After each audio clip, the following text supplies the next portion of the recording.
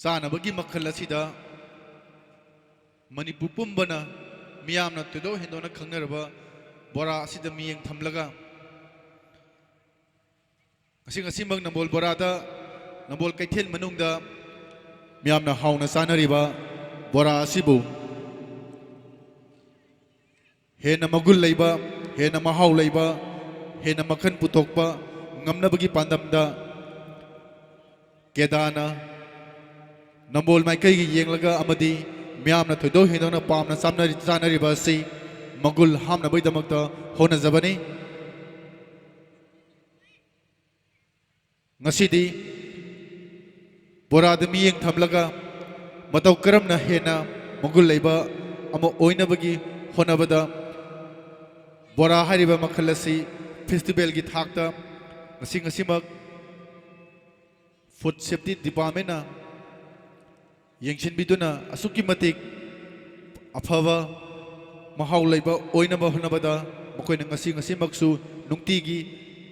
ꯌꯦꯡꯁꯤꯟꯕ ꯂꯥꯛꯂꯤꯕ ꯑꯁꯤꯗ ꯌꯥꯝꯅ ꯕꯣꯔꯥ ꯐꯝꯂꯤꯕ ꯑꯃꯁꯨꯡ ꯁꯤꯟꯖ ꯂꯥꯡꯖꯔꯤꯕꯁꯤꯡꯒꯤ ꯃꯥꯏꯀꯩꯗꯒꯤ ꯍꯦꯟꯅ ꯊꯥꯒꯠꯆꯔꯤ꯫ ꯂꯣꯏꯅꯅ ꯕꯣꯔꯥ ꯁ꯭ꯇꯣꯜ ꯐꯝꯕꯤꯔꯤꯕꯁꯤꯡꯅꯁꯨ ꯆꯥꯅꯕꯒꯤ ꯆꯤꯟꯖꯥꯛ ꯑꯣꯏꯕꯅꯤꯅ ꯃꯤꯑꯣꯏ ꯆꯥ ꯀꯌꯥꯅ ꯆꯥꯕ ꯂꯥꯛꯂꯤꯕ ꯑꯁꯤ ꯊꯣꯏꯗꯣꯛꯅ ꯁꯣꯛꯑꯣꯏꯗꯕ ꯃꯑꯣꯡꯗ, ꯑꯅꯥ ꯑꯌꯦꯛ ꯂꯩꯔꯣꯏꯗꯕ ꯃꯑꯣꯡꯗ ꯕꯣꯔꯥ ꯍꯧꯕꯤꯒꯅꯤ ꯍꯥꯏꯕꯒꯤ ꯑꯆꯦꯠꯄ ꯊꯥꯖꯕꯒ ꯂꯣꯏꯅꯅ ꯃꯤꯌꯥꯝ ꯈ꯭ꯋꯥꯏ ꯄꯨꯝꯅꯃꯛꯇ ꯍꯟꯅ ꯁꯤꯟꯖ ꯂꯥꯡꯖꯔꯤꯕꯁꯤꯡꯒꯤ ꯃꯥꯏꯀꯩꯗꯒꯤ ꯅꯤꯡꯁꯤꯡꯖꯔꯤ꯫ ꯂꯧꯕꯤꯔꯁꯤ ꯉꯁꯤꯒꯤ ꯑꯍꯥꯟꯕ ꯄ꯭ꯔꯣꯒ꯭ꯔꯥꯝ ꯑꯣꯏꯅ ꯕꯣꯔꯥ ꯐꯦꯁꯇꯤꯚꯦꯜ ꯑꯁꯤ ꯍꯧꯅꯕ ꯍꯣꯠꯅꯕꯗ, ꯃꯤꯌꯥꯝꯗ ꯈꯪꯍꯟꯅꯕ ꯍꯣꯠꯅꯕꯗ ꯍꯥꯏꯕꯗꯤ ꯑꯦꯗꯚꯔꯇꯥꯏꯖ ꯇꯧꯕꯤꯈꯤꯕ ꯑꯗꯨꯒꯤ ꯇꯤꯝ ꯉꯁꯤꯒꯤ ꯑꯍꯥꯟꯕꯒꯤ ꯑꯣꯏꯅ ꯏꯟꯇꯔꯦꯛꯁꯟ ꯄ꯭ꯔꯣꯒ꯭ꯔꯥꯝ ꯃꯤꯌꯥꯝꯗ ꯎꯍꯟꯖꯒꯦ꯫ ꯍꯥꯏꯔꯤꯕ ꯏꯟꯇꯔꯦꯛꯁꯟ ꯄ꯭ꯔꯣꯒ꯭ꯔꯥꯝ ꯑꯁꯤ ꯑꯩꯍꯥꯛꯅ ꯃꯤꯌꯥꯝꯗ ꯁꯛ ꯇꯥꯛꯆꯗ꯭ꯔꯤꯉꯩ ꯃꯃꯥꯡꯗ ꯏꯟꯇꯔꯦꯛꯁꯟ ꯄ꯭ꯔꯣꯒ꯭ꯔꯥꯝ ꯑꯁꯤꯕꯨ ꯍꯣꯁ ꯑꯣꯏꯕꯤꯅꯕꯒꯤꯗꯃꯛꯇ ꯑꯍꯥꯟꯕ ꯃꯛꯇꯗ ꯀꯧꯈꯠꯆꯔꯤ ꯑꯩꯒꯤ ꯏꯌꯥꯝꯕ mister Manglemba AR Imphal oriental radio ꯏꯝꯐꯥꯜꯒꯤ ꯍꯧꯖꯤꯛ ꯃꯥꯏ ꯑꯦꯅꯥꯎꯟꯁꯔ ꯑꯣꯏꯅ ꯂꯩꯕꯤꯔꯤꯕ ꯏꯌꯥꯝꯕꯕꯨ ꯉꯁꯤ ꯍꯣꯁ ꯑꯣꯏꯕꯤꯅꯕꯒꯤꯗꯃꯛꯇ ꯀꯧꯁꯤꯟꯖꯔꯤ꯫ ꯃꯤꯁꯇꯔ ꯃꯪꯂꯦꯝꯕ꯫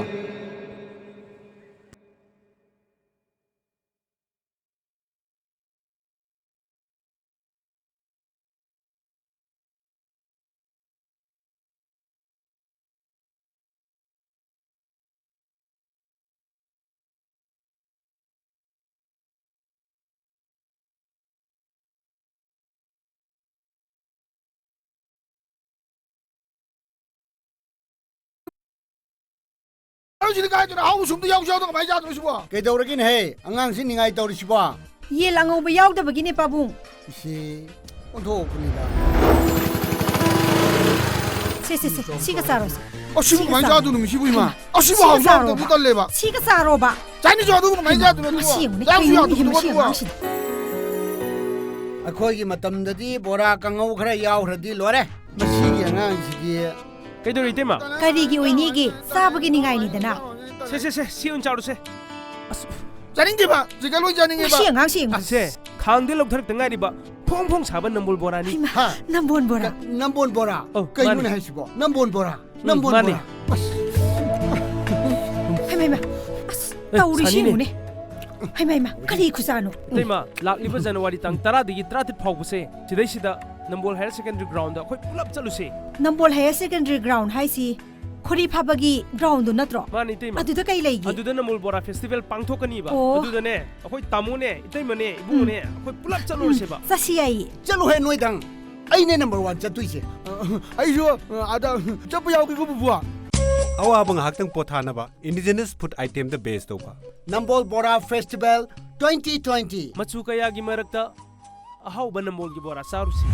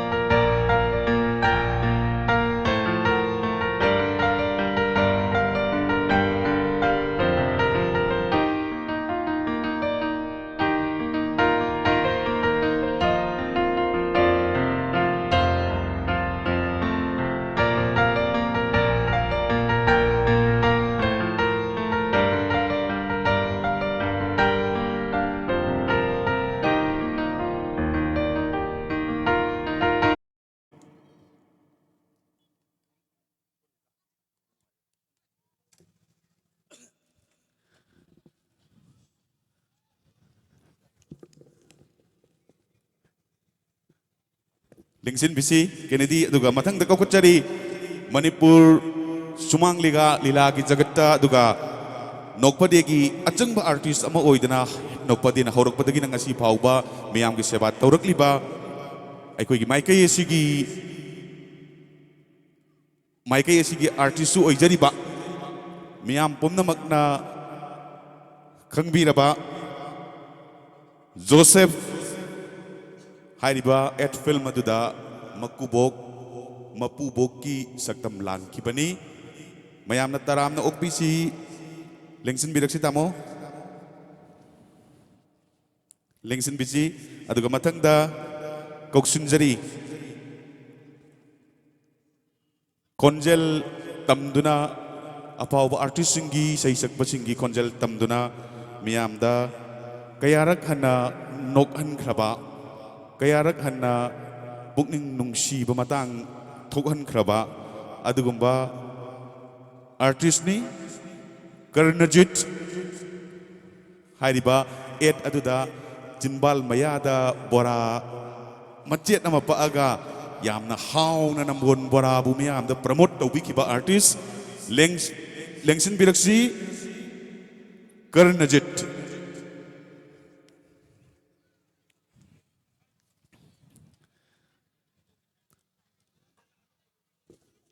ꯑꯗꯨꯒ ꯉꯁꯤꯒꯤ ꯐꯝꯕꯥꯛꯇ ꯂꯦꯡꯁꯤꯟꯕꯤꯒꯗꯕ ꯑꯔꯣꯏꯕ ꯑꯥꯔꯇꯤꯁ ꯃꯌꯥꯝ ꯄꯨꯝꯅꯃꯛꯅ ꯈꯪꯅꯔꯕ ꯑꯩꯈꯣꯏ ꯄꯨꯝꯅꯃꯛꯀꯤ ꯏꯆꯥꯅꯨꯄꯤꯅꯤ ꯅꯝꯕꯣꯜ ꯃꯥꯏꯀꯩꯒꯤ ꯏꯆꯜꯅꯤ ꯏꯆꯦꯅꯤ ꯍꯥꯏꯔꯤꯕ ꯑꯦꯠ ꯐꯤꯜꯝ ꯑꯗꯨꯗ ꯃꯃꯥ ꯁꯥꯈꯤꯕ ꯑꯗꯨꯒ ꯃꯅꯤꯄꯨꯔꯤ ꯐꯤꯜꯝꯗ ꯃꯇꯝ ꯏꯁꯩꯒꯤ ꯁꯪꯁꯥꯔꯗ ꯃꯤꯌꯥꯝ ꯄꯨꯝꯅꯃꯛꯅ ꯍꯟꯖꯤꯟ ꯍꯟꯖꯤꯟ ꯅꯨꯡꯁꯤꯕꯤꯈ꯭ꯔꯕꯤ ꯄꯤ.ꯁꯤ. ꯅꯟꯗꯔꯥꯅꯤ ꯂꯦꯡꯈꯠꯄꯤꯔꯛꯁꯤ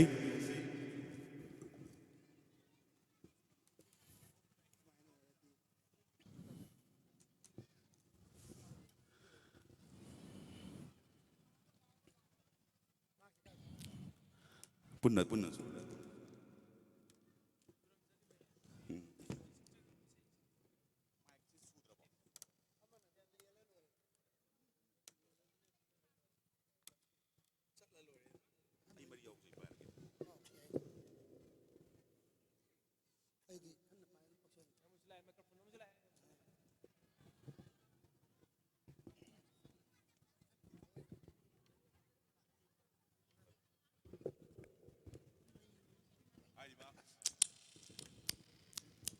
हेलो हारिबा आर्टिस्ट मरी असिना हारिबा एक अदुदा एक तौबी बनी अदुगा ख्वाइगी ये थंग बनाकंद फंबीरिबा आर के इमो डायरेक्टर सिना डायरेक्शन पीबी की बनी लोइनना राइटर सु ओइबी की बनी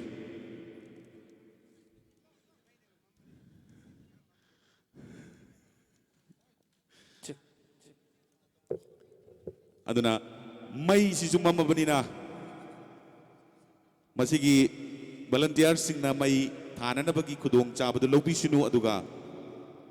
मरक सिदैदा स्टेज सि कक्तनि गालिबा माइक्रोफोन से मई मुटपगी तंजा लौजरगा मियांगी मफमदा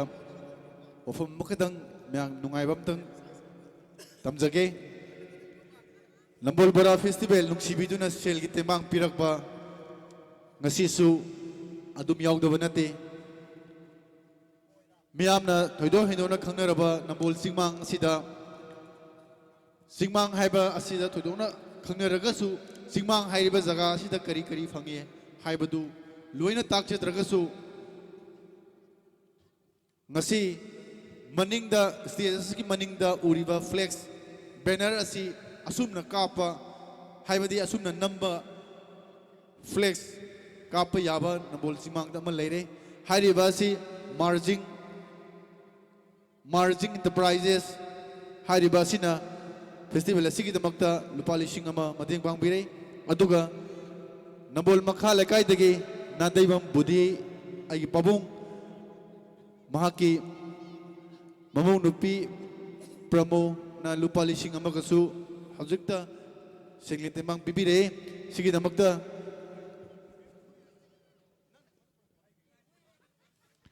ngakpigani memthoi haijabani karigumba aigi nakung asi nakana mapang manina sengna haiba hokdabagi dam waro biroi nadai bang budi babung budi gi mamau nupi memthoi na lupa lising ama happy bidamakta heningai le thakajari thank you ngasi anchor sinajage Tagatjari ngasigi interaction program asi haunanaba honajage ahanbada 8 film sigi director writer oibikiba RK Imoda wahangji thamjage kamdongna director na hariba 8 film si phangbikibano Hello. I am Pumna Makpu Koknona Tim Gi Maikai Dagi Kurumzari Loinana Hangbiriva Wahang Sigi Pakum Pizza Boyna Mayam the Tamjaningi Badi Tasengna Nasi Aikoina Nambol Bora Festival Ana Tonba Matamsida Aiki Oina Yamna Tasengna Chamam Naba Haitare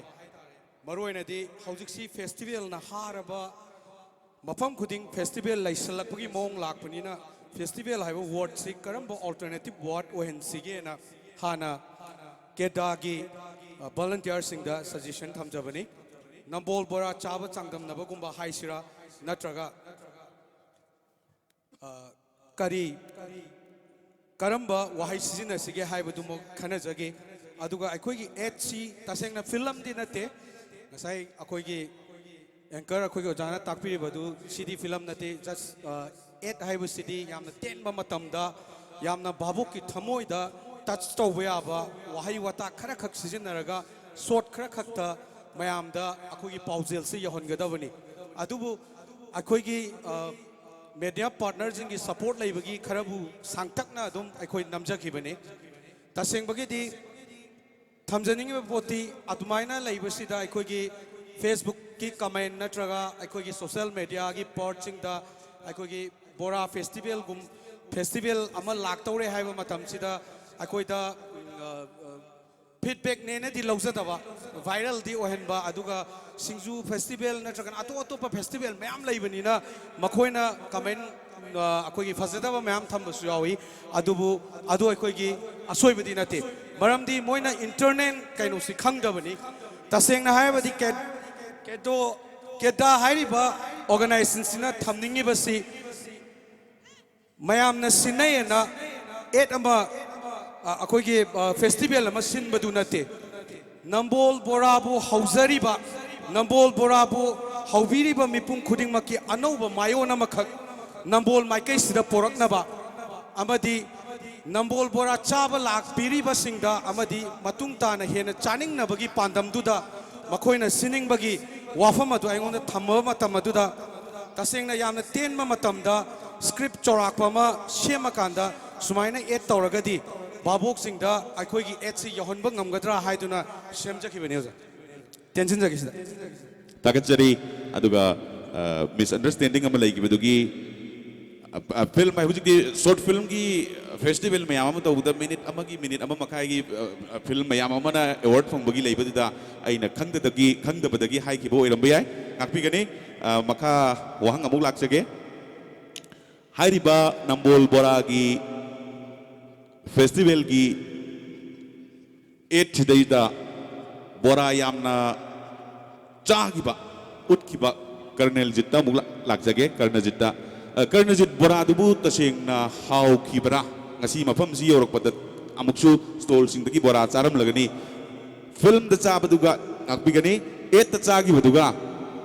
Hogzik Mapam Zida stole the Sagi Baduga Mahau come Dobi Tamo shooting with Hana Hajibatare shooting the Mita Sagi Busi Aham Sabaduma Karahauromi Sari Vanina Sari Vanina Tien Badi Waraga, the Aquina Diam one and Namzagi Nimiche Humna Marida Marak Tarukahan Biaugi. Ada some Alida Humla Hansela Kanadi, Pong Pong Sarama Borasi, Pong Pong Inzele, Adamu Pong Pong Sabazung Sadibamo, at the Boradi Hawi, Handiona, Dumnambon Borasi, Mam, Jukambi Reduga, Ishamak Sudum Sazi, Adam Ai Namtoina, and Bolsam Lakse Duga. ꯅꯝꯕꯣꯜ ꯕꯣꯔꯥꯁꯤ ꯀꯩꯊꯦꯜ ꯃꯅꯨꯡꯗ ꯍꯦꯛ ꯆꯪꯉ ꯆꯥꯖꯩ ꯑꯗꯨꯝ ꯌꯨꯝꯗꯁꯨ ꯄꯨꯔꯒ ꯆꯠꯂꯤ ꯑꯗꯨꯒ ꯍꯧꯖꯤꯛ ꯑꯃꯨꯛ ꯁꯤꯗ ꯁ꯭ꯇꯣꯜꯗ ꯆꯥꯕꯁꯤꯅ ꯍꯦꯟꯅ ꯃꯍꯥꯎ ꯂꯩꯕ ꯍꯦꯜꯂꯦ ꯑꯗꯨꯝ ꯍꯣꯏ ꯊꯥꯒꯠꯆꯔꯤ ꯕꯣꯔꯥ ꯅꯝꯕꯣꯜꯒꯤ ꯕꯣꯔꯥꯁꯤꯕꯨ ꯍꯥꯟꯅꯗꯒꯤꯁꯨ ꯆꯥꯕꯤꯕ ꯑꯗꯨꯒ ꯑꯃꯨꯛꯀꯁꯨ ꯃꯁꯤꯒꯤ ꯃꯍꯥꯎꯁꯤ ꯈꯪꯕꯤꯔꯝꯕꯒꯤꯗꯃꯛꯇ ꯑꯦꯠꯁꯤꯗꯤ ꯇꯥꯃꯣ ꯖꯣꯁꯦꯐ ꯀꯗꯥꯏꯗꯅꯣ ꯐꯤल्म ꯁꯨꯇꯤꯡ ꯇꯧꯈꯤꯕꯁꯦ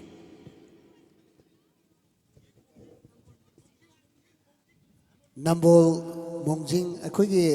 ꯃꯔꯨꯞ ꯔꯪꯒꯤꯂꯥꯜꯒꯤ ꯌꯨꯝꯒꯤ ꯍꯦꯛ ꯃꯅꯤꯡ ꯇꯨꯔꯦꯜ ꯋꯥꯡꯃꯗ ꯇꯨꯔꯦꯜ ꯋꯥꯡꯃꯗ ꯅꯝꯕꯅꯤ ꯔꯤꯁꯤꯀꯥꯟꯇꯒꯤ ꯃꯌꯨꯝꯗ ꯅꯝꯕꯅꯤ ꯑꯣ ꯑꯗꯨꯅ ꯍꯥꯏꯔꯤꯕ ꯑꯦꯠꯇꯨ ꯅꯝꯕ ꯀꯥꯟꯗ ꯁꯨꯇꯤꯡꯒꯤ ꯃꯇꯝꯗ ꯕꯣꯔꯥꯗꯨ ꯏꯪꯕꯗ ꯍꯥꯎꯇꯕꯒꯤ ꯋꯥꯅꯤ ꯑꯁꯦꯡꯕꯒꯤꯗꯤ ꯐꯦꯁꯇꯤꯚꯦꯜꯒꯤ ꯁ꯭ꯇꯣꯜꯁꯤꯡꯁꯤꯗꯩꯗ ꯍꯧꯔꯤꯕ ꯕꯣꯔꯥꯁꯤꯡꯁꯤꯗꯤ ꯏꯪꯉꯁꯨ ꯑꯗꯨꯝ ꯍꯥꯎꯋꯦꯅ ꯍꯥꯏ ꯑꯗꯨꯒ ꯑꯌꯤꯡꯕꯁꯨ ꯀꯌꯥ ꯄꯤꯅꯤꯡꯗꯕ ꯃꯥꯜꯂꯦ ꯁ꯭ꯇꯣꯜ ꯐꯝꯃꯤꯁꯤꯡꯁꯤꯅ ꯈꯥꯡꯗꯒꯤ ꯂꯧꯈꯠꯂꯛꯄꯁꯤ ꯄꯤꯅꯅꯕ ꯑꯌꯥꯝꯕ ꯍꯣꯠꯅꯩ ꯍꯣꯏ ꯍꯣꯏ ꯍꯣꯏ ꯑꯗꯣ ꯉꯁꯤ ꯁ꯭ꯇꯣꯜ ꯑꯌꯥꯝꯕ ꯆꯪꯕꯤꯔꯨꯔꯕꯅꯤꯅ ꯃꯗꯨꯁꯨ ꯑꯦꯛꯁꯄꯤꯔꯤꯌꯦꯟꯁ ꯑꯃꯅꯤ ꯊꯥꯒꯠꯆꯔꯤ ꯑꯗꯨꯒ ꯗꯥꯏꯔꯦꯛꯇꯔꯗ ꯑꯃꯨꯛꯀꯁꯨ ꯂꯥꯛꯆꯒꯦ ꯍꯥꯏꯔꯤꯕ ꯑꯦꯠ ꯁꯤꯒꯤꯗꯃꯛꯇ ꯑꯥꯔꯇꯤꯁꯁꯤꯡꯁꯤ ꯌꯥꯝ ꯆꯥꯟꯅꯅ ꯁꯦꯂꯦꯛ ꯇꯧꯕꯒꯤ ꯑꯦꯠꯁꯤ ꯌꯦꯡꯖꯕ ꯃꯇꯝꯗ ꯎꯖꯩꯌꯦꯕ ꯑꯦꯛꯇꯔꯁꯤꯡꯁꯤꯅ ꯑꯦꯛꯇꯤꯡ ꯇꯧꯈꯤꯕꯗꯨ ꯉꯥꯛ ꯅꯠꯇꯕ ꯑꯦꯛꯇꯔꯒꯤ ꯁꯦꯂꯦꯛꯁꯟꯁꯤ ꯃꯁꯤꯁꯨ ꯌꯥꯝꯅ ꯐꯖꯕ ꯑꯃ ꯑꯣꯏꯈꯤ ꯃꯁꯤ ꯗꯥꯏꯔꯦꯛꯇꯔꯒꯤ ꯀꯔꯝꯕ ꯍꯩꯁꯤꯡꯕꯅꯣ ꯑꯗꯨꯒ ꯑꯣꯞꯁꯟ ꯌꯥꯝꯅ ꯂꯩꯕꯗꯒꯤ ꯍꯥꯏꯔꯤꯕ ꯑꯥꯔꯇꯤꯁꯁꯤꯡ ꯑꯁꯤ ꯈꯟꯕꯤꯔꯨꯕ꯭ꯔꯥ ꯑꯗꯨꯗꯤ ꯅꯠꯇꯦ ꯃꯔꯝꯗꯤ ꯑꯩꯈꯣꯏꯒꯤ ꯑꯣꯏꯅꯗꯤ ꯁꯨꯝ ꯄꯨꯜꯂꯒ ꯂꯥꯛꯆꯕ ꯇꯤꯝ ꯑꯃꯈꯛ ꯑꯣꯏꯖꯕ ꯍꯥꯏꯇꯥꯔꯦ ꯑꯩꯈꯣꯏꯒꯤ ꯀꯔꯅꯖꯤꯠ ꯇꯥ ꯖꯣꯁꯦꯐ ꯑꯃꯗꯤ ꯀꯦꯟꯗꯤꯁꯤ ꯑꯩꯒ ꯍꯥꯟꯅ ꯑꯣꯜꯔꯦꯗꯤ ꯄ꯭ꯔꯣꯖꯦꯛ ꯈꯔ ꯑꯩꯈꯣꯏꯒꯤ ꯁꯣꯔꯠ ꯐꯤꯂꯝ ꯑꯩꯈꯣꯏꯒꯤ ꯅꯥꯄꯜ ꯀꯥꯏꯅ ꯑꯩꯈꯣꯏꯅ ꯍꯧꯖꯤꯛ ꯍꯧꯖꯤꯛ ꯌꯨꯇꯨꯕꯇ ꯀꯩꯗ ꯊꯥꯗꯣꯛꯆꯗ꯭ꯔꯤ ꯍꯧꯖꯤꯛ ꯍꯧꯖꯤꯛ ꯑꯩꯈꯣꯏ ꯒꯨꯋꯥꯍꯥꯇꯤꯗ ꯒꯤꯠ ꯁꯥꯞꯅ ꯁꯤꯟꯕꯗꯒ ꯑꯩꯈꯣꯏ ꯑꯦꯋꯥꯔꯗ ꯂꯧꯔꯛꯈ꯭ꯔꯕ ꯐꯤꯂꯝ ꯈꯔ ꯑꯩꯈꯣꯏ ꯇꯤꯝꯁꯤꯅ ꯅꯝꯖꯔꯒ ꯂꯩ ꯑꯗꯨꯒꯤ ꯁꯨ ꯑꯣꯏꯔꯦ ꯑꯗꯩ ꯃꯃꯥꯡꯗꯁꯨ ꯑꯩꯈꯣꯏꯅ ꯏꯂꯦꯛꯁꯟ ꯀꯃꯤꯁꯟꯒꯤ ꯃꯇꯥꯡꯗ ꯁꯣꯔꯠ ꯐꯤꯂꯝ ꯅꯝꯈꯤꯕ ꯈꯨꯗꯤꯡꯃꯛꯁꯤ ꯑꯗꯨꯝ ꯑꯩꯈꯣꯏꯒꯤ ꯇꯤꯝꯁꯤ ꯑꯗꯨꯝ ꯄꯨꯟꯖꯕ ꯍꯥꯏꯇꯥꯔꯦ ꯍꯣꯏ ꯑꯗꯨꯒ ꯁꯛꯁꯦꯁ ꯑꯣꯏꯅ ꯆꯠꯈꯤ ꯑꯗꯨꯒ ꯑꯦꯠꯀꯤ ꯃꯇꯥꯡꯁꯤꯗꯗꯤ ꯁꯨꯃꯥꯏꯅ ꯑꯣꯔꯒꯅꯥꯏꯖꯔꯁꯤꯡꯅ ꯂꯥꯛꯑꯀꯥꯟꯁꯤꯗ ꯑꯗꯨꯒ ꯑꯩꯒꯤ ꯇꯤꯝꯁꯤ ꯅꯠꯇꯕ ꯑꯣꯏꯇꯥꯔꯒꯗꯤ ꯅꯦꯛꯂꯛꯄꯒꯤ ꯏꯚꯟ ꯅꯟꯗꯔꯥꯅꯤꯁꯦ ꯑꯩꯈꯣꯏ ꯐꯥꯔꯁ ꯇꯥꯏꯝ ꯄꯨꯟꯖꯕꯅꯤ ꯍꯟꯗꯛꯀ ꯑꯣ ꯍꯥꯏꯕꯗꯤ ꯑꯩꯒ ꯍꯥꯟꯅ ꯄꯨꯟꯗ꯭ꯔꯤꯕꯅꯤꯅ ꯇꯥꯔꯪꯒꯤꯂꯥꯜ ꯍꯣꯏ ꯑꯗꯒꯤ ꯑꯇꯣꯞꯄ ꯑꯣꯔꯒꯅꯥꯏꯖꯔ ꯁꯨꯔꯦꯁ ꯍꯣꯏꯅ ꯍꯥꯏꯔꯛꯄ ꯃꯇꯝꯗ ꯑꯩꯅ ꯀꯣꯟꯇꯦꯛ ꯑꯗꯨꯃꯥꯏꯅ ꯇꯧꯕꯤꯌꯣꯅ ꯍꯥꯏꯖꯔꯀꯥꯟꯗ ꯁꯨꯃꯥꯏꯅ ꯁꯦꯂꯦꯛꯁꯟ ꯇꯧꯖꯈꯤꯕꯅꯤ ꯍꯣꯏ ꯑꯗꯨꯒ ꯌꯥꯝꯅ ꯆꯝꯅ ꯃꯌꯥꯝ ꯄꯨꯝꯅꯃꯛꯅꯗꯤ ꯑꯗꯨꯝ ꯈꯪꯅꯔꯕ ꯗꯥꯏꯔꯦꯛꯇꯔꯒꯤ ꯃꯤꯠꯌꯦꯡꯗꯒꯤ ꯍꯥꯏꯔꯤꯕ ꯑꯦꯠꯁꯤꯒꯤ ꯃꯦꯁꯦꯖꯁꯤ ꯀꯔꯤꯅꯣ ꯑꯗꯨꯁꯨ ꯍꯥꯏꯕꯤꯔꯝꯃꯨ तसेंगना एट अमा लाख मतमदा अखोइना ममांग स्कूल की नत्रगा अखोइना पाइप की अतोप अतोप एट सिदी कनामतना खंगबी बदी नते सारेब कॉन्सेप्ट नत्रगा एट अमा की वैल्यू सी तोंगाले हाइब तारे अदुदा हंदकी लाइब एट सिदसु अखोइना चाबगी हाइबनिना चाबगी फेस्टिवल अमगी उत्तोइनिना अखोइगी चाबसी प्रमोट तौबा अमा दरकार लई होय अदगी प्लस चाबा मफम सिदा अखोइना लाहनिंगी से करम करमबा मियोय सिंगनो हाइबा मा मैम द हाइनिंगेबा अखोइना whole things at to the अखोइना उच्चरीबसी फैमिली अमा खक हाइदी फैमिली लोइनबक युमदा लैरिबा आंगांग अहल अहल लमन लोइनबक सुना लाकपा यारे यारबा फेस्टिवल मा ओहेनगनी हाइबगी आइडिया दो लॉबी ओइना थम्मनी लॉजिक ओइना थम्मनीबा हौजिकी एट सिदा मेन ओइना तसेंगना हीरो हीरोइन अमा थोगलागा अखोइना तहनबे बोरा चार नमो बोरा फेस्टिवल हौदोरेना मसक फजबा नत्रगना यामना मियामना हुजी हुजी पामनरिबसिंगसी अतै अतै तौरंबा याय अदुमाइना तौरंबा याबदु आइना अदुमाइना तौनिंगदेबा मरमदि आइदो आइडिया अखोइगी ऑर्गेनाइजर अमना सिगी फेस्टिवल दंगी वाना तब एनी एट अमा थोला कांदुदा अदुगा चुसन्नबा पोट अमा ओहेनिंगेबा तसेंगना Nambol Bora festival at तौदुइनिना अदुदा yen याउद्रदि चादबि culture सिजु मणिपुर हुजिक हुजिक थोइबा पोट अम खकनेबा अखोई युमदा नत्रगा ओजावागी दम थोकपिरंगनी अदा अखोइना ट्रेडिशनल ओइबा इंडिजिनियस ओइबा अखोगी पोट खरा मयाम द पिजनबगी खुदोंग चाबा अमा नंबोल बोरा फेस्टिवल सिन पीगनी हाइबा मेसेज तुने यहनजनिंगिस अदुगा हुजिकी वाफमदुदा आइबो अमुकसु ngakpinaba haijabगा लोइनना वाफम अमदंगा नंदरानी केनेडी कुमन अदुगा कर्णजित्ती थंबिख्रो सक फजबा खलंबा याय हाइबदो अदो तामोजो जे पुसक्थि हारगदि आई मदुमसु ngakpinaba हाइजरी तसेंगना तावसेमती आइगी थी आइना थी हाइजा अखोई इसागी मीसे फजे ने सुमाय हाइनिंग दबदो अदुनी तसेंगमगी थी ai san anini mari da hero ina nexagri ai manipur ki hero to pamjadre na anini mari sida isana izaraga isana hero se atopa pamdadane ne ine ba matam tu sukui taja ki tamo Joseph na ai na kumaga film do nang na pami do yog do biyai masak pajaba to pam khallu na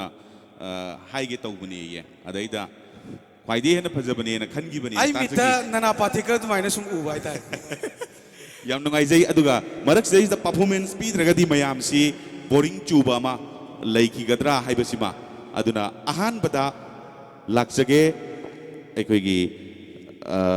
ngasai digi chu wahai ama phauba haidri ba haitare ekoigi Kennedy kuman da laksage Kennedy ngasigi weather da kamai tauge ngasai di kut pullaga leibasibo humanga kangdrabro ningthomga chandrabro tawrisibo Hojik ing badi kitang fare humang sawi matam siyok salani hojik magdi yogdri hojik magdi yogdri khar kha khoi yam na thana lilam frito kitang tang padhana lit pe yar matam ore hojik se hoi maruina asigumba season siga chanaba Kennedy gi miyamna yamna pamnaba number amakak ai ongta haijarake madu miyam dong tang lanthok binaba nakian tha weather siga chanana nakian tha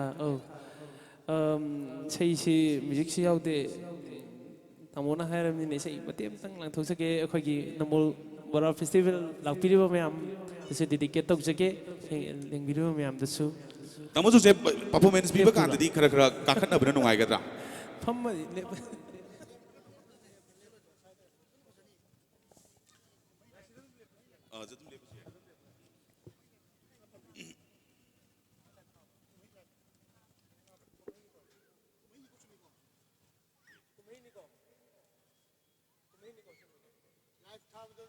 check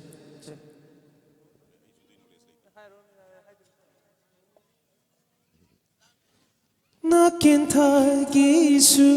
yening thalai kalin thagisu nongju thalai kabliban nawasu mamana them khare nausuni sei satuna nungsina kon khare aigi hangla tia thamoi se nangna karam kan menchin bidauriba sarai gi om chagla thamoi se nangna karam kan themjin bidauriba yening thagum nongju thagum yening thagum nongju thagum thank you tagasari isai da sok yamna mai paktana leiraba aduga miyoi kaya amana thank you ai choidana bijagani jem kanglul pa habina me thank you miyoi maya boram amana sepiro Manipur gi ingkalak di basing sina yang natanari ba singer ni isaida asuk mai pak na jangsil liba lambel sigi loina na atopa acting da amukasu jangsin bira ise masigi kari hidden agenda laibra masigi maramda karadan khangjaw yagadra tamo hejege aduga aigi isai khara puthokchari besida akogi audience akogi listeners mayamna nungsibiba hojiba tabibduna aibu support tawibagi dangtasu mayambusu hanana thagatpa phongdoksari matung tarakpa project mayam su leijari adusu support tawinamsu haijari aduga isai sakna acting makti nate inda haini jo haibi akogi director akogi akoyamung imunasu achigi mamangda elom kharadi kumjare album kumjaba aigi isaida kumjabani ꯑꯗꯨꯁꯨ ꯑꯩꯕꯨ ꯍꯦꯛ ꯍꯧꯔꯛꯄꯗ ꯑꯩꯈꯣꯏ ꯍꯨꯃꯥꯡ ꯁꯧꯋꯤꯅ ꯁꯛꯂꯛꯄ ꯑꯗꯨꯒꯤ ꯃꯇꯝꯗꯨꯗ ꯑꯗꯨ ꯆꯥꯝꯃꯒꯤ ꯄꯨꯀꯥꯏꯅ ꯂꯩꯈꯤ ꯑꯩꯒꯤ ꯏꯁꯩꯅ ꯁꯛꯆꯔꯒ ꯑꯩꯅ ꯁꯨꯝ ꯈꯔ ꯀꯨꯝꯖꯕ ꯑꯗꯨꯗ ꯑꯩꯅ ꯇꯤꯝ ꯍꯪꯖꯈꯤ ꯁꯤꯕꯨ ꯑꯩꯗꯤ ꯍꯦꯔꯣꯗꯤ ꯅꯠꯆꯗꯦ ꯌꯥꯈꯤꯗ꯭ꯔꯥ ꯀꯥꯏꯅ ꯑꯗꯨꯃꯥꯏꯅ ꯇꯧꯔꯒ ꯁꯨꯝ ꯇꯞ ꯇꯞꯅ ꯁꯨꯝ ꯃꯇꯦꯛ ꯃꯇꯦꯛꯇꯤ ꯁꯨꯝ ꯀꯨꯝꯖꯕ ꯑꯗꯨꯒꯤ ꯃꯇꯨꯡꯗ ꯑꯪꯀꯜꯅꯤ ꯏꯁꯩ ꯑꯃ ꯂꯩꯈꯤ ꯑꯗꯨꯗ ꯑꯩꯅ ꯑꯔꯣꯏꯕ ꯑꯣꯏꯖꯒꯦꯅ ꯃꯌꯥꯝꯗ ꯍꯥꯏꯈ꯭ರೆ ꯑꯗꯨ ꯃꯇꯨꯡꯗ ꯑꯩꯈꯣꯏꯒꯤ ꯑꯩꯗꯤ ꯏꯁꯩ ꯑꯣꯏꯅ ꯁꯛꯄ ꯑꯣꯏꯅ ꯂꯩꯖꯕꯅꯤ ꯑꯗꯨꯅ ꯑꯦꯛꯇꯤꯡꯒꯤ ꯐꯤꯜ ꯑꯗꯨꯒ ꯑꯦꯜꯕꯝ ꯑꯃꯁꯨꯡ ꯐꯤꯂꯝ ꯀꯨꯝꯕꯁꯦ ꯑꯩ ꯌꯥꯎꯖꯔꯣꯏꯒꯦꯅ ꯂꯩꯈ꯭ꯔꯦꯕ ꯍꯥꯏꯗꯤ ꯑꯩꯒꯤ ꯀꯩꯅꯣꯃ ꯏꯁꯩꯒꯤꯗ ꯐꯤꯜꯗ ꯑꯃ ꯂꯩꯖꯕ ꯑꯇꯣꯞꯄ ꯍꯩꯗꯣꯛꯆꯔꯔꯣꯏꯒꯦꯅ ꯈꯟꯖꯔ ꯂꯩꯖꯈꯤꯕ ꯑꯗꯨꯗ ꯑꯩꯈꯣꯏꯒꯤ ꯌꯥꯃꯨꯡ ꯑꯩꯈꯣꯏ ꯌꯥꯃꯨꯡ ꯏꯃꯣ ꯃꯍꯥꯛꯅꯁꯨ ꯀꯦꯟꯗꯤ ꯅꯪ ꯀꯩꯅꯣꯒꯤ ꯑꯩꯒꯤ ꯐꯤꯂꯝ ꯑꯃꯗ ꯁꯣꯔꯠ ꯐꯤꯂꯝ ꯑꯃꯗ ꯅꯥꯄꯜ ꯑꯩꯈꯣꯏ ꯅꯥꯄꯜ ꯑꯃꯗ ꯅꯥꯄꯜꯗꯀꯣ ꯏꯁꯩ ꯑꯗꯨꯗ ꯀꯨꯝꯍꯜꯂꯦ ꯑꯩꯈꯣꯏꯒꯤ ꯇꯥ ꯖꯣꯁꯦꯞꯁꯨ ꯌꯥꯎꯕꯤꯔꯦ ꯑꯩꯈꯣꯏꯒꯤ ꯀꯔꯅꯖꯤꯠꯁꯨ ꯌꯥꯎꯕꯤꯔꯦ ꯑꯗꯨꯗꯨꯗ ꯉꯁꯥꯏꯁꯨ ꯍꯥꯏꯕꯤꯈ꯭ꯔꯦ ꯑꯩꯈꯣꯏꯒꯤ ꯌꯥꯃꯨꯡꯅꯁꯨ ꯑꯗꯨꯒꯤ ꯃꯇꯨꯡꯗ ꯑꯩꯈꯣꯏꯒꯤ ꯁꯤꯒꯤ ꯅꯝꯕꯣꯜ ꯕꯣꯔꯥ ꯐꯦꯁꯇꯤꯚꯦꯜꯒꯤꯁꯦ ꯂꯥꯛꯑꯦ ꯀꯦꯟꯗꯤ ꯅꯪ ꯁꯤꯁꯦ ꯅꯪ ꯀꯨꯝꯗꯕ ꯌꯥꯔꯣꯏ ꯍꯥꯏꯗꯤ ꯑꯩ ꯌꯥꯃꯨꯡ ꯀꯃꯥꯏꯅ ꯌꯥꯗꯣꯏꯅꯣ ꯍꯦꯔꯣ ꯃꯌꯥꯝꯅ ꯌꯥꯝ ꯄꯤꯔꯒꯤ ꯁꯤꯅꯦꯕ ꯑꯩꯅ ꯑꯗꯨꯗꯤ ꯌꯥꯔꯣꯏ ꯅꯪ ꯀꯨꯝꯁꯦ ꯑꯩ ꯍꯥꯏꯗꯤ ꯌꯥꯃꯨꯡꯅ ꯉꯁꯥꯏ ꯍꯥꯏꯖꯈꯤꯕꯗꯣ ꯌꯥꯃꯨꯡꯒꯤ ꯄꯨꯟꯁꯤꯗ ꯑꯩꯈꯣꯏꯒꯤ ꯃꯥꯒꯤ ꯐ꯭ꯔꯦꯟ ꯁꯔꯀꯜꯁꯦ ꯁꯤꯗꯩꯁꯤꯗ ꯃꯌꯥꯝꯅ ꯄ꯭ꯔꯣꯃꯣꯠ ꯌꯥꯝ ꯇꯧꯅꯤꯡꯕ ꯑꯩꯒꯤ ꯏꯁꯩꯒꯤ ꯐꯤꯜꯗꯁꯨ ꯌꯥꯃꯨꯡꯅ ꯑꯗꯨꯛ ꯃꯇꯤꯛ ꯄ꯭ꯔꯣꯃꯣꯠ ꯇꯧꯕꯤꯈꯤꯕ ꯃꯇꯝꯗꯨꯗ ꯑꯗꯨꯗ ꯑꯩꯕꯨ ꯌꯥꯝ ꯅꯨꯡꯁꯤꯖꯕ ꯍꯥꯏꯇꯥꯔꯦ ꯃꯁꯥꯒꯤ ꯇꯥꯏꯞꯇ ꯈꯜꯂꯦ ꯑꯩꯅ ꯌꯥꯃꯨꯡꯗꯤ ꯀꯧꯋꯦ ꯑꯩꯒꯤ ꯏꯆꯥꯃꯛꯅꯤ ꯈꯜꯂꯒ ꯈꯟꯖꯔꯒ ꯌꯥꯝ ꯅꯨꯡꯁꯤꯕ ꯑꯗꯒꯤ ꯑꯩꯅ ꯋꯥꯠꯅ ꯃꯇꯝꯗꯁꯨ ꯁꯦꯌꯔꯤꯡ ꯍꯦꯛ ꯇꯧꯕ ꯁꯤ ꯇꯧꯅ ꯍꯦꯛ ꯇꯥꯛꯄꯤꯕ ꯑꯩꯈꯣꯏꯒꯤ ꯒꯥꯏꯗꯦꯟꯁ ꯇꯧꯕꯤꯕ ꯑꯩꯈꯣꯏꯒꯤ ꯌꯥꯃꯨꯡꯅꯤ ꯍꯥꯏꯇꯥꯔꯦ ꯑꯗꯨꯗꯨꯗ ꯁꯤꯒꯤ ꯕꯣꯔꯥ ꯐꯦꯁꯇꯤꯚꯦꯜꯒꯤ ꯕ꯭ꯔꯥꯟ ꯑꯦꯝꯕꯦꯁꯦꯗꯔ ꯑꯣꯏꯒꯗꯕꯅꯤ ꯅꯪꯒꯤꯗꯃꯛꯇ ꯀꯥꯟꯅꯒꯗꯕꯅꯤꯅ ꯑꯩꯈꯣꯏ ꯌꯥꯃꯨꯡꯅꯁꯨ ꯍꯥꯏꯔꯦ ꯑꯗꯨꯒ ꯑꯩꯅ ꯍꯥꯏꯔꯨꯕ ꯃꯇꯝꯗ ꯁꯤꯗꯤ ꯅꯪ ꯑꯦꯛꯇꯤꯡ ꯅꯠꯇꯦ ꯅꯪ ꯇꯧꯗꯣꯏꯁꯦ ꯁꯤꯗꯩꯁꯤꯗ ꯁꯝꯅ ꯍꯥꯏꯕ ꯃꯇꯝꯗ ꯑꯩꯈꯣꯏꯒꯤ ꯃꯄꯥꯟ ꯂꯝꯗꯁꯨ ꯁꯥꯟꯅꯔꯣꯏ ꯑꯃꯅ ꯕ꯭ꯔꯥꯟ ꯑꯃꯒꯤ ꯑꯦꯗꯚꯔꯇꯥꯏꯁ ꯑꯃꯒꯤ ꯄ꯭ꯔꯃꯣꯠ ꯇꯧꯕꯗꯣ ꯑꯗꯨꯒ ꯆꯞ ꯃꯥꯟꯅꯩ ꯍꯥꯏꯕꯗꯒꯤ ꯑꯃꯨꯛ ꯑꯗꯨꯃꯥꯏꯅ ꯇꯧꯔ ꯇꯥꯛꯄꯤꯔꯒ ꯑꯗꯨꯗ ꯀꯨꯝꯈꯤꯕꯅꯦ ꯍꯥꯏꯇꯥꯔꯦ ꯌꯥꯎꯈꯤꯕꯅꯦ ꯍꯣꯏ ꯃꯊꯪꯁꯤꯗꯤ ꯀꯔꯅꯖꯤꯠꯇ ꯑꯃꯨꯛ ꯂꯥꯛꯆꯒꯦ ꯀꯔꯅꯖꯤꯠ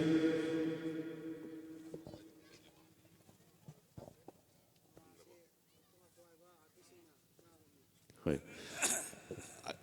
ꯄꯔꯐꯣꯔꯃꯦꯟꯁꯁꯨ ꯈꯔ ꯄꯤꯁꯤ ꯇꯥꯃꯣ ꯀꯣ ꯄꯔꯐꯣꯔꯃꯦꯟꯁ ꯌꯥꯎꯗ꯭ꯔꯒꯗꯤ ꯉꯁꯥꯏꯁꯨ ꯍꯥꯏꯖꯕꯗꯣ ꯃꯌꯥꯝꯁꯤ ꯕꯣꯔꯤꯡ ꯆꯨꯔꯛꯀꯅꯤ ꯍꯥꯏꯗꯅ ꯑꯗꯣ ꯃꯤꯃꯤꯀ꯭ꯔꯤ ꯑꯥꯔꯇꯤꯁ ꯑꯣꯏꯅ ꯍꯥꯟꯅꯁꯨ ꯃꯤꯌꯥꯝꯗ ꯑꯗꯨꯃꯛ ꯄꯔꯐꯣꯔꯃꯦꯟꯁꯁꯤꯡ ꯄꯤꯗꯨꯅ ꯂꯩꯕꯤꯕꯅꯤ ꯑꯗꯨꯅ ꯉꯁꯤꯁꯨ ꯀꯔꯤꯒꯨꯝꯕ ꯑꯩꯈꯣꯏꯒꯤ ꯍꯥꯟꯅꯏꯁꯇꯥꯕ꯭ꯂꯤꯁ ꯇꯧꯗꯨꯅ ꯂꯩꯔꯕ ꯐꯥꯎꯔꯕ ꯁꯨꯃꯥꯡ ꯂꯤꯂꯥꯒꯤꯕꯨ ꯑꯣꯏꯔꯁꯨ ꯃꯅꯤꯄꯨꯔꯤ ꯐꯤꯜꯝꯒꯤꯕꯨ ꯑꯣꯏꯔꯕꯁꯨ ꯑꯗꯨꯒ ꯑꯇꯣꯞꯄ ꯂꯩꯕꯥꯛꯇꯒꯤꯕꯨ ꯑꯣꯏꯔꯁꯨ ꯉꯁꯤꯒꯤ ꯅꯝꯕꯣꯜ ꯕꯣꯔꯥ ꯐꯦꯁꯇꯤꯚꯦꯜ ꯑꯁꯤꯗ ꯍꯥꯏꯔꯤꯕ ꯃꯤꯑꯣꯏꯁꯤꯡ ꯑꯗꯨꯅ ꯀꯔꯤꯒꯨꯝꯕꯗ ꯕꯣꯔꯥ ꯆꯥꯕꯁꯤ ꯂꯥꯛꯂꯝꯂꯒꯗꯤ ꯀꯔꯝꯕ ꯃꯈꯣꯏꯒꯤ ꯔꯤꯌꯦꯛꯁꯟ ꯂꯩꯒꯅꯤ ꯀꯥꯅ ꯍꯥꯏꯕ ꯃꯗꯨ ꯀꯔꯅꯖꯤꯠꯅ ꯑꯃꯨꯛꯇꯪ ꯇꯧꯕꯤꯅꯕ ꯍꯥꯏꯖꯔꯤ ꯈꯨꯗꯣꯜ ꯊꯝꯖꯒꯦ ꯇꯥꯃꯣ ꯐꯝꯕꯅ ꯅꯨꯡꯉꯥꯏꯒꯗ꯭ꯔꯥ ꯂꯦꯞꯄꯅ ꯅꯨꯡꯉꯥꯏꯒꯗ꯭ꯔꯥ ꯅꯨꯡꯉꯥꯏꯒꯗꯕ ꯌꯦꯡꯕꯤꯌꯨ ꯂꯦꯞꯄꯅ ꯅꯨꯡꯉꯥꯏꯗꯧ ꯃꯥꯜꯂꯦ ꯂꯦꯞꯁꯤ ꯂꯦꯞꯄ ꯇꯧꯖꯒꯦ ꯑꯩꯁꯨ ꯂꯦꯞꯆꯒꯦ ꯑꯍꯥꯟꯕ ꯃꯛꯇꯗ ꯑꯩ ꯉꯁꯤ ꯃꯐꯝꯁꯤꯗ ꯌꯧꯖꯔꯛꯄ ꯉꯝꯖꯔꯤꯕꯁꯤ ꯑꯩꯕꯨ ꯇꯥꯛꯄꯤ ꯇꯝꯕꯤꯔꯤꯕ ꯑꯩꯒꯤ ꯑꯣꯖꯥ ꯑꯃꯗꯤ ꯑꯩꯒꯤ ꯏꯃꯥꯟꯅꯕ ꯑꯣꯏꯅꯁꯨ ꯂꯧꯖꯩ ꯑꯗꯨꯒ ꯑꯩ ꯏꯄꯥꯅꯦꯅꯁꯨ ꯈꯟꯖꯩ ꯗꯥꯏꯃꯣꯒꯤꯗꯃꯛꯇ ꯑꯩ ꯈꯨꯕꯥꯛ ꯑꯍꯨꯝꯇ ꯅꯤꯖꯒꯦ ꯃꯌꯥꯝꯗꯒꯤ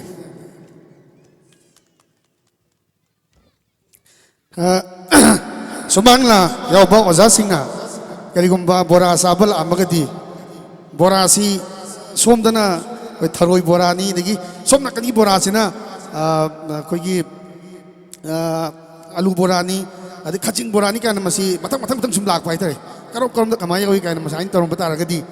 ꯁꯨꯃꯥꯡꯅ ꯌꯥꯎꯕꯤꯔꯤꯕ ꯑꯣꯖꯥ ꯒꯨꯔꯨꯁꯤꯡꯅ ꯑꯍꯜ ꯂꯃꯟꯁꯤꯡꯅ ꯀꯩꯒꯨꯝꯕ ꯉꯥꯡꯕꯤꯔꯝꯕ ꯇꯥꯔꯒꯗꯤ ꯈꯨꯗꯣꯜ ꯇꯝꯖꯒꯦ ꯑꯍꯥꯟꯕꯁꯤ ꯑꯩꯈꯣꯏ ꯑꯣꯖꯥ ꯀꯩꯔꯥꯎ ꯔꯥꯖꯦꯟ ꯍꯧꯖꯤꯛ ꯑꯣꯖꯥ ꯅꯥꯔꯒ ꯂꯩ ꯑꯣꯖꯥꯁꯤ ꯈꯤꯇꯪꯗꯤ ꯀꯟꯈꯠꯂꯛꯑꯦ ꯃꯌꯥꯝꯅꯁꯨ ꯑꯗꯨꯝ ꯎꯕꯤꯔꯝꯒꯅꯤ ꯐꯦꯁꯕꯨꯛꯇ ꯑꯗꯣ ꯑꯣꯖꯥꯅ ꯀꯔꯤꯒꯨꯝꯕ ꯌꯥꯝ ꯊꯨꯅ ꯍꯦꯟꯅ ꯀꯟꯈꯠꯄꯁꯨ ꯑꯣꯏꯕꯤꯔꯣ ꯑꯗꯨꯒ ꯑꯣꯖꯥꯒꯤ ꯃꯍꯨꯠ ꯁꯤꯟꯖꯔꯒ ꯗꯥꯏꯂꯣꯒꯁꯤ ꯈꯨꯗꯣꯜ ꯇꯝꯖꯒꯦ ꯀꯩꯅꯣꯅꯤ ꯁꯨꯝꯊꯧꯅꯤ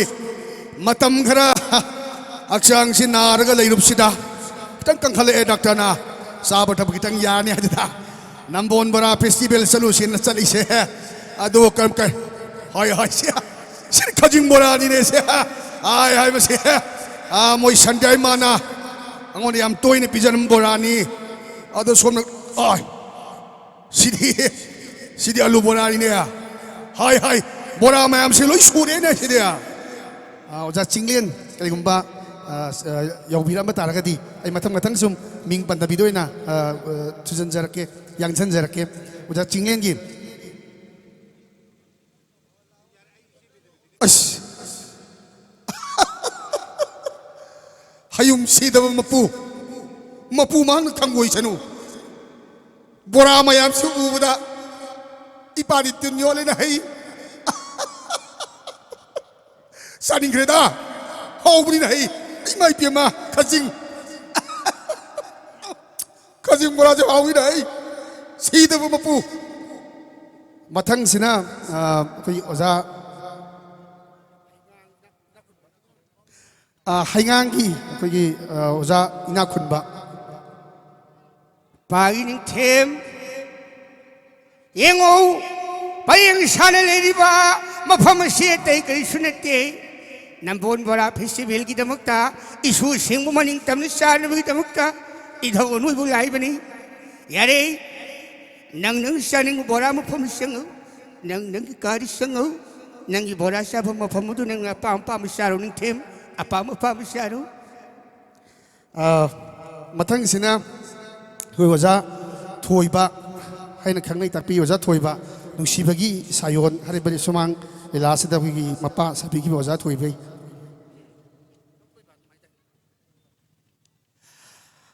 हायास बोरा साफम मसिदे बोरागी बोरा ngatangai he kanagi tharoi bora wating bora waikhu bora aina udaba khangdaba boragi bora ngatangai he alang thaban gi kui tawoi zaboi lakpir ma targadi haima yengoi si bungo ai kho hojik ye uring bet pakalai di uring ko na mesia nasi di dia kau khabora ubda dia ai di bora sari perloi dia haima kasing bora siaw oi na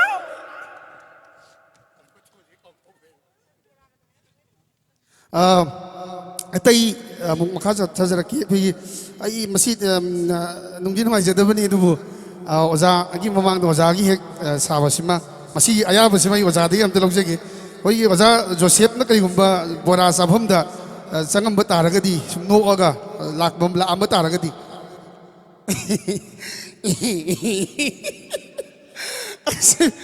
이런 길 안에 보라지 아이디 코카 보라지 니는 밤이 아이니가 멈머네 머이니가 간머네 야 동우이는 부금 떠오르는 시지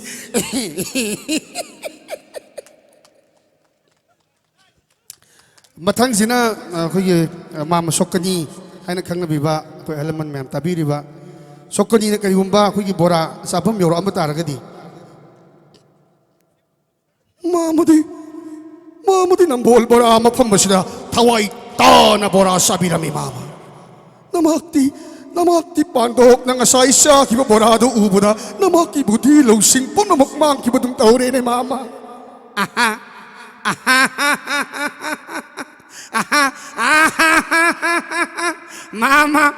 Mama nambon bora festival asida nambon bora gi festival ila pak asida sumna leiram banatti kurupati matau karambu borada hu hap chalaga bimboloisan sige haina mama bora saba masida khalami bani kurupati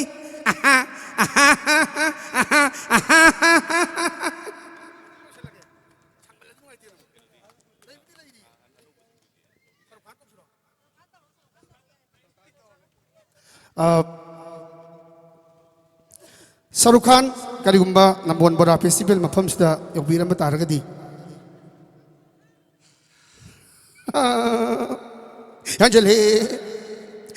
Anjali कौखा बोरा चानिंग अंजलि खजिंग बोरा लो अंजलि आलू बोरा लोगे आलू बोरा चानिंग Anjali Anjali bora bora bora Chinese macam kali gumba bora cabam sih yok biram betar ke di 你花钱都花心谁？高卡外销又花到试试，高卡不啦喜欢快。 sei pagi cabam table matak ta leiba manual da yaho budo u budo mana atai ma haiba ngam dra so du pa ba tho inna mana suma haijar bani tamil macam ki ma yahoram batar ga di amma yeda khajing bora ile boran da levera khajing bora leve Thailand macam ki ma lam batar ga di พอแรงไม้หลายอย่าคันครับทานอยบนะทานอยบนะครับทานอยบนะครับ asan jage mathang round lakisi anauba chahi haurakpagi anauba performance pi ga dabasing sem sadana su leiram gani karana jitki ado namasu sep ngasai bora chaba changbada hairu buwara hujikta karna jitna matau tamba ma taukibadubo มาเสียงามักกี้ดินัตเตสิกิมาเกตไดล็อกตูมักตีไม่นกับมัมมันเนไอเนกับมัมมันเนยังอัตอูเรให้เบสิคุยนันดารานีกาไอกาดูคุยมารูปรังกิลาลกีมาจานุพิชาบเน hoi นันดารานีนะดูกานกฟเดดานุกชิดีพีซีให้บ่า audio cassette วิดีโอตัวสู video de su putokre ออดิโอตัวสุพุตุวิดีโอตัวสุพุตุอดูกีฟิล์มดูดาควายที่ลิกปนุปามาคักไอชาจักีอดูกีควายที่ลิกปนุปาดารังกิลาลกีคาแรคเตอร์สิยามลิกปนุปามันนี่ตอนนั้นมานะมายาขันไปเสียควายที่ลิกปนุปามาขันนะบ่ฮันนะบดา hai ba film du da nandarani na tamosi khan gi bane ba ขันแค่นี้ adu nandarani gi dagi mukta si kari gi damakta kari magun lei ba gi damakta tamo joseph oina khan biru bano adu kyam khaba bor mayam du gi marakta gi บอร์อินเตอร์วิว bor interview du ni board interview ดูดาแม่มไอ้ชายวิทยุพมวยบ้าไอ้สายบีฟรีโอ้ยเลยให้บ้าเป่าเจลแล้วมาชูมาดูกันเลยเนี่ยนะเต่าจะเป็นนี้อินเตอร์วิวปุ่นมักสิลอยนะบักปากคมสิงสิลอยนะคราลอยนะบักอันนั้นมันมันอะไรดูกันดาโจเซฟสินะมูแม่มตะกี้ควายตะกี้เห็นนันลิกปะไอ้ดีมาตัวกรัมตัวนันลิกแค่ให้แต่คนอินเตอร์วิวสิตัวยังไงมาทำได้ไม่สิมุดขี้บ้าไม่มุดขี้บ้าสิแต่ไอ้กี้ป้าสายบ้าไอ้กี้รังกิลานสินะไม่สุขลุ่นให้บ้าสิแต่ดาโจเซฟสินะยามน่ะปักขัดนะให้ได้เลยยานี่ไม่ได้สุขัดปีรานูอะดุมคุยอัมมัมบาสดุมโทกระกีนะอะดุการีกิโนนะยังว่ามาทำได้แต่ที่ไม่มุดไปกิตันจาดุลาวรกาดาโจเซฟนามากิเซลักปมาฟิมารอลพูดิตขังเกาดุลอยนะบ่อิสตรีมารองไกกินี่นะทุจจแล้วก็ไปแล้วก็เลยรำบะอะดุนั้นไม่ยามตะกี้ลิกภาษีดาโจเซฟเฮียนเลยนะบางวันตะขันแล้วก็อินเตอร์วิวดุมาบ่เซเล็กต์เอากี่บัด hai ri ba interview du gi manung channa hai gi ba dialogue ama khakne ba hujik karna jitna hai bi ki ba do มาเนี่ยแล้วก็ที่ไม่มีอะไรนั่นเราทุกปดมาทักทางบักขัดตัวนี้ก่อน oh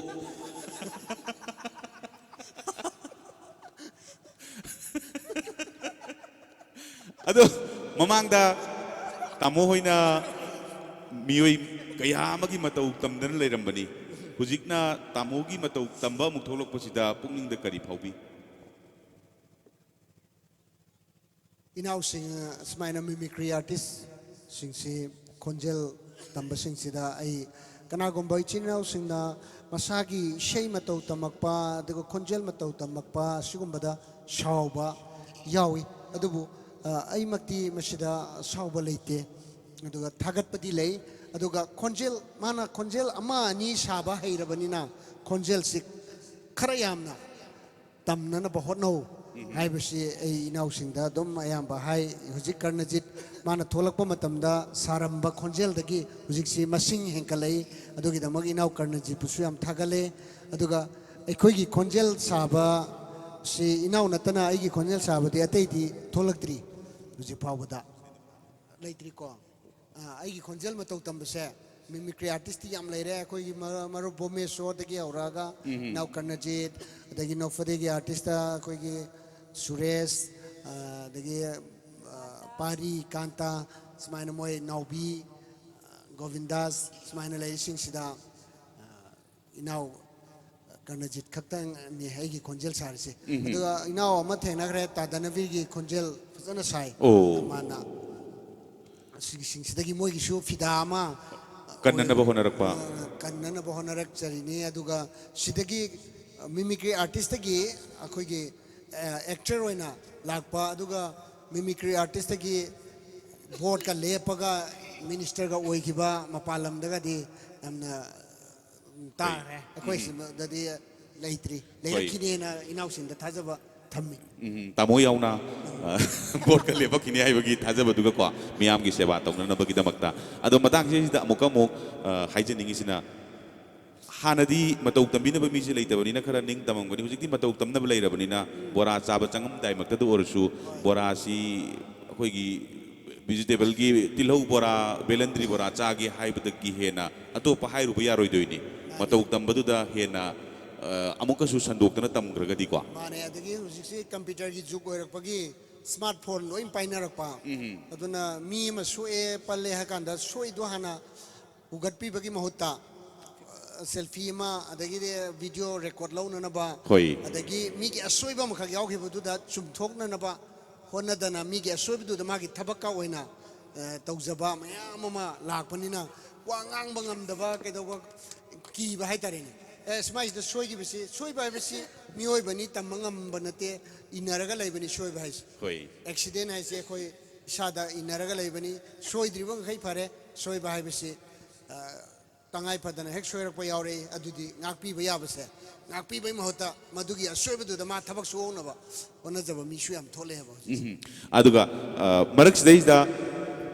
wahang paukum sum leiragati aibu stage dagi gumba matamda amambada pusan gibsu kanana khangni Joseph la aga stage da phamalaga wahang paukum tawlei haidana ado tamogi su performance amtang aina tawhaning badi mayam amani isai sahaningi hawdong khonganingi adai atopa jiba singi makhon tamhaningi migi matau tamhaningi adubu tamona nambol mai kai sidi hena khangbi dana leirabani mayam sina pambi gani haiba performance amatang saida lepke hujiksi Kwajarda si tingak padagi pandukanda ina khangak pada lupa ani pirami dudagi lu tingak pa hek hau bu dudagi lupa manga yaure adagi di am kan na tingnare am kan tinare adagi di lal hau bai chin inau sing su yaure kwa ting bada adagi di kwa matap ta lupa tara yausile semai na torok padagi di pandukanda kwa chanar masi yam kan na chanadre yum da oina fajana kwa go khingre nupi khuding mak yum da kwagok adong khingre jarda leigre packet adagidi managa se phai oina loropai bhabta lakre adagidi hujikan dadi leishavi pakhang singse talab chadaba pakhang leishavi leitre aduna wari si thaina di khamba thoibi gi wari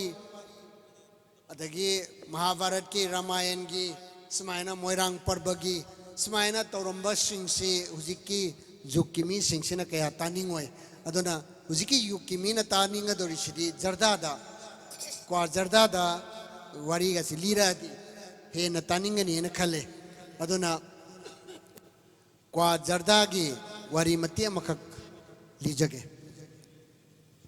soro sarara seidri gaira saudri gaura surira sari soro sara hariba mayega se lariki ahan ba mayek ni Yek koko go gongo jojo brajonyo to tha do do dantieno po po po po mo koko go gongo hariba mayek se lariki ani suba mayek ni mayek asigi loi loi bada khanta to haiba mayek aduna loye sondana kandauri ibungona mapagi ra thapo ner haidebi se amada intwe erega Prikau degi henki amal lauto erga marai bakta oboron oina dal launa kisili. Prikau degi amana chasama ji lauto erga angkengat oina dak hapsili. Anogama. Madegi di bungona prikau degi kaini kokta siman lauto erga makubak sida popa biera merga kaini kokta hitak hang tuer khucha pi ma lorega ya khai da ki namerega ibungona kik sem tang da kau I haude da kau I haude nam kau sila puta engine du saura malidna yang ai dna tang haugal pu hari hari madagi ti ibungona magi rathabo ne hai thabi ma hujikangi bike hai do motorcycle le do mana yang nungsit ke mamang panglang dang bo ba idana taurega amtang thawala pabu jamuna gi kan dukan ma payo bura dhak kham ibungona manem to de nem ton haidana kaurak pabu oja sing handaki manem ton se thatagi manem ton nate beng bori lamprai pai bhandor beri lamprai nai haiba manem ton thatagi manem ton nate manem ton hangai ibunga inem ton inakta lapudi karine seba taugani edana hangapabu ibungona inem ton ibe mamagi wakhanda dola doli oiraba wakhalase inem ton gi kwarjarda dum mataba matang chare rega pothaba yabre yenge nem ton haidana hairak pada manem ton na paktrok pakpamana amamana kompak dei lokhale rega chop chap chamthoi khuchapi kati lore rega cha heta makhok tu chaptali chunu kokta gi chunu chai du lore rega cha nanchili katha dag habi cha nanchili oja sing handak ki chunu ga katha ga tinabasidi ngang chang heta ngang bajani ko madagi manem ton chunu jarda si khara khaptune jar saire raga kwa maru ahum mari thak hapi kari no mathen lukoi manem ton tai ba ya ba tai cheli hapcheli mathe ahum mari thong na thoperga ibung adam tang hand over tor ko ibung on nang horo ja mata gum ta la erga maya law na ka khale ki idan na merga chap saire erga pitrin haidan kam thoro put eke ho angangi amadu ko chap manai ne oja sing sini Gwajarda da best tauba warini hoi thank you thagachari aduga matang sei da amuksu nandarani ga punna performance piba yaba karigumba sai gi di wari sane du lore ta wari to pe loina right hoi thagachari aduga makasidi nandarani da mulak sage nandarani kamdauna hairiba 8 sigi team sida anauba oina changbane haidana director nanga chai takpikre kamdauna team sida yaubiruba ahanba maktada aigi lamdam sigi nungsijarba asigi bora festivals bu yengba lakpiriba khwai punang poina ikai khumna bo cheri aina ngasigi team asida ahanba aina punjabani aduga aina masigi h da aina yaujaba phangibasi tasengna haragadi ai lamdam asida haujarakpa lamdam asigi artist sama oibanina ngasigi bora festival asibu sponsor tawiriba aigi imagi mabungi machani rangilan amadi ainadi dapu haina kaujai suresh amadi romesh makoina yamna thengna hayeng shooting tawgani haiba ngasi gumbagi nongdang sida yamna hobe ta ibu ngasigi bora festival asigi h tawbina bagi damakta haibirakpani ahak thabak ti laidi lay adubu mayam na ibu nungsibiduna haidi laikai nambol maikai sigi oina aibu nungsibiduna saruk yauna takpirakpanina aigi lena aiguiba thabak adu ayu thaidok seraga ngasigi festival asigi aduda ai saruk yajakibeni aduga ngasigi aina hanboina punjariba team mingoina panjarbada aigi yatafam biriba lengsen biriba rk imo hanadi mingdi dom taraga ikoi sak oina di khangna jadaba adong handaki h dai koi pulle team oina yam nungai shooting tawo matam da soi khoi tathok tasin tawmina duna adum yam nungai na pangthoki nandarani da organizing committee gi maikai dagi amukasu thagachari isage sinba kaya kaithok piraga haribe et adu yaubi kibani haibasing asi nauna khangjabachida thagatlingai stage da ningsinglakpa ama ngasigi ngasai makai khoi gi presidency achinba khoi gi atopa food safety department gi maikai dagi officer sing Imphal West aduga Bishnupur gi team sing lakpa duga chatminarubana mafam sida leitabadagi artist sing bu aduga director bu ikai kumna bu uttana khoi gi maikai dagi ngamjaba kudol lengyan amata orasu khoi ni ikai kumna ba utjagadabadu tanja phangdadana leibani adubu hujik khoi gi organization asigi president khoi gi back stage da leire hayunna pau pibire aduna madugi tanjadu logjage koksinjari Kanglei Ecotourism Development Association Kedah Nambolgi President Sri Laisram Rangilal ahan bada tim masigi writer director da ikai kumnaba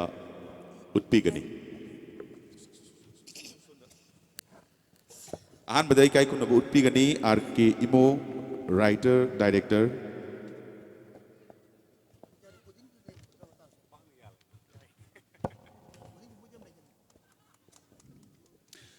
mathangda ikai kumnaba utjage Joseph artist Kwaigi seniamos artist ni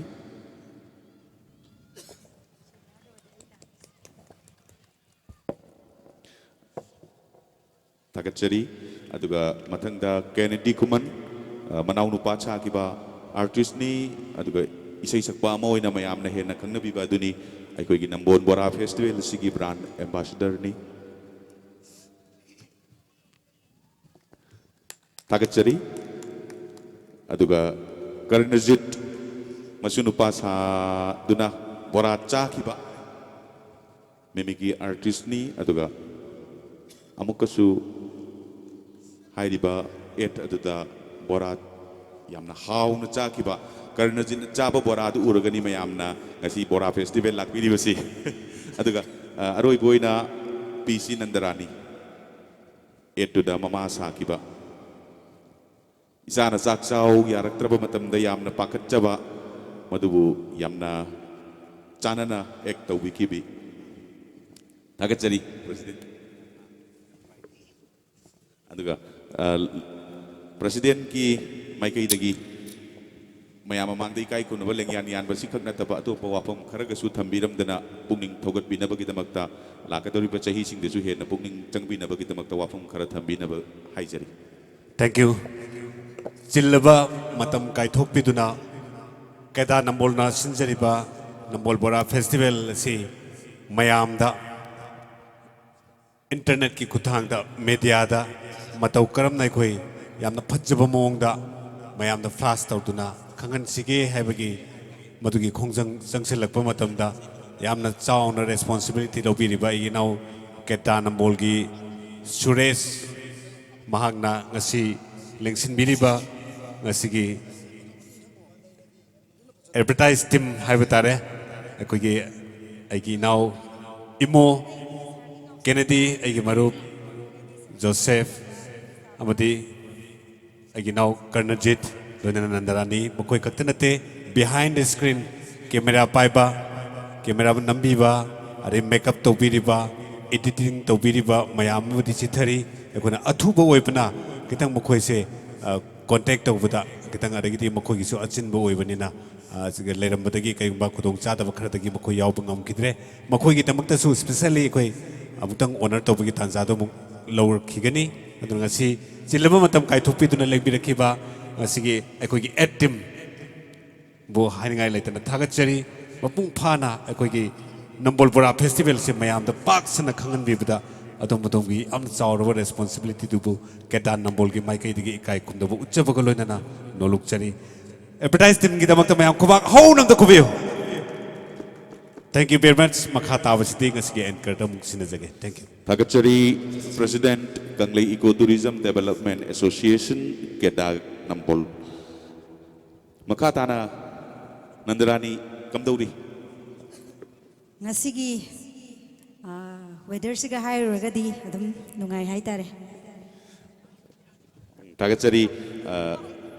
isai matik matang lanthok piraga Bora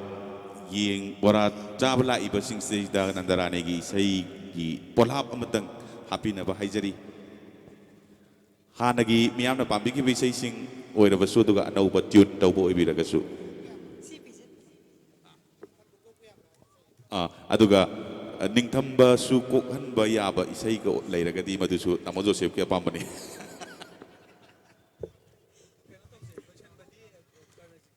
isai matek ama khudol tamjadringai da ai ꯈꯣꯡꯆꯠ ꯐꯤꯂꯝꯗ ꯑꯩꯅ ꯍꯥꯏꯖꯈꯤꯕ dialogue ꯃꯇꯦꯛ ꯑꯃꯇꯪ ꯍꯥꯟꯅ ꯈꯨꯗꯣꯜ ꯇꯝꯖꯒꯦ ꯑꯩꯗꯤ ꯏꯝꯐꯥꯜꯒꯤ ꯉꯥꯎꯁꯤꯟꯅꯕ ꯅꯤꯁꯥ ꯆꯥꯕ ꯐꯣꯔ ꯀꯥꯞꯄ ꯃꯌꯥꯝꯁꯤꯒ ꯋꯥꯏꯊꯨꯡꯅꯗꯧ ꯁꯔꯨꯛꯄꯨꯗꯤ ꯈꯨꯡꯒꯪꯒꯤ ꯆꯝ ꯆꯝꯖꯕ ꯅꯤꯁꯥ ꯆꯥꯗꯕ ꯅꯨꯄꯥꯁꯤ ꯑꯣꯏꯅ ꯄꯥꯝꯃꯤ ꯏꯁꯩ ꯃꯇꯦꯛ ꯑꯃ ꯑꯃꯨꯛ ꯃꯌꯥꯝꯗ ꯈꯨꯗꯣꯜ ꯇꯝꯖꯒꯦ ꯑꯩꯅ ꯃꯇꯝ ꯑꯃꯗ ꯁ꯭ꯇꯦꯖꯇ ꯌꯥꯝꯅ ꯇꯣꯏꯅ ꯁꯛꯆꯈꯤꯕ ꯏꯁꯩ ꯃꯇꯦꯛ ꯑꯃꯇꯪ ꯈꯨꯗꯣꯜ ꯇꯝꯖꯒꯦ ꯇꯥꯕꯤꯁꯤ ꯑꯩꯒꯤ ꯊꯃꯣꯏꯅ ꯄꯥꯝꯖꯕꯗꯤ ꯃꯕꯨꯛ ꯐꯕ ꯏꯪ ꯇꯞꯄ ꯅꯤꯁꯥ ꯆꯥꯗꯕ ꯃꯍꯥꯛꯇꯨꯅꯤ ꯃꯁꯛ ꯊꯤꯕ ꯀꯨꯆꯨ ꯃꯨꯕ ꯂꯥꯏꯔꯕ ꯃꯆꯥ ꯀꯔꯤꯁꯨ ꯀꯥꯏꯗꯦ ꯃꯕꯨꯛ ꯐꯔꯒ ꯂꯣꯏꯔꯦ ꯅꯤꯁꯥ ꯆꯥꯗ꯭ꯔꯒ ꯂꯣꯏꯔꯦ ꯊꯕꯛꯇꯤ ꯇꯟꯕ ꯁꯨꯅꯤꯡꯗꯕ ꯅꯨꯄꯥꯗꯨꯗꯤ ꯄꯥꯝꯗꯦ ꯉꯥꯎꯁꯤꯟꯅꯕ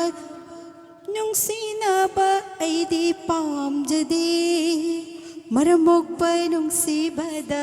ꯑꯩꯒꯤ ꯊꯃꯣꯏ ꯀꯠꯊꯣꯛꯂꯒꯦ ꯉꯥꯎꯁꯤꯟꯅꯕ ꯅꯨꯡꯁꯤꯕꯗ ꯑꯩꯗꯤ ꯊꯃꯣꯏ ꯄꯤꯊꯣꯛꯆꯔꯣꯏ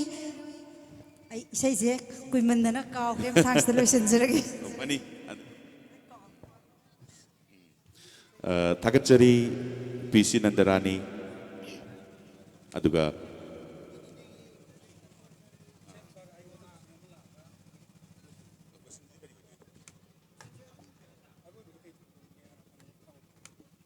ꯑꯗꯨꯒ ꯑꯩꯈꯣꯏꯒꯤ ꯕ꯭ꯔꯥꯟ ꯑꯦꯝꯕꯦꯁꯦꯗꯔꯁꯨ ꯑꯣꯏꯔꯤꯕꯅꯤꯅ ꯏꯁꯩ ꯃꯇꯦꯛ ꯑꯃꯇꯪꯒ ꯉꯁꯤꯒꯤ ꯃ꯭ꯌꯨꯖꯤꯛ ꯉꯔꯥꯡꯗꯤ ꯃ꯭ꯌꯨꯖꯤꯛꯁꯤ ꯂꯦꯡꯗꯅ ꯂꯩꯕꯅꯤ ꯉꯁꯤꯗꯤ ꯃ꯭ꯌꯨꯖꯤꯛꯁꯤ ꯂꯩꯇ꯭ꯔꯦ ꯑꯗꯨꯅ ꯃ꯭ꯌꯨꯖꯤꯛ ꯌꯥꯎꯔꯒꯗꯤ ꯍꯦꯟꯅ ꯅꯨꯡꯉꯥꯏꯒꯗꯕꯅꯤ ꯑꯗꯨꯕꯨ ꯉꯁꯤꯒꯤ ꯆꯠꯊꯔꯤꯕ ꯕꯣꯔꯥ ꯐꯦꯁꯇꯤꯚꯦꯜ ꯑꯁꯤꯕꯨ ꯄ꯭ꯔꯃꯣꯠ ꯇꯧꯕ ꯑꯣꯏꯅ ꯏꯁꯩ ꯃꯇꯦꯛ ꯑꯃꯇꯪꯒ ꯂꯥꯟꯊꯣꯛꯄꯤꯅꯕ ꯍꯥꯏꯖꯔꯤ ꯀꯦꯅꯦꯗꯤ ꯈꯨꯃꯟ ꯊꯥꯒꯠꯆꯔꯤ ꯇꯥꯃꯣꯕꯨ ꯏꯁꯩꯁꯦ ꯇꯥꯃꯣꯅꯁꯨ ꯍꯥꯏꯕꯤꯔꯤꯗꯨꯅꯤ ꯃ꯭ꯌꯨꯖꯤꯛꯁꯤ ꯌꯥꯎꯗꯦ ꯑꯩ ꯍꯟꯗꯛꯀꯤ ꯏꯁꯩꯁꯤꯗꯤ ꯉꯁꯥꯏ ꯏꯆꯦ ꯑꯃꯈꯛꯅ ꯉꯁꯥꯏ ꯏꯁꯩꯁꯤ ꯑꯩꯒꯤ ꯏꯁꯩ ꯃꯔꯛꯇꯒꯤ ꯌꯥꯝ ꯄꯥꯝꯖꯅ ꯏꯁꯩ ꯑꯃꯈꯛ ꯍꯥꯏꯔꯛꯏ ꯑꯗꯨ ꯑꯩꯅ ꯈꯨꯗꯣꯜ ꯇꯧꯖꯒꯦ ꯐꯣꯛ ꯁꯣꯡꯗ ꯈꯤꯇꯪ ꯐꯣꯛ ꯐ꯭ꯌꯨꯖꯟ ꯁ꯭ꯇꯥꯏꯜꯗ ꯈꯤꯇꯪ ꯁꯛꯆꯈꯤꯕ ꯏꯁꯩꯅꯤ ꯏꯁꯩ ꯈꯨꯗꯣꯜ ꯇꯧꯖꯒꯦ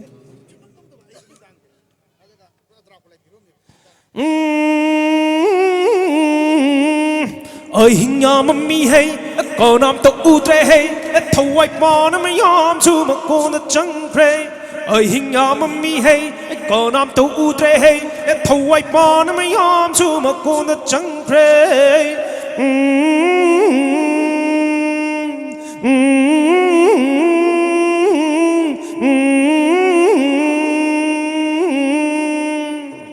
ꯃꯝꯅ ꯃꯝꯃꯅꯦ ꯅꯥꯏꯇꯣꯟ ꯃꯤꯊꯟꯇ ꯑꯍꯤꯡ ꯑꯁꯤꯗ ꯑꯩꯗꯤ ꯀꯤꯁꯤꯜꯂꯛꯂꯦꯗ ꯀꯥꯆꯤꯟꯂꯥꯏꯕꯨ ꯂꯝꯇꯥ ꯊꯥꯡꯖ ꯅꯠꯇꯦ ꯀꯤꯔꯤꯁꯦ ꯊꯋꯥꯏ ꯂꯧꯕ ꯅꯣꯡꯃꯩ ꯄꯥꯏꯕꯗꯨꯅꯦ ꯀꯤꯔꯤꯁꯦ ꯀꯅꯥꯅꯣꯝꯇ ꯊꯣꯡꯁꯦ ꯍꯥꯡꯉꯣ ꯑꯩꯒꯤ ꯊꯋꯥꯏ ꯀꯜꯂꯣ ꯀꯅꯥꯅꯣꯝꯇ ꯊꯣꯡꯁꯦ ꯍꯥꯡꯉꯣ ꯑꯍꯤꯡ ꯌꯥꯝꯃꯝꯃꯤ ꯍꯦ ꯀꯅꯥꯝꯇ ꯎꯗ꯭ꯔꯦ ꯍꯦ ꯊꯋꯥꯏ ꯄꯥꯅ ꯃꯌꯥꯝꯁꯨ ꯃꯀꯣꯟꯗ ꯆꯪꯈ꯭ꯔꯦ ꯑꯍꯤꯡ ꯌꯥꯝꯃꯝꯃꯤ ꯍꯦ ꯀꯅꯥꯝꯇ ꯎꯗ꯭ꯔꯦ ꯍꯦ ꯊꯋꯥꯏ ꯄꯥꯅ ꯃꯌꯥꯝꯁꯨ ꯃꯀꯣꯟꯗ ꯆꯪꯈ꯭ꯔꯦ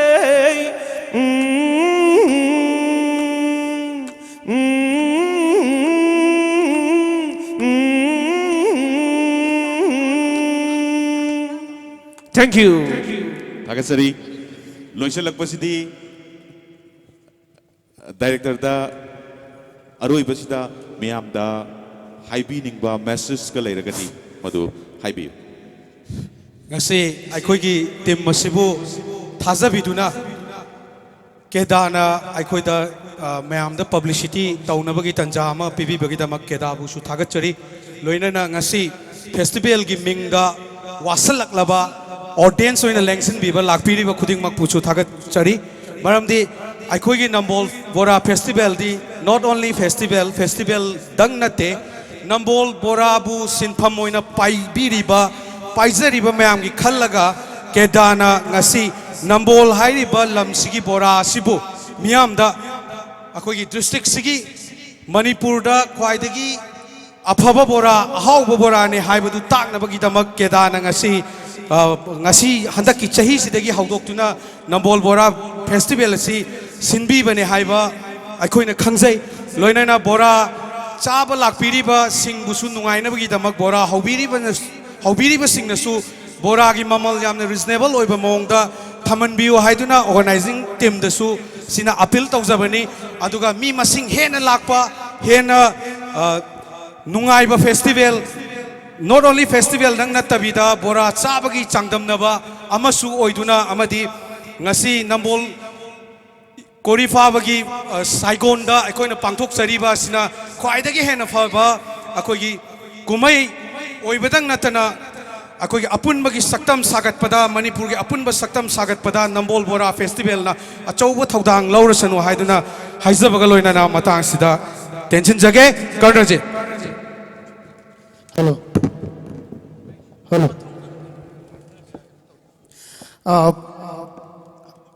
Nambon Bora Festival yang berlaku alaman Chinau kau kibik member pemukana kau non kurum jari loin na anau ba ajabatai yang fazana diri sem sabadi loin diri daimona kan sem biri usi sem masih loin diri udah dailo anau ba ani sing tengah kudol tam sege ipuam gi laioi kraba kui God of Comedy hai na su iram dam masida miyam na khangna biriba domlaba layoi krabo ja chawba amadi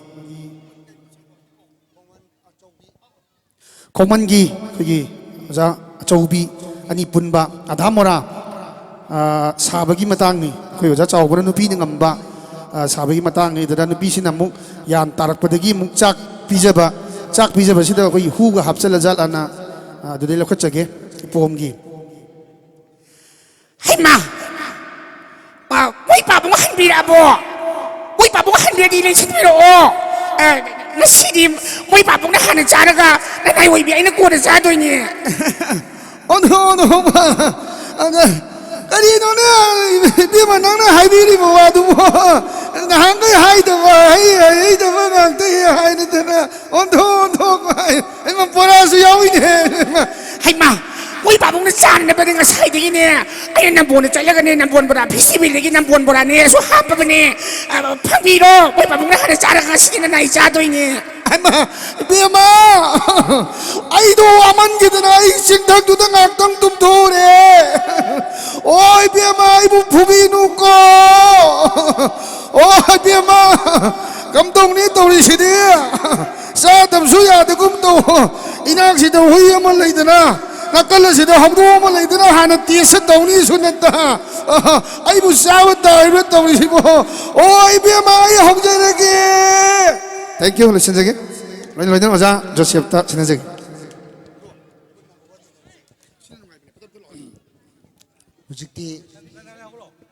Hujikti koi punna hogat minare mayam punna makta bora mahau tangbiraba khudimangna kari khanbi bage aidi aho baga aroi bagadi soidana yaujagani maraksima sukshi chitha jaroi mayam di soidana lakani mayamsu thagachari team aduga artisting director writer kaknatana entire team dubsu thagachari kanglei ecotourism development association gi keda gi maikai dagi aduga interaction program sigi makata ba program singsul leiri madusu adumak mayam punna bora chana yengminasi taminasi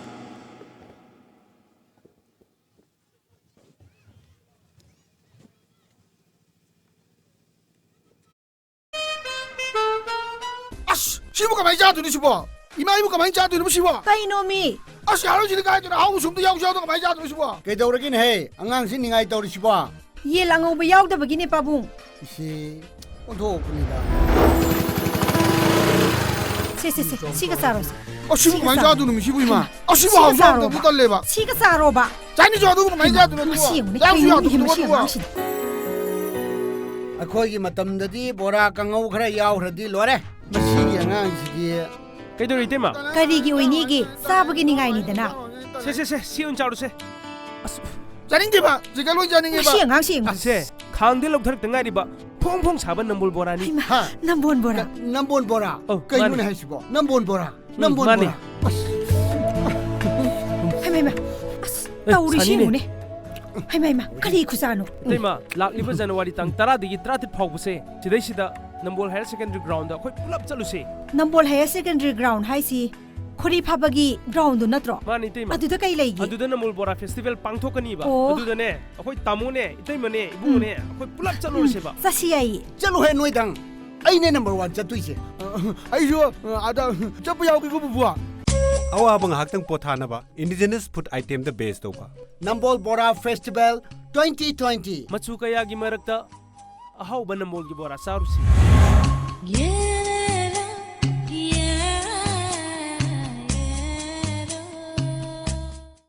ꯁꯦ ꯆꯥꯛꯁꯤ ꯆꯥꯔꯣꯁꯤ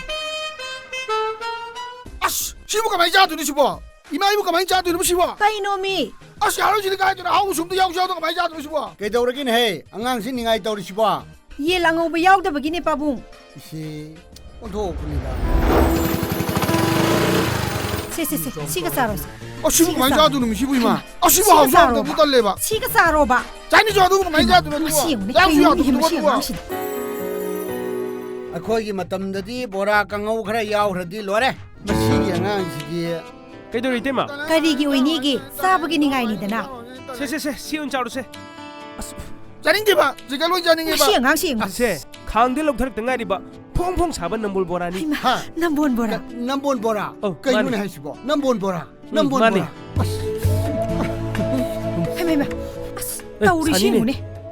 ꯍꯩꯃ ꯀꯔꯤ ꯈꯨꯆꯥꯅꯣ ꯏꯇꯩꯃ ꯂꯥꯛꯂꯤꯕ ꯖꯅꯋꯥꯔꯤ ꯇꯥꯡ 10ꯗꯒꯤ 18 ꯐꯥꯎꯕꯁꯦ ꯁꯤꯗꯩꯁꯤꯗ ꯅꯝꯕꯣꯜ higher secondary ground ꯑꯩꯈꯣꯏ ꯄꯨꯂꯞ ꯆꯠꯂꯨꯁꯦ ꯅꯝꯕꯣꯜ higher secondary ground ꯍꯥꯏꯁꯤ ꯈꯣꯔꯤ ꯐꯥꯕꯒꯤ ꯒ꯭ꯔꯥꯎꯟꯗꯨ ꯅꯠꯇ꯭ꯔꯣ ꯃꯥꯅꯤ ꯏꯇꯩꯃ ꯑꯗꯨꯗ ꯀꯩ ꯂꯩꯒꯦ ꯑꯗꯨꯗ ꯅꯝꯕꯣꯜ ꯕꯣꯔꯥ ꯐꯦꯁꯇꯤꯚꯦꯜ ꯄꯥꯡꯊꯣꯛꯀꯅꯤꯕ ꯑꯣ. ꯑꯗꯨꯗꯅꯦ ꯑꯩꯈꯣꯏ ꯇꯥꯃꯣꯅꯦ ꯏꯇꯩꯃꯅꯦ ꯏꯕꯨꯡꯅꯦ ꯑꯩꯈꯣꯏ ꯄꯨꯂꯞ ꯆꯠꯂꯨꯔꯁꯦꯕ ꯆꯠꯁꯤ ꯌꯥꯏꯌꯦ ꯆꯠꯂꯨꯍꯦ ꯅꯣꯏꯗꯪ ꯑꯩꯅꯦ ꯅꯝꯕꯔ 1 ꯆꯠꯇꯣꯏꯁꯦ ꯑꯩꯁꯨ ꯑꯗ ꯆꯠꯄ ꯌꯥꯎꯒꯦꯀꯣ ꯕꯨꯕꯨ ꯑꯋꯥꯕ ꯉꯥꯏꯍꯥꯛꯇꯪ ꯄꯣꯊꯥꯅꯕ ꯏꯟꯗꯤꯖꯤꯅꯁ ꯐꯨꯗ ꯑꯥꯏꯇꯦꯝꯗ ꯕꯦꯁ ꯇꯧꯕ ꯅꯝꯕꯣꯜ ꯕꯣꯔꯥ ꯐꯦꯁꯇꯤꯚꯦꯜ 2020 ꯃꯆꯨ ꯀꯌꯥꯒꯤ ꯃꯔꯛꯇ ꯑꯍꯥꯎꯕ ꯅꯝꯕꯣꯜꯒꯤ ꯕꯣꯔꯥ ꯆꯥꯔꯨꯁꯤ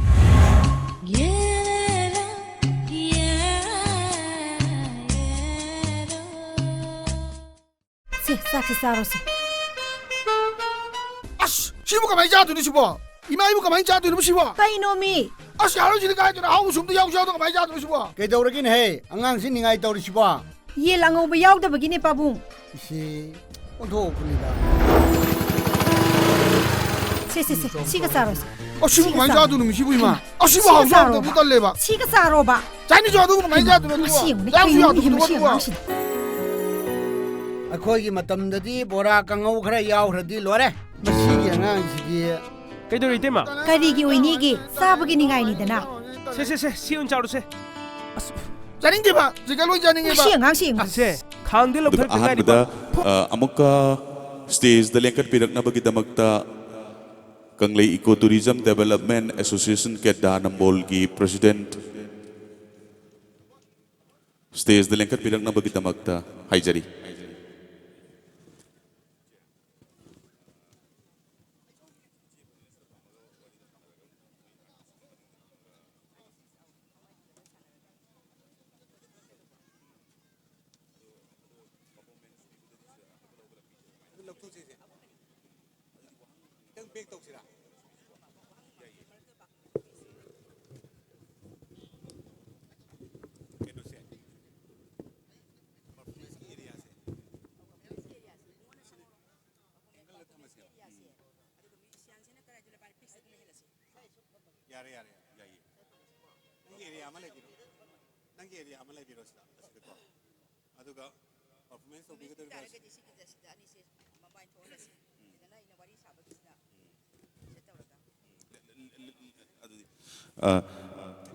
Organizing Committee की माइकईदगी लेंग्यान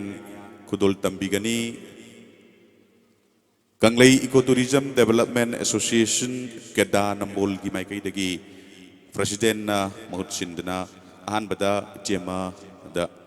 ꯂꯦꯡꯌꯥꯟ ꯈꯨꯗꯣꯜ ꯇꯝꯕꯤꯅꯕꯒꯤꯗꯃꯛꯇ ꯍꯥꯏꯖꯔꯤ꯫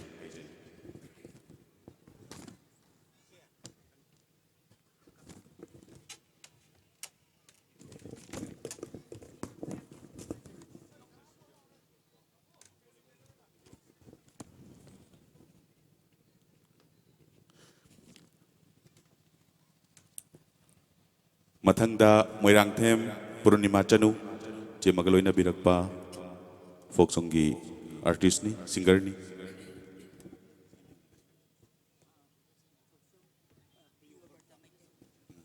ꯃꯊꯪꯗ ꯊꯣꯛꯆꯣꯝ ꯄ꯭ꯔꯤꯌꯣꯕꯔꯇ ꯃꯩꯇꯩ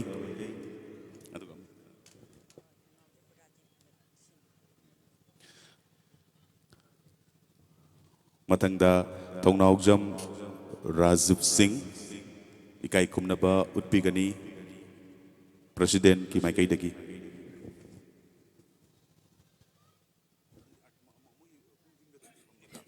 तागतसरी प्रेसिडेंट बु जी मलेंगसन बिसी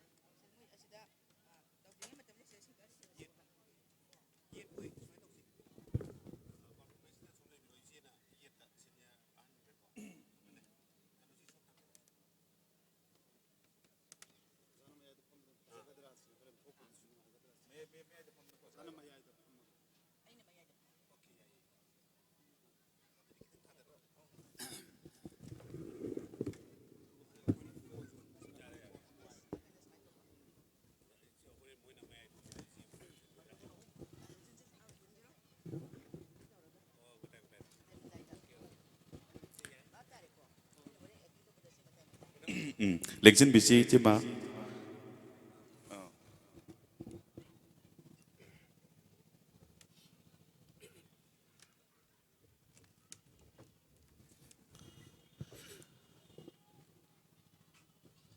कंगले इको टूरिज्म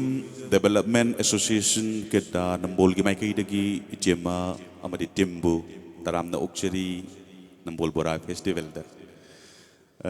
अहन बदा चिमा खंजनिंगी सी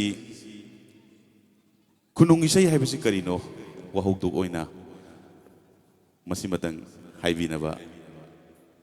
निंगसिंगजरी ngasi Kanglei Eco Tourism Development Association nambona Bora Festival asida aikoina saruk yajaba phangjabasi aikogi khwaidigi laibok phabani ahanba maktada ina mayamda thamjaningi si akoigi khunungi se si karino haibasi mayamda ai tentangna thamjage lamdam masigi khungangi oiba khunai asigi oiba jati amabu masak tagliba akoigi manipur haiba jati sibu koi masak tagliba adugumba isaini ada khunung isai haiba sigi yamna koina nerba taragadi masigi magi haurakpham adagi masi karino haiba si masi yamna pak jawgre masigi yamna samdangna koigi yamna samlappa makatang ai haijege takpi khunung isai haiba si magi haurakpham si magi foundation si akoigi manipur gi akoigi yamna chauba festival oiriba lai harauba haibasina khunung isai gi foundation lai harauba sigi manungda yauriba akoigi ritual gi oiba akoigi maiba maibi sina saibasina akoi tongana masina secret kainona thamlaga sokpa yadraba masigi akoigi thugaiba yadraba masida koina tongana thammi aduga akoigi jagoi saba matamda natraga madura sangnariba akoigi sur mayam ama ꯑꯩꯈꯣꯏꯒꯤ ꯄꯥꯟꯊꯣꯏꯕꯤ ꯁꯩꯁꯛ ꯑꯗꯒꯤ ꯂꯩꯃꯔꯦꯟ ꯁꯩꯁꯛ ꯑꯗꯩ ꯅꯣꯡꯊꯥꯡ ꯂꯩꯕ ꯁꯩꯁꯛ ꯑꯅ ꯃꯊꯪ ꯃꯊꯪ ꯌꯥꯎꯔꯤ ꯃꯁꯤꯅ ꯑꯩꯈꯣꯏꯅ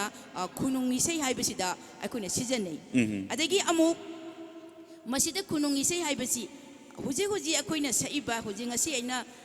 ꯇꯧꯖꯔꯤꯕ ꯍꯧꯖꯤꯛ ꯍꯧꯖꯤꯛꯀꯤ ꯇ꯭ꯔꯦꯟꯁꯤꯗꯗꯤ ꯃꯁꯤꯒꯤ ꯈꯨꯅꯨꯡ ꯏꯁꯩ ꯑꯁꯤꯕꯨ ꯑꯩꯈꯣꯏꯅ ꯀꯜꯇꯤꯚꯦꯠ ꯇꯧꯔꯕ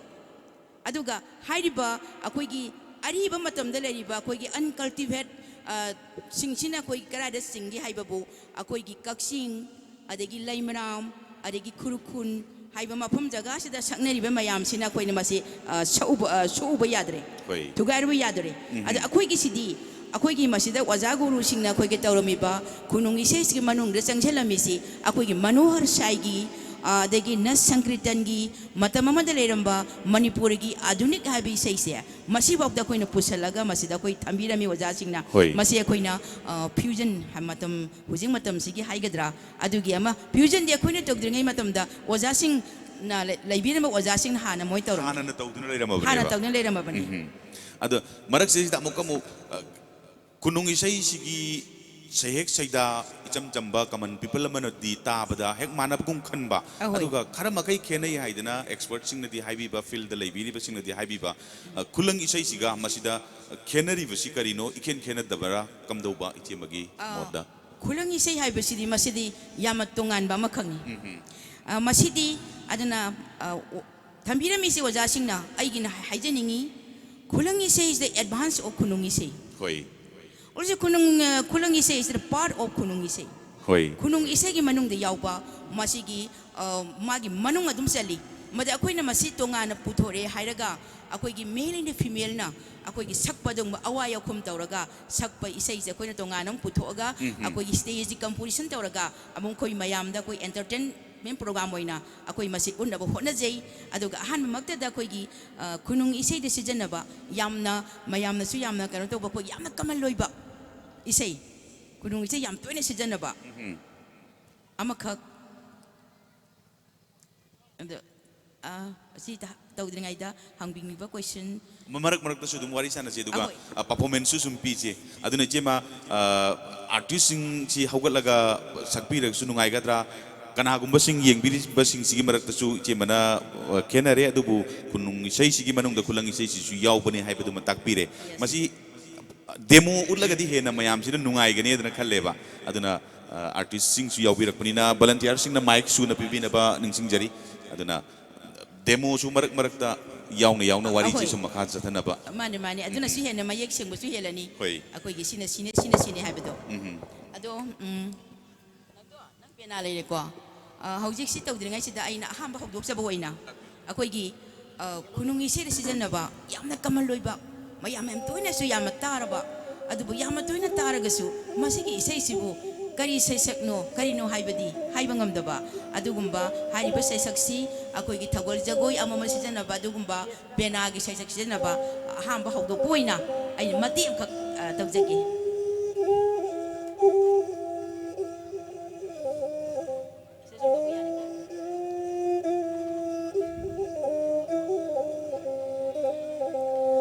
masidi akoi gi pena aga de loina raga sakpa akoi gi kaino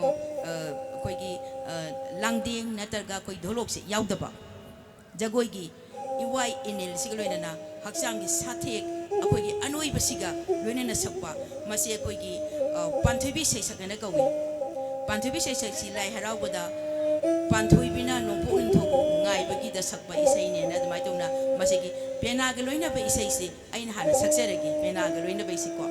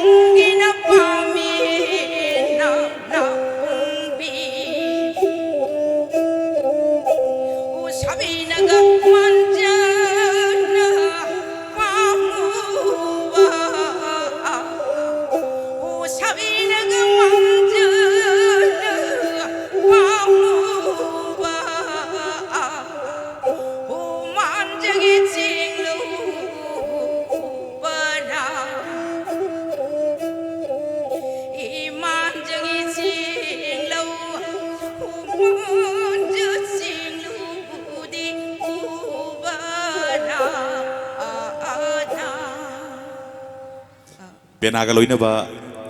ꯌꯥꯀꯥꯏ ꯏꯁꯩ ꯍꯥꯏꯇꯥꯔꯦ ꯊꯧꯔꯝꯁꯤꯒꯤ ꯌꯥꯝꯅ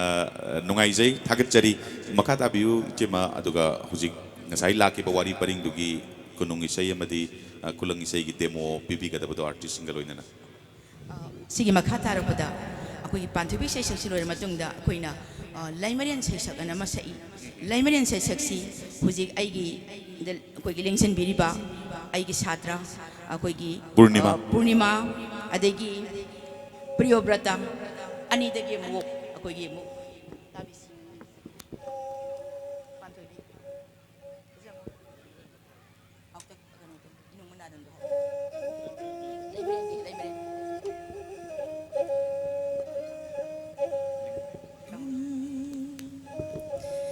Inung banadal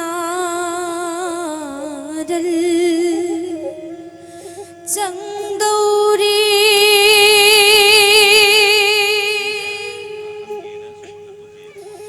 Yoi mayai jingya thangkhari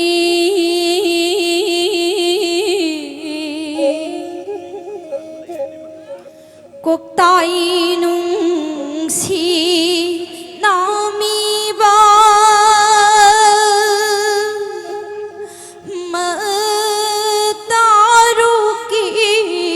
khangun ba lok tang pang ne de sit lagli ho sit lagli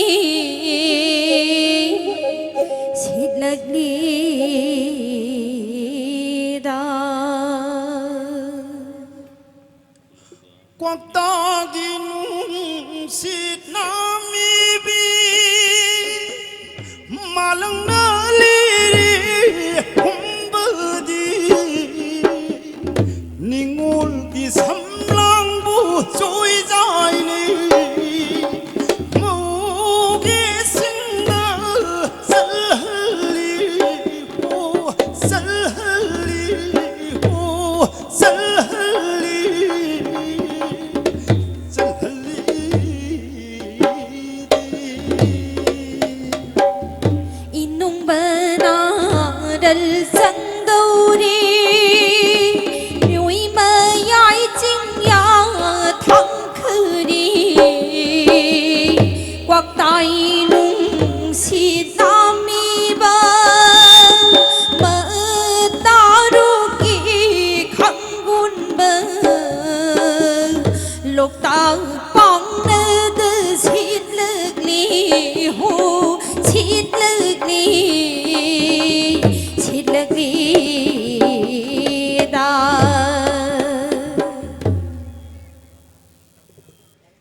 ꯊꯥꯒꯠꯆꯔꯤ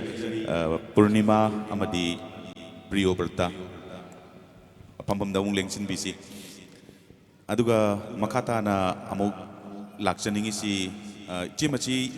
ꯇꯥꯕꯤꯔꯤꯕꯁꯤꯡꯅ ꯎꯕꯤꯔꯤꯕ ꯌꯦꯡꯕꯤꯔꯤꯕꯁꯤꯡꯅ ꯈꯪꯅꯤꯡꯂꯝꯒꯅꯤ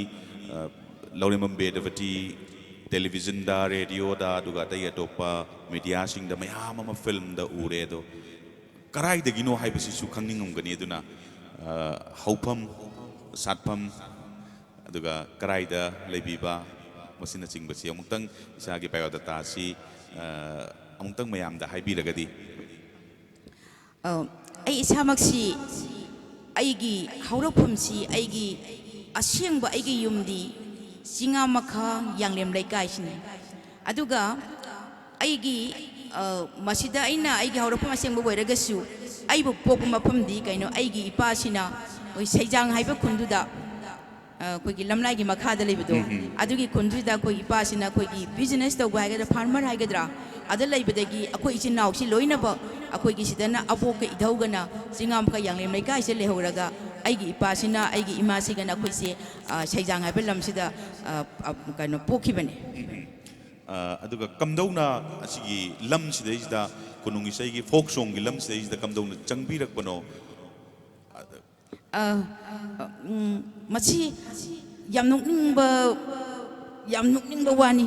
ꯑꯩꯅ ꯈꯨꯅꯨꯡ ꯏꯁꯩ ꯇꯧꯔꯤꯁꯦ ꯈꯨꯅꯨꯡ ꯏꯁꯩꯁꯦ ꯑꯩ ꯄꯥꯝꯕ꯭ꯔꯥ ꯁꯨꯛꯄꯥꯝ ꯄꯥꯝꯈꯤꯗꯦ ꯑꯩꯁꯦ ꯃꯐꯝꯅ ꯃꯇꯝꯅ ꯑꯩꯈꯣꯏꯒꯤ ꯑꯣꯏꯍꯜꯂꯛꯄꯗꯣ ꯑꯩꯅ ꯈꯨꯡꯒꯪꯁꯤꯗ ꯂꯩ ꯃꯇꯝꯗ ꯑꯩ ꯆꯍꯤ 13 ꯂꯩꯔꯛꯏ ꯁꯩꯖꯥꯡ ꯍꯥꯏꯕ ꯑꯩꯈꯣꯏ ꯈꯨꯡꯒꯪꯒꯤ ꯂꯝꯁꯤꯗ ꯂꯥꯏꯔꯤꯛꯁꯤ ꯇꯝꯕꯣꯏ ꯇꯝꯗꯕꯣꯏ ꯇꯧꯗꯅ ꯑꯗꯨꯒ ꯏꯁꯩꯁꯤ ꯑꯩꯅ 1964ꯗ ꯑꯩꯈꯣꯏꯒꯤ ꯑꯣꯜ ꯏꯟꯗꯤꯌꯥ ꯔꯦꯗꯤꯑꯣꯁꯤꯅ ꯒꯨꯋꯥꯍꯥꯇꯤꯗ ꯑꯩꯈꯣꯏꯒꯤ ꯃꯤꯅꯤꯠ 15 ꯃꯤꯅꯠꯁꯀꯤ ꯄ꯭ꯔꯣꯒ꯭ꯔꯥꯝ ꯑꯃ ꯁꯟꯗꯣꯛ ꯃꯇꯝꯗꯨꯗ ꯑꯩꯈꯣꯏꯒꯤ ꯈꯨꯅꯨꯡ ꯏꯁꯩꯁꯤꯒꯤ ꯁꯩꯍꯦꯛꯇ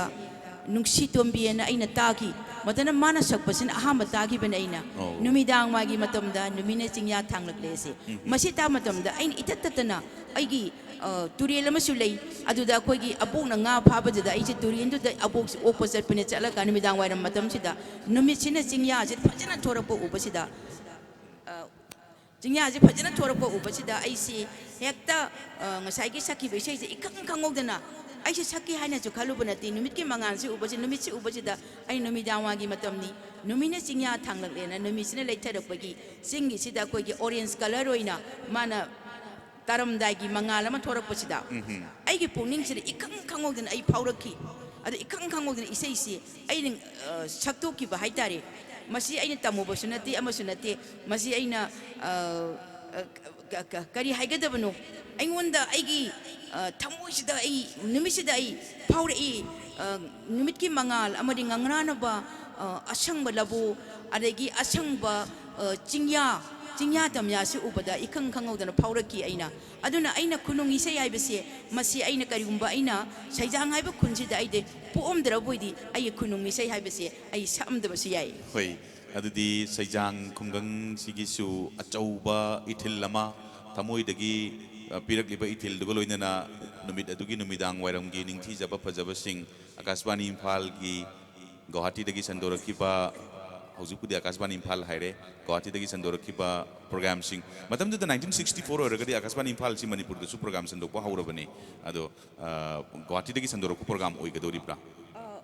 ꯃꯇꯝꯗꯨꯗ ꯏꯝꯐꯥꯜꯗꯗꯤ 1964 ꯁꯤ 1963ꯒꯤ ꯑꯣꯒꯁ 15ꯗ ꯑꯀꯥꯁꯕꯥꯅꯤ ꯏꯝꯐꯥꯜ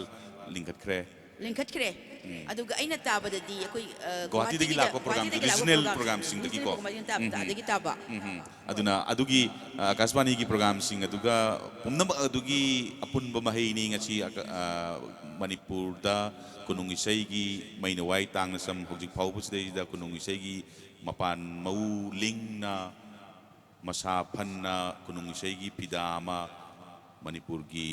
ꯏꯁꯩꯁꯤꯡꯁꯤꯒꯤ ꯃꯔꯛꯇ ꯀꯟꯕ ꯉꯝꯂꯤꯕꯁꯦ ꯑꯗꯨꯅ ꯃꯁꯤꯒꯤ ꯆꯥꯎꯊꯣꯛꯆꯕꯗꯨꯁꯨ ꯉꯁꯤ ꯏꯆꯦ ꯑꯃꯒ ꯐꯝꯃꯤꯟꯅꯕꯁꯤꯗ ꯐꯥꯎꯖꯔꯤ ꯂꯣꯏꯅꯅ ꯅꯝꯕꯣꯜ ꯃꯥꯏꯀꯩꯒꯤ ꯃꯤꯌꯥꯝꯒ ꯂꯣꯏꯅꯅ ꯏꯆꯦ ꯑꯃꯗ ꯃꯗꯨꯒꯤ ꯊꯥꯒꯠꯄ ꯋꯥꯍꯩꯁꯤꯡ ꯑꯗꯨꯁꯨ ꯏꯆꯦ ꯑꯃꯒꯤ ꯃꯐꯝꯗ ꯈꯨꯠꯁꯤꯟꯅꯖꯔꯤ ꯑꯗꯨꯒ ꯃꯈꯥꯁꯤꯗꯤ ꯑꯃꯨꯛ ꯑꯩꯈꯣꯏꯒꯤ ꯈꯨꯅꯨꯡ ꯏꯁꯩꯁꯤꯒ ꯑꯩꯈꯣꯏꯒꯤ ꯅꯠꯇ ꯁꯪꯀ꯭ꯔꯤꯇꯟꯒ ꯀꯔꯤ ꯃꯔꯤ ꯂꯩꯅꯕ ꯀꯔꯤ ꯅꯛꯅꯕ ꯍꯥꯏꯕꯗꯨꯁꯨ ꯗꯦꯃꯣꯒ ꯂꯣꯏꯅꯅ ꯇꯧꯕꯤꯕ ꯌꯥꯔꯒꯗꯤ ꯑꯗꯨꯒ ꯃꯁꯤꯗꯩꯁꯤꯗ ꯂꯩꯔꯤꯕ ꯃꯔꯤꯗꯨꯁꯨ ꯏꯆꯦ ꯑꯃꯅ ꯈꯔꯗꯪ ꯇꯥꯛꯄꯤꯔꯒꯗꯤ ꯅꯨꯡꯉꯥꯏꯒꯅꯤ ꯌꯥꯝꯅ ꯅꯛꯅꯕ ꯃꯔꯤ ꯂꯩꯅꯩ ꯑꯩꯈꯣꯏ ꯈꯨꯅꯨꯡ ꯏꯁꯩꯁꯤꯒ ꯑꯩꯈꯣꯏꯒꯤ ꯅꯠꯇ ꯁꯪꯀ꯭ꯔꯤꯇꯟꯒ ꯃꯔꯤꯁꯤꯗꯤ ꯑꯁꯨꯛꯀꯤ ꯃꯇꯤꯛ ꯌꯥꯝꯅ ꯅꯛꯈ꯭ꯔꯕꯖꯥꯠꯅꯤ ꯃꯔꯝꯗꯤ ꯑꯩꯅ ꯈꯤꯇꯪ ꯑꯃꯈꯛ ꯑꯍꯥꯟꯕ ꯑꯣꯏꯅ ꯑꯩꯅ ꯉꯥꯡꯖꯕꯗ ꯈꯣꯡꯖꯣꯝ ꯄ꯭ꯔꯕꯅꯤ ꯅꯠꯇ ꯁꯪꯀ꯭ꯔꯤꯇꯟꯅꯤ ꯑꯗꯨꯒ ꯈꯨꯅꯨꯡ ꯏꯁꯩꯁꯤꯅꯦ ꯑꯍꯨꯝꯁꯤ ꯑꯁꯨꯛꯀꯤ ꯃꯇꯤꯛ ꯌꯥꯝ ꯅꯛꯅꯩ ꯑꯩꯈꯣꯏꯅ ꯁꯛꯏꯕ ꯍꯩꯔꯥꯡ ꯈꯣꯏꯅꯤꯗ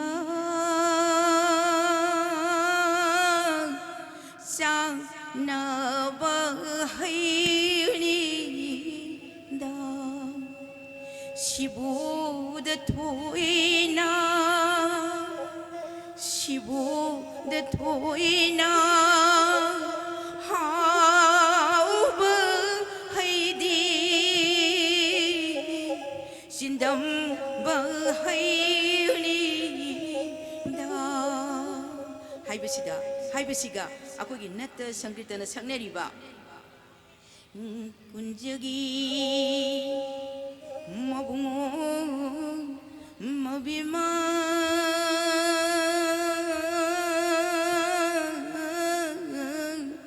찬비유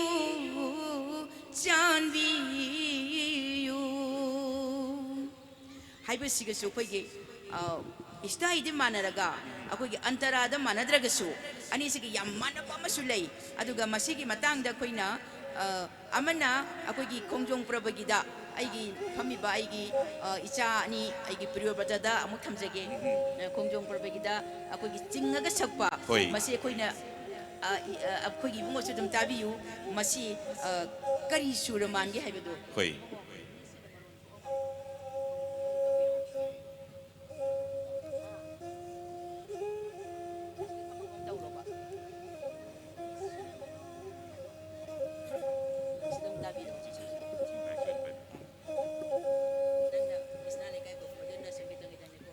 Mitsin marol thoklam laba thabagi nuiba nairam loi leihau leiren man bikutsu nangi mai thongda suin tari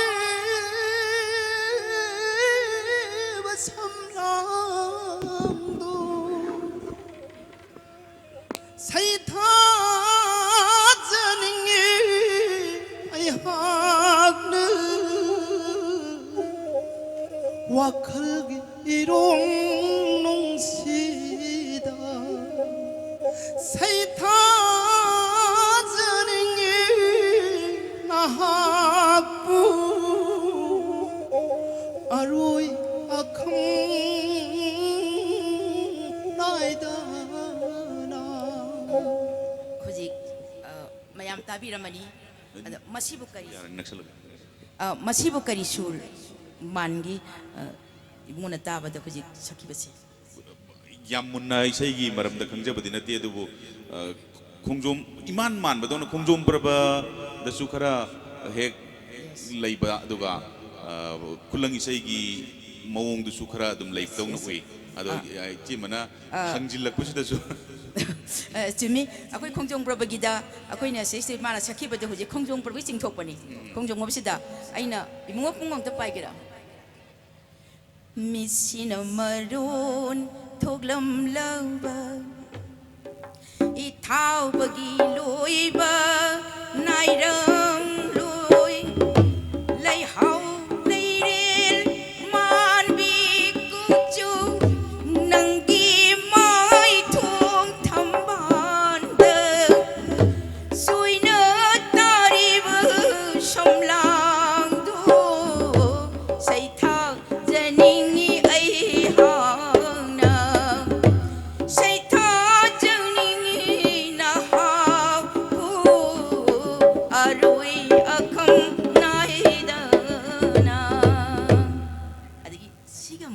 mari lain abada nupi masa asin na masih kumakadori se masna nas sangritan gi morong da kumakadori be ma ayo ado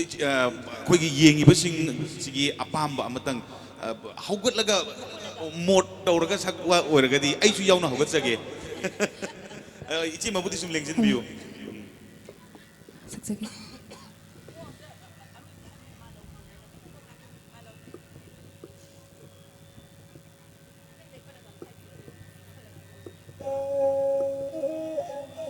kiu umdang bibiraga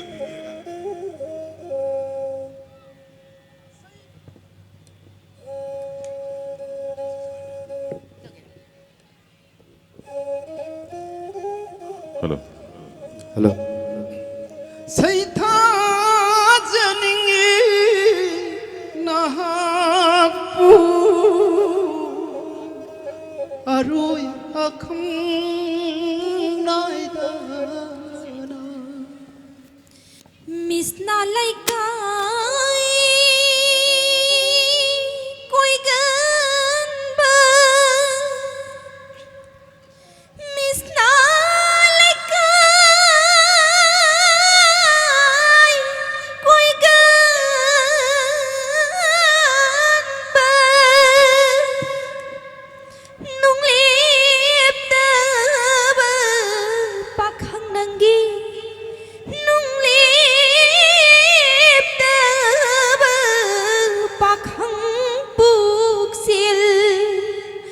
ningol puk na sing na jai nata taurano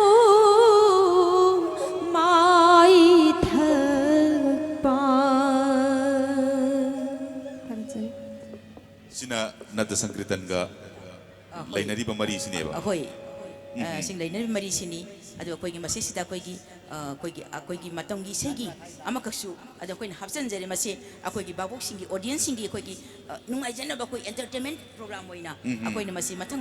hapsel ako'y yaban ina ako'y pajaba sharing mo ina pajaba isaygi nacho mo ina sequence samada ado madusu kanana demo tawbigani ado masu sida anina tawbigani sige matungda ako'y amda tawbiro naso mo na tawbusida kulang gi sesakto anta haibi matong ta sida tawbiro acting gi loina na ulima hagot piro aduga acting loina na sida movement with acting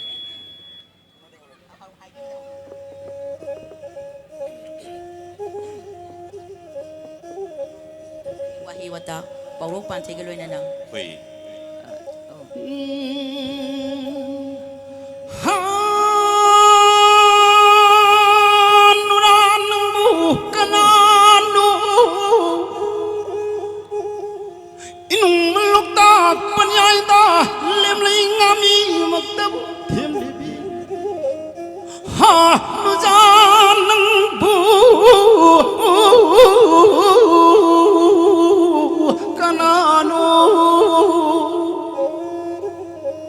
Nuranangina pau magtabu taru bade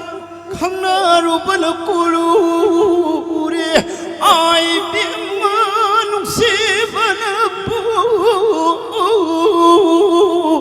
halure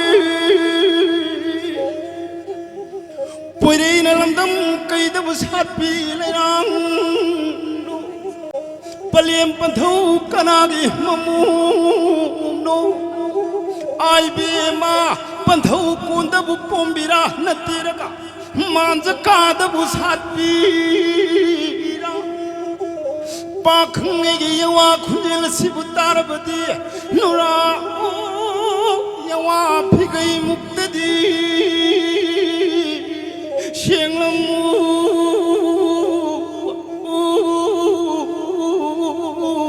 lamlan bi hai bungo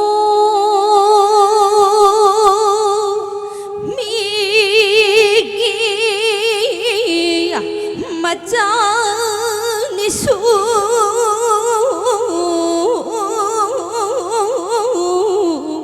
sakhang dabanang bu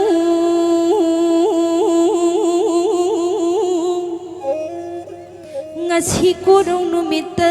pakhang uibanangi yawa khonjin maktabu taru badi ningol gi pai masi tingi gumna law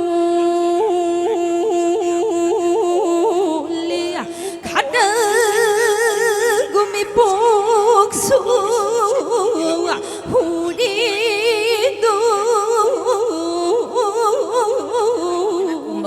sakhang dabanang bu ningol oibi ai hakti panthaugi khul chai nunga lairang ining ikhatam namaktabu sachri bi lairang ni hauzik makidi leirangi leikhong sangba khoimu kana leijadri sakhangdaba nangbu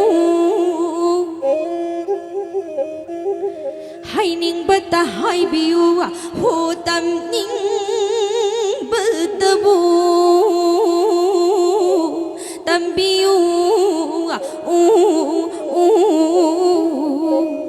lamlan ba Thagachari Priyobrata Maitai amadi Moirangthem Purnima Chanu yamna fazaba performance pibi bagidamag amatung dasu hawgatana amukasu performance pibi gidabani mayamna yengadaba yamna lairi aduga makhasidi amuk ichi madalak jagi ichima kulang isai gumba kogi kunung isai gumba si maruina kulang da haitare sakpa matam sida khara chingthok tana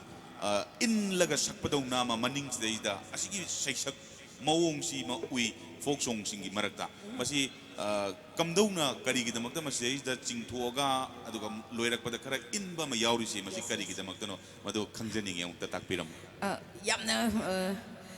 ꯀꯩꯅꯣꯅ ꯍꯪꯕꯤꯔꯤꯁꯦ ꯌꯥꯝꯅ ꯐꯖꯕ ꯀ꯭ꯋꯦꯁꯟꯅꯤꯀꯣ ꯌꯥꯝꯅ ꯑꯩꯈꯣꯏꯒꯤ ꯌꯥꯝꯅ ꯃꯌꯥꯝꯗꯁꯨ ꯌꯥꯝꯅ ꯑꯩꯈꯣꯏ ꯈꯪꯍꯟꯖꯅꯤꯡꯕ ꯑꯩꯈꯣꯏꯒꯤ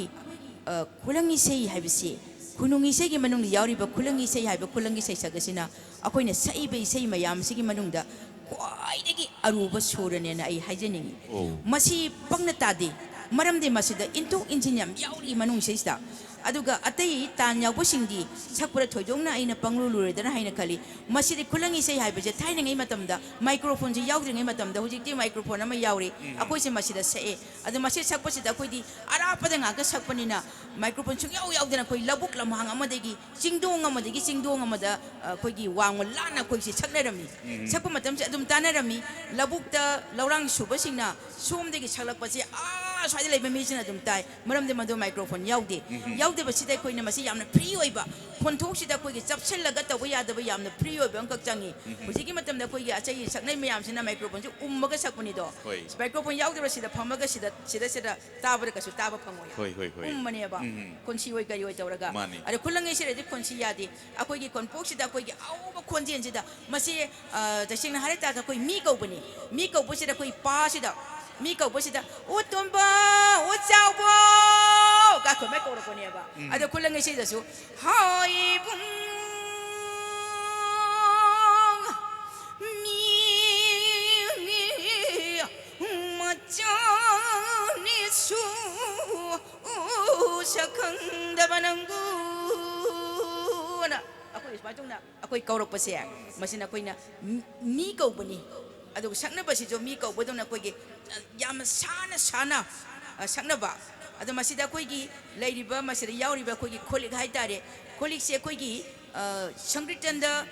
याव खोलिका अकोइगी पेनागी मकोन अकोइना पेनारोम संगसन मिनि खुनुंग इसेसिना पेनागी मकोन सिदा खुनुंग इसेगे कोइगी हिकपसे मसे कोइगी अयामबना अई अंगांग सिंदे हिकप तंबसी पेना सिदा अंगतनै पेनागी मकोन से अंगत मानब अंग तौनै नाना कोंगदंग थमजलोना पेना से खोंबा अयामबा लोइबा अई तंब होरकपदा तमहली होय मसिमना मदुना मागी हिकपुदों ngamnanabagi damakta aduga performance ki makhagi performance su yengsi moirang them purnima chanu amadi thokjom priyobrtadagi aduga marak sida chema wang amatanga chemana ngasi leibiriba tanshin biriba kunung isai folk song gi gyan sing aduga performance bibiriba miyamna ngasi bawbada nungsi bidana melody queen nedna haibire aduga manipuri folk song gi damakdadi aduna asigumba miyamna leiriba nungsi biribasi ichemana ngasai takbigiba koigi chingyak da numit taram dai gi matamdu urubadagi isai sakhiba nedna takbigibado madu khaktana oiramgani haibagi thajabadu leijadabadagi ni hangjarakadori bisi ngasi phawbagi oirakliba lamben sidai chemagi lamjing birakkiba oja sing si kana kanano aduga kana ginakta guru khan birakpa haibana chingbadusu takbi funny अने इसे तमजरपसे अखोगी अदी अहमद इसिंग अदुम हाइजगे अगी इमुंग अगी family अगी इसे तौब हाइबसे अई इचिन इनाउ 13 पोई अखोगी अने हुजिबोंग अई हुजिबोकी लेरिबा ट्रेन सिदा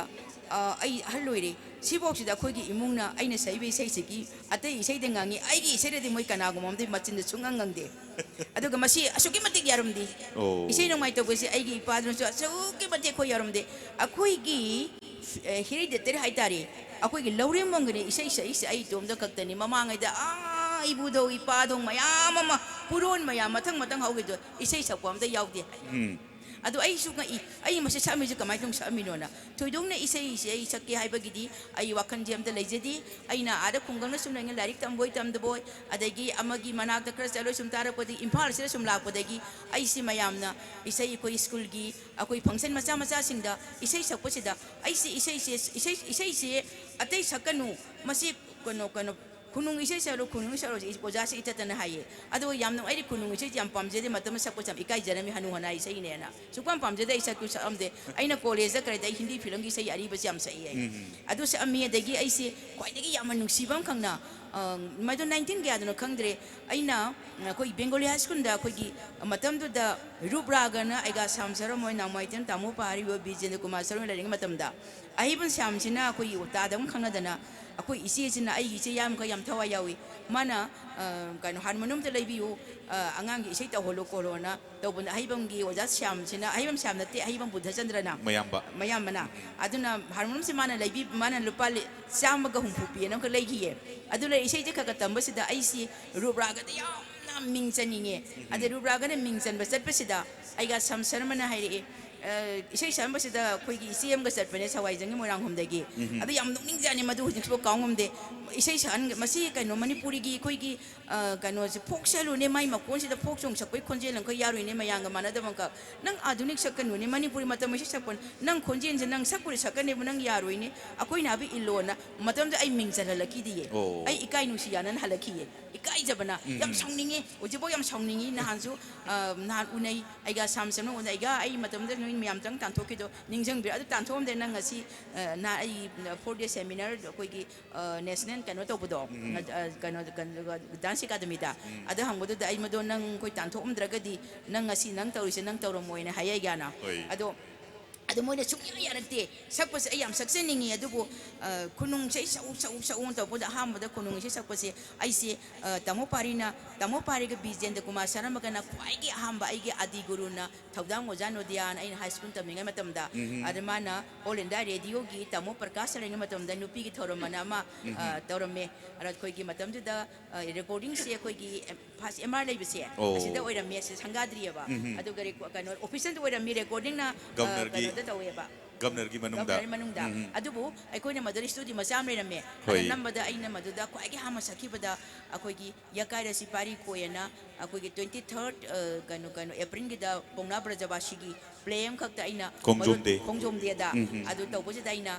ꯏꯁꯩꯗꯣ ꯌꯀꯥꯏꯔꯁꯤ ꯄꯥꯔꯤ ꯀꯣꯏ ꯂꯥꯁꯤꯡꯒꯗꯤ ꯑꯩꯈꯣꯏ ꯑꯣꯖꯥ ꯊꯧꯗꯥꯡ ꯑꯣꯖꯥ ꯅꯣꯗꯤꯌꯥꯁꯤꯅ ꯇꯝꯕꯤꯔꯒ ꯑꯩꯅ ꯑꯍꯥꯟꯕ ꯑꯣꯏꯅ ꯁꯛꯈꯤ ꯃꯇꯝꯁꯤꯗ ꯄ꯭ꯔꯃꯣꯗ ꯄ꯭ꯔꯀꯥꯁꯅ ꯍꯥꯏꯔꯛꯑꯦ ꯑꯩꯈꯣꯏ ꯅꯨꯄꯤ ꯃꯆꯥꯁꯤ ꯑꯩꯈꯣꯏꯒꯤ ꯃꯥꯁꯤ ꯐꯣꯛ ꯁꯣꯡꯒꯤ ꯑꯣꯗꯤꯁꯟ ꯐꯣꯛ ꯃꯅꯤꯄꯨꯔꯗ ꯀꯅꯥꯝꯇ ꯂꯩꯇꯦ ꯈꯨꯅꯨꯡ ꯁꯛꯄꯤꯅꯕ ꯃꯁꯤ ꯑꯝꯇ ꯌꯥꯎꯍꯜꯂꯣꯅ ꯇꯧꯗꯅ ꯃꯥꯏꯇꯨꯡꯅ ꯑꯗꯨꯝ ꯌꯥꯎꯈꯤꯕ 1970 ꯑꯣꯜ ꯏꯟꯗꯤꯌా ꯔꯦꯗꯤꯑꯣ 1978ꯀꯤ ꯑꯩꯒꯤ ꯑꯍꯥꯟꯕ ꯄ꯭ꯔꯣꯒ꯭ꯔꯥꯝꯁꯤ ꯐꯦꯕ꯭ꯔꯨꯋꯥꯔꯤꯒꯤ ꯇꯥꯡ 3 ꯇꯥꯃꯣ ꯀꯨꯃꯟꯊꯦꯝ ꯄ꯭ꯔꯀꯥꯁꯅ ꯌꯥꯝ ꯅꯨꯡꯉꯥꯏ ꯋꯥꯔꯤꯁꯤꯡꯁꯤ ꯁꯨꯝ ꯃꯊꯪ ꯇꯥꯕꯗ ꯍꯦꯟꯅ ꯈꯪꯅꯤꯡꯕ ꯃꯌꯥꯝ ꯑꯃꯁꯨ ꯂꯩꯔꯤ ꯃꯔꯛꯁꯤꯗꯩꯁꯤꯗ ꯈꯤꯇꯪ ꯏꯪꯁꯤꯜꯂꯛꯄꯒ ꯑꯗꯨꯒ ꯌꯦꯡꯉꯤꯕꯁꯤꯡꯁꯤꯒꯤ ꯈꯤꯇꯪ ꯏꯋꯥꯏ ꯏꯅꯤꯜ ꯑꯃꯇꯪ ꯄꯤꯕ ꯌꯥꯕ ꯑꯋꯥꯏ ꯑꯈꯨꯝꯗ ꯑꯣꯏꯔꯒꯁꯨ ꯇꯥꯟꯒ ꯌꯥꯎꯕ ꯑꯃꯇꯪ ꯑꯉꯥꯡ ꯑꯅꯤꯁꯤ ꯇꯧꯍꯟꯖꯔꯒꯦ ꯏꯕꯨꯡꯉꯣ ꯆꯤꯝꯕꯥꯟꯗ ꯅꯪ ꯑꯗꯨꯗ ꯇꯧꯕꯗꯒꯤꯅꯅꯦ ꯇꯥꯟ ꯌꯥꯎꯕ ꯄꯔꯤꯡꯗꯣ ꯑꯃꯨꯛꯇꯪ ꯁꯛꯁꯤ ꯀꯩꯅꯣ ꯇꯧꯕꯗ ꯍꯥꯏꯔꯛꯀꯦ ꯀꯩꯅꯣꯗꯣ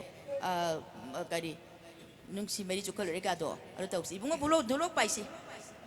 ꯑꯩꯈꯣꯏꯒꯤ ꯃꯥꯏꯛꯁꯦ ꯃꯔꯛꯇ ꯕꯦꯇ꯭ꯔꯤ ꯁꯤꯗꯅ ꯑꯩꯅ ꯁꯤꯗꯩꯁꯤꯗ ꯍꯦꯛ ꯄꯨꯊꯣꯛꯆꯔꯤꯗꯨ ꯃꯥꯏꯛꯀꯤ ꯕꯦꯇ꯭ꯔꯤ ꯁꯤꯟꯕꯅꯤ ꯑꯗꯨꯅ ꯑꯥꯔꯇꯤꯁꯁꯤꯡꯒꯤ ꯕꯦꯇ꯭ꯔꯤ ꯔꯤꯆꯥꯔꯖ ꯇꯧꯕꯗꯤ ꯈꯨꯕꯥꯛ ꯃꯈꯣꯟꯅꯅꯤ ꯑꯗꯨꯅ ꯃꯌꯥꯝꯅ ꯈꯨꯕꯥꯛ ꯑꯃꯨꯛꯇꯪ ꯈꯨꯕꯤꯔꯒ ꯑꯥꯔꯇꯤꯁ ꯑꯅꯤꯕꯨ ꯇꯔꯥꯝꯅ ꯑꯣꯛꯄꯤꯅꯕ ꯍꯥꯏꯖꯔꯤ ꯑꯗꯨꯒ ꯃꯣꯏꯔꯥꯡꯊꯦꯝ ꯄꯨꯔꯅꯤꯃꯥ ꯑꯃꯗꯤ ꯊꯣꯛꯆꯣꯝ ꯄ꯭ꯔꯤꯌꯣꯕ꯭ꯔꯇꯗꯒꯤ ꯇꯥꯕꯤꯁꯤ ꯑꯩꯅ ꯍꯧꯒꯦꯒ ꯁꯥꯕꯤ ꯏꯕꯨꯡꯉꯣ ꯅꯍꯥꯟ ꯍꯧꯒꯦꯔꯥ ꯑꯗ ꯍꯧꯔꯣ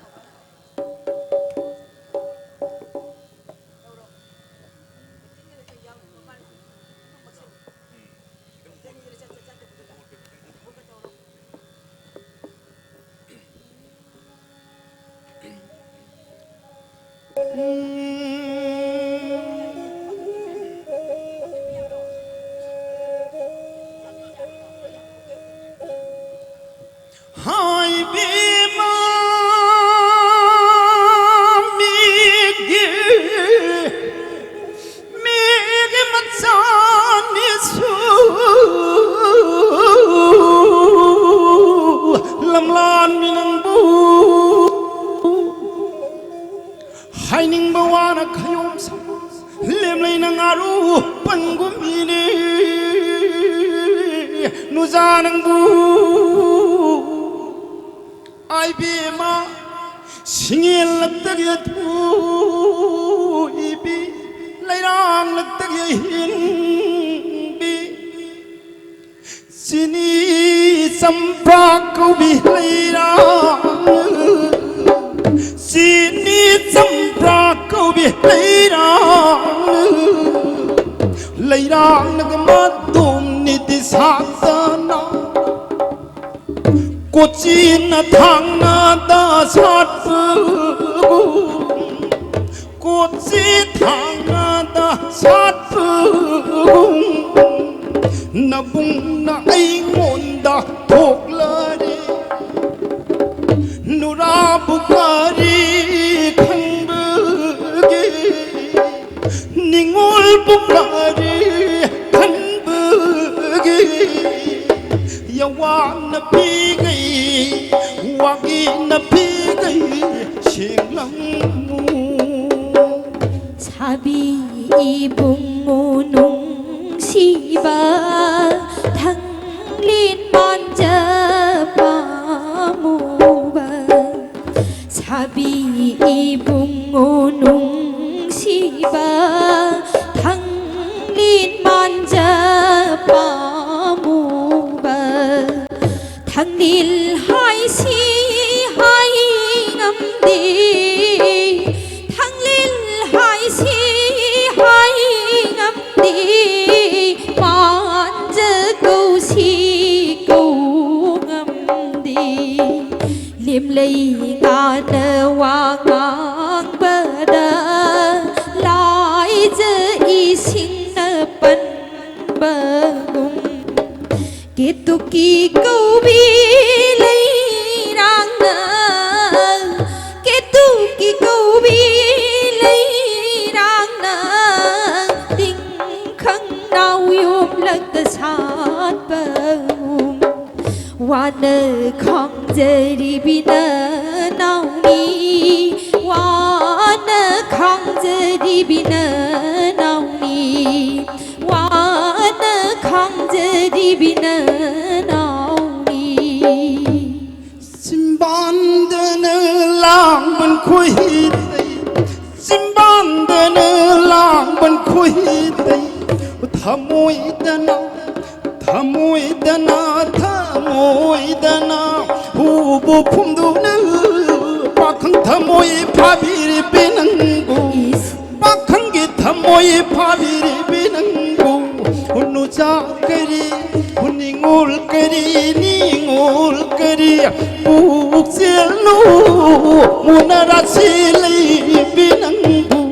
Leirang khuding lam dan banangbu Singil khuding dalam dan banangbu Leirang khuding lam dan banangbu Singil khuding dalam dan banangbu Pana potat sagan banangbu Pakhangi puksil lep sada banataudo Khoi mugi puksil lep sada banataudo Haningol pukning na hanuja pukning na sungtha tha jangam di Munarasi lay banangbu Au batapam binangbu Au batapam binangbu Pamgan binangbu Pamgan binangbu Nubi lay gum na awun sabi Pakhang thamoy na Pakhang gi thamoy na Koi daruri Tangjalin gum mathek jabi Hello ram dai gi tiếng naman Hello ram dai gi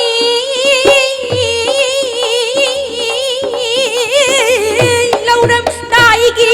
tiếng naman Khai nơ ram dai Khai nơ ram dai Khai nơ ram dai uống man bơ Pakhang gi puk sil lep sada bana taudu Khoi mu puk sil lep sada bana taudu Ningol pukning na hanuja pukning na ningol pukning na sungtha tha jangam di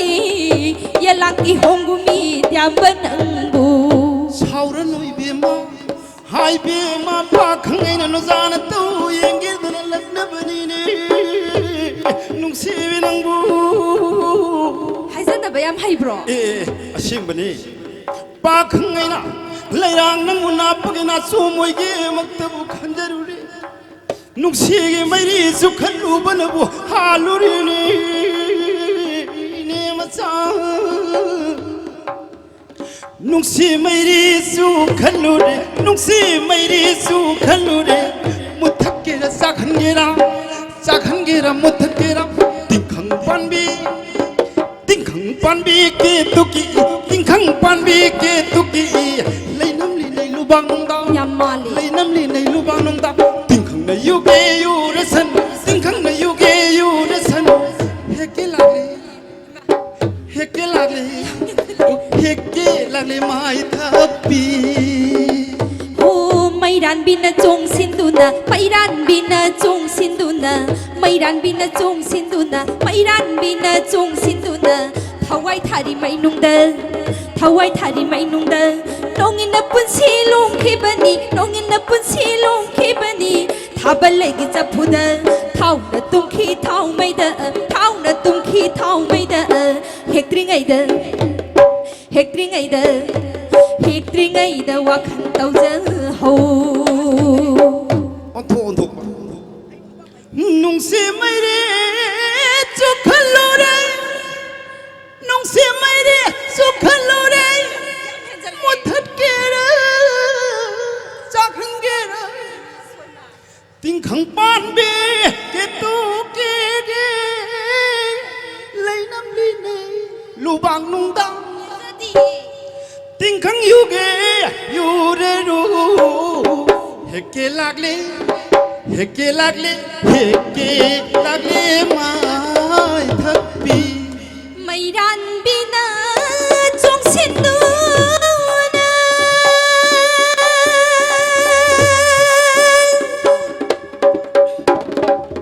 Mairan bina chong sinduna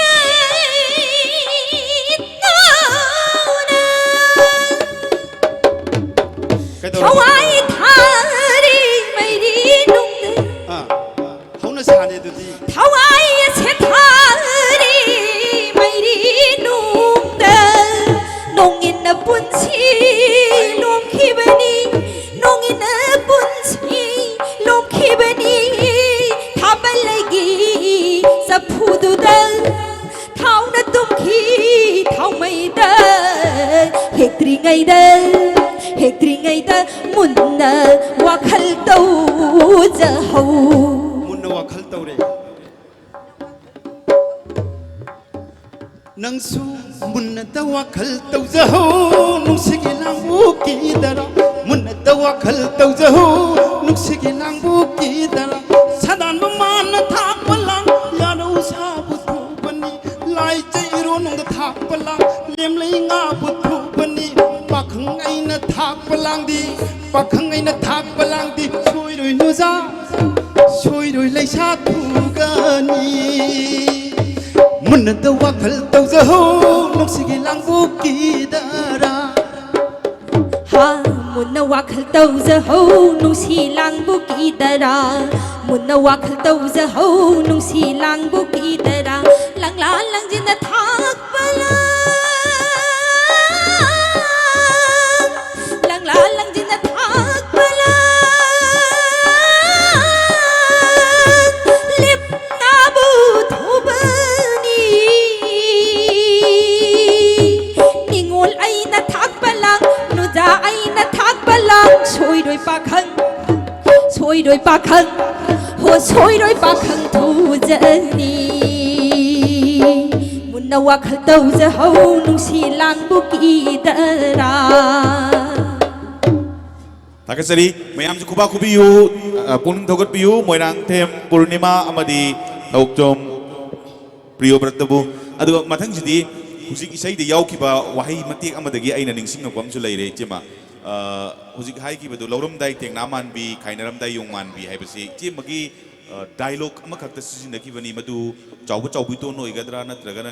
aikhoi ni ngasi dagi loinarabani ai confuse tore lilani sigi marakta aduga mayam dasu amukka hanna ningsing jarabada hana dagi sumi amna khangbi dunu leirabani laurembam bedabati chemasi supnagi kulungi folk song singer amakak natana manipur drama gi history dasu sanagi kalina idunu lehorabani पृथ्वी पुंबना येंगनरिबा ओजाराचन थियांगी coarse ता चाही कयामा लीला याउदना लैबिरबा अदुगी मथक्ता मतम मा audio cassette drama फोंगिगै मतमदा यामना मयाम नमगना काउबा ngamdaba dialogue ko loinana isai su yauba adugumba lila mayam ama ichina kumbigi ado huziki adudagi ningsing jarakpani ꯑꯗꯨ ꯑꯩꯅ ꯁꯨꯝ ꯅꯤꯡꯁꯤꯡꯖꯕꯗ ꯑꯩꯈꯣꯏ ꯑꯅꯤ ꯃꯄꯣꯛ ꯑꯁꯤꯃꯒꯤ ꯂꯣꯏꯅꯔꯕꯅꯤꯀꯣ ꯍꯥꯏꯕ ꯃꯗꯨꯒꯤ ꯀꯦꯁꯦꯠꯇꯨ ꯑꯣꯏꯔꯝꯒꯗꯧ ꯃꯥꯜꯂꯤ ꯃꯗꯨ ꯑꯩꯅ ꯁꯨꯝ ꯈꯟꯕꯗ 1984 ꯇꯥꯃꯣꯂꯦꯝꯅ ꯃꯦꯃꯤ ꯑꯩ ꯑꯃꯨꯛ ꯂꯥꯛꯑꯦꯍꯦ ꯀꯥꯟ ꯇꯧꯕꯗꯣ ꯃꯥꯅꯤ ꯃꯥꯅꯤ ꯑꯗꯨꯝ ꯂꯥꯛꯄꯤ ꯍꯥꯏꯕꯗꯨꯗ ꯑꯩꯈꯣꯏꯒꯤ ꯇꯥꯃꯣꯂꯦꯝꯅ ꯑꯩꯈꯣꯏꯒꯤ ꯂꯥꯏꯔꯤꯛ ꯍꯩꯇꯕ ꯅꯨꯄꯥ ꯑꯃ ꯇꯥꯏꯕꯣꯍꯣꯜ ꯑꯅ ꯇꯧꯕꯗꯣ ꯑꯗꯨꯒ ꯃꯁꯤꯒ ꯌꯥꯝꯅ ꯃꯥꯟꯅꯕ ꯑꯩꯈꯣꯏ ꯆꯟꯗ꯭ꯔꯁꯈꯤꯒ ꯇꯥꯃꯣꯂꯦꯝꯒꯅ ꯀꯩꯗꯧꯉꯩ ꯂꯣꯏꯒꯅꯤ ꯑꯩꯈꯣꯏ ꯏꯃꯨꯡꯒꯤ ꯂꯝꯖꯥꯎꯁꯦ ꯍꯥꯏꯕꯁꯦ ꯑꯅꯤꯁꯤ ꯌꯥꯝ ꯌꯦꯠꯅꯩꯌꯦ ꯋꯥꯔꯤꯒꯤ ꯊꯤꯝꯁꯤꯁꯨ ꯃꯥꯟꯅꯕ ꯊꯤꯝꯁꯤ ꯌꯥꯝ ꯃꯥꯟꯅꯕꯁꯤꯗ ꯉꯁꯥꯏꯒꯤ ꯏꯁꯩ ꯆꯟꯗ꯭ꯔꯁꯈꯤꯁꯨ ꯑꯩ ꯏꯁꯩ ꯁꯛꯄꯅꯤꯅ ꯇꯥꯃꯣꯂꯦꯝꯅ ꯇꯧꯕꯗꯨꯗ ꯑꯗꯨ ꯌꯥꯝ ꯃꯥꯟꯅꯕꯅ ꯑꯅꯤꯁꯦ ꯑꯗꯨꯝ ꯑꯩꯈꯣꯏ ꯃꯌꯥꯝꯗ ꯑꯗꯨꯝ ꯀꯟꯐ꯭ꯌꯨꯖ ꯑꯗꯨꯝ ꯇꯧꯅꯔꯦ ꯀꯟꯐ꯭ꯌꯨꯖ ꯇꯧꯕ ꯑꯅꯤꯃꯛꯁꯤꯒꯤ ꯑꯏꯕꯁꯨ ꯃꯣꯏꯔꯥꯡꯊꯦꯝ ꯏꯅꯥꯎ ꯃꯣꯏꯔꯥꯡꯊꯦꯝ ꯏꯅꯥꯎ ꯅꯠꯇꯦ ꯃꯁꯤ ꯑꯏꯕꯁꯤ ꯁꯣꯕꯤꯇꯥ ꯍꯥꯏꯕ꯭ꯔꯥ ꯀꯩꯅꯣꯝ ꯏꯌꯦ ꯑꯩꯒꯤ ꯀꯩꯅꯣ ꯀꯩꯗꯧꯉꯩ ꯂꯣꯏꯒꯅꯤ ꯑꯗꯨꯅ ꯃꯣꯏꯔꯥꯡꯊꯦꯝ ꯏꯅꯥꯎꯒꯤ ꯑꯗꯨꯒ ꯑꯩꯅ ꯅꯝꯈꯤꯕꯗꯨꯅ ꯕꯤꯟꯗ꯭ꯌꯥ ꯔꯦꯀꯣꯔꯗꯤꯡ ꯁꯦꯟꯇꯔꯗ ꯅꯝꯈꯤꯕꯅꯤ ꯑꯗꯨꯅ ꯑꯩꯈꯣꯏꯒꯤ ꯁꯣꯕꯤꯇꯥ ꯍꯥꯏ ꯃꯃꯣ ꯂꯩꯀꯥꯏꯗꯒꯤ ꯃꯥꯅꯏꯈꯤꯕꯅꯤ ꯃꯇꯝꯗꯨꯗ ꯑꯩꯈꯣꯏꯒꯤ ꯏꯁꯩ ꯌꯥꯎꯏ ꯏꯁꯩ ꯌꯥꯎꯕꯗꯨꯅ ꯑꯩꯅ ꯏꯁꯩꯒꯤꯅ ꯑꯇꯣꯞꯄ ꯑꯃ ꯆꯟꯗ꯭ꯔꯁꯈꯤꯒꯤꯅ ꯑꯩꯈꯣꯏꯒꯤ ꯏꯁꯩ ꯀꯩꯅꯣꯗ ꯌꯥꯎꯏ ꯑꯩꯒꯤꯅ ꯑꯩꯈꯣꯏꯒꯤ ꯈꯜꯂꯦ ꯈꯜꯂꯦ ꯑꯩꯗꯤ ꯑꯣꯖꯥ ꯈꯜꯂꯦ ꯀꯥ ꯇꯧꯕꯗꯣ ꯑꯗꯒꯤ ꯈꯣꯏꯃꯨ ꯑꯃ ilami leirang ama shalami katauba adum isaido kaga ninjange au tagibadu kuirabonina kautokre ai play si yam yaurame play si masin kan yaurame play si kuina kungidramina ai coach da dialogue sinje amatta ningjangu haiba yadi lila palakpasida ningsingakpa amasum leire इचेमची पोट याम ताहौगले अदना मसीसमा लीलागी circle दगी अइना तागिबनी कराइदनो मनुमा अइ निंसिंग्रे दु मयामना हाइगिबदो pot यामना ताहौगली हाइबसिमा अइ ताजगी मदिबु कराइ भौ चुंगे अस मसी याम चुंग्रजानी इबुंगो कैनो कोइगी अइगी पोट मांगहौबसिदी अइना टूर चप्पा लीला चप्पासिदा अनिरक ख्वाइदगी अंगप्पा अइगी पर्स अनिरक ताहौई याउदे अदगी अइ 2012 तरा 13 तरा आई चाइना दा चले चाइना दा चप्पसिदा अखोइना हलकपसिदा अदुना आइगी मदुदी आइगी पासपोर्ट सिदंग यावरमे दुगा आइगी पर्स दुम आइगी कनो साइड बैग तगी यंग मतमदा अमत यावरमदे मदुर पुलाप दुम ताहौरे पैसा फरयाम यामे दुदी अदो आई अहुमलक मरीरक सुरे आई ngasiबंग मनुंगसिदा ऐसे अमुक्ता पोन मांगद्रे लापमदे याउदी गाड़ी मथक्तगी तरंग लेहौबसु तरक मदुसु पुलाप ताहौरेमने इदे मदुना कस्टूम याउना से 1988 89 अदाइदो ओरंगनी अदुना 26 जनवरी चपदन मतन मखारा चरमे अदुना कोइगी स्केच लोइना कनोदगी इम्फाल टू गुवाहाटी से इम्फाल टू दिमापुर टू गुवाहाटी स्माइ चलमे अदुना मदुदा पुलाप ओइना पोसे से ताहौरगा फी अमते इनिंगासु लेते सेनिंगासु लेते तोरिबा कोइगी प्रोग्राम गी चलिदो अदुना मणिपुर गी कनो लैबजुदगी हेलुम दुदगी बा फनियंगा फुयंगा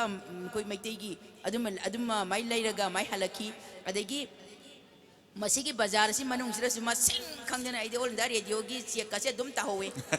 अदुम पोर्टुगा बचिंग खंगना ताहोग्रे अदगी आइगी पर्से दुम हुंदोम चटपा अदु हंजलपदा दुम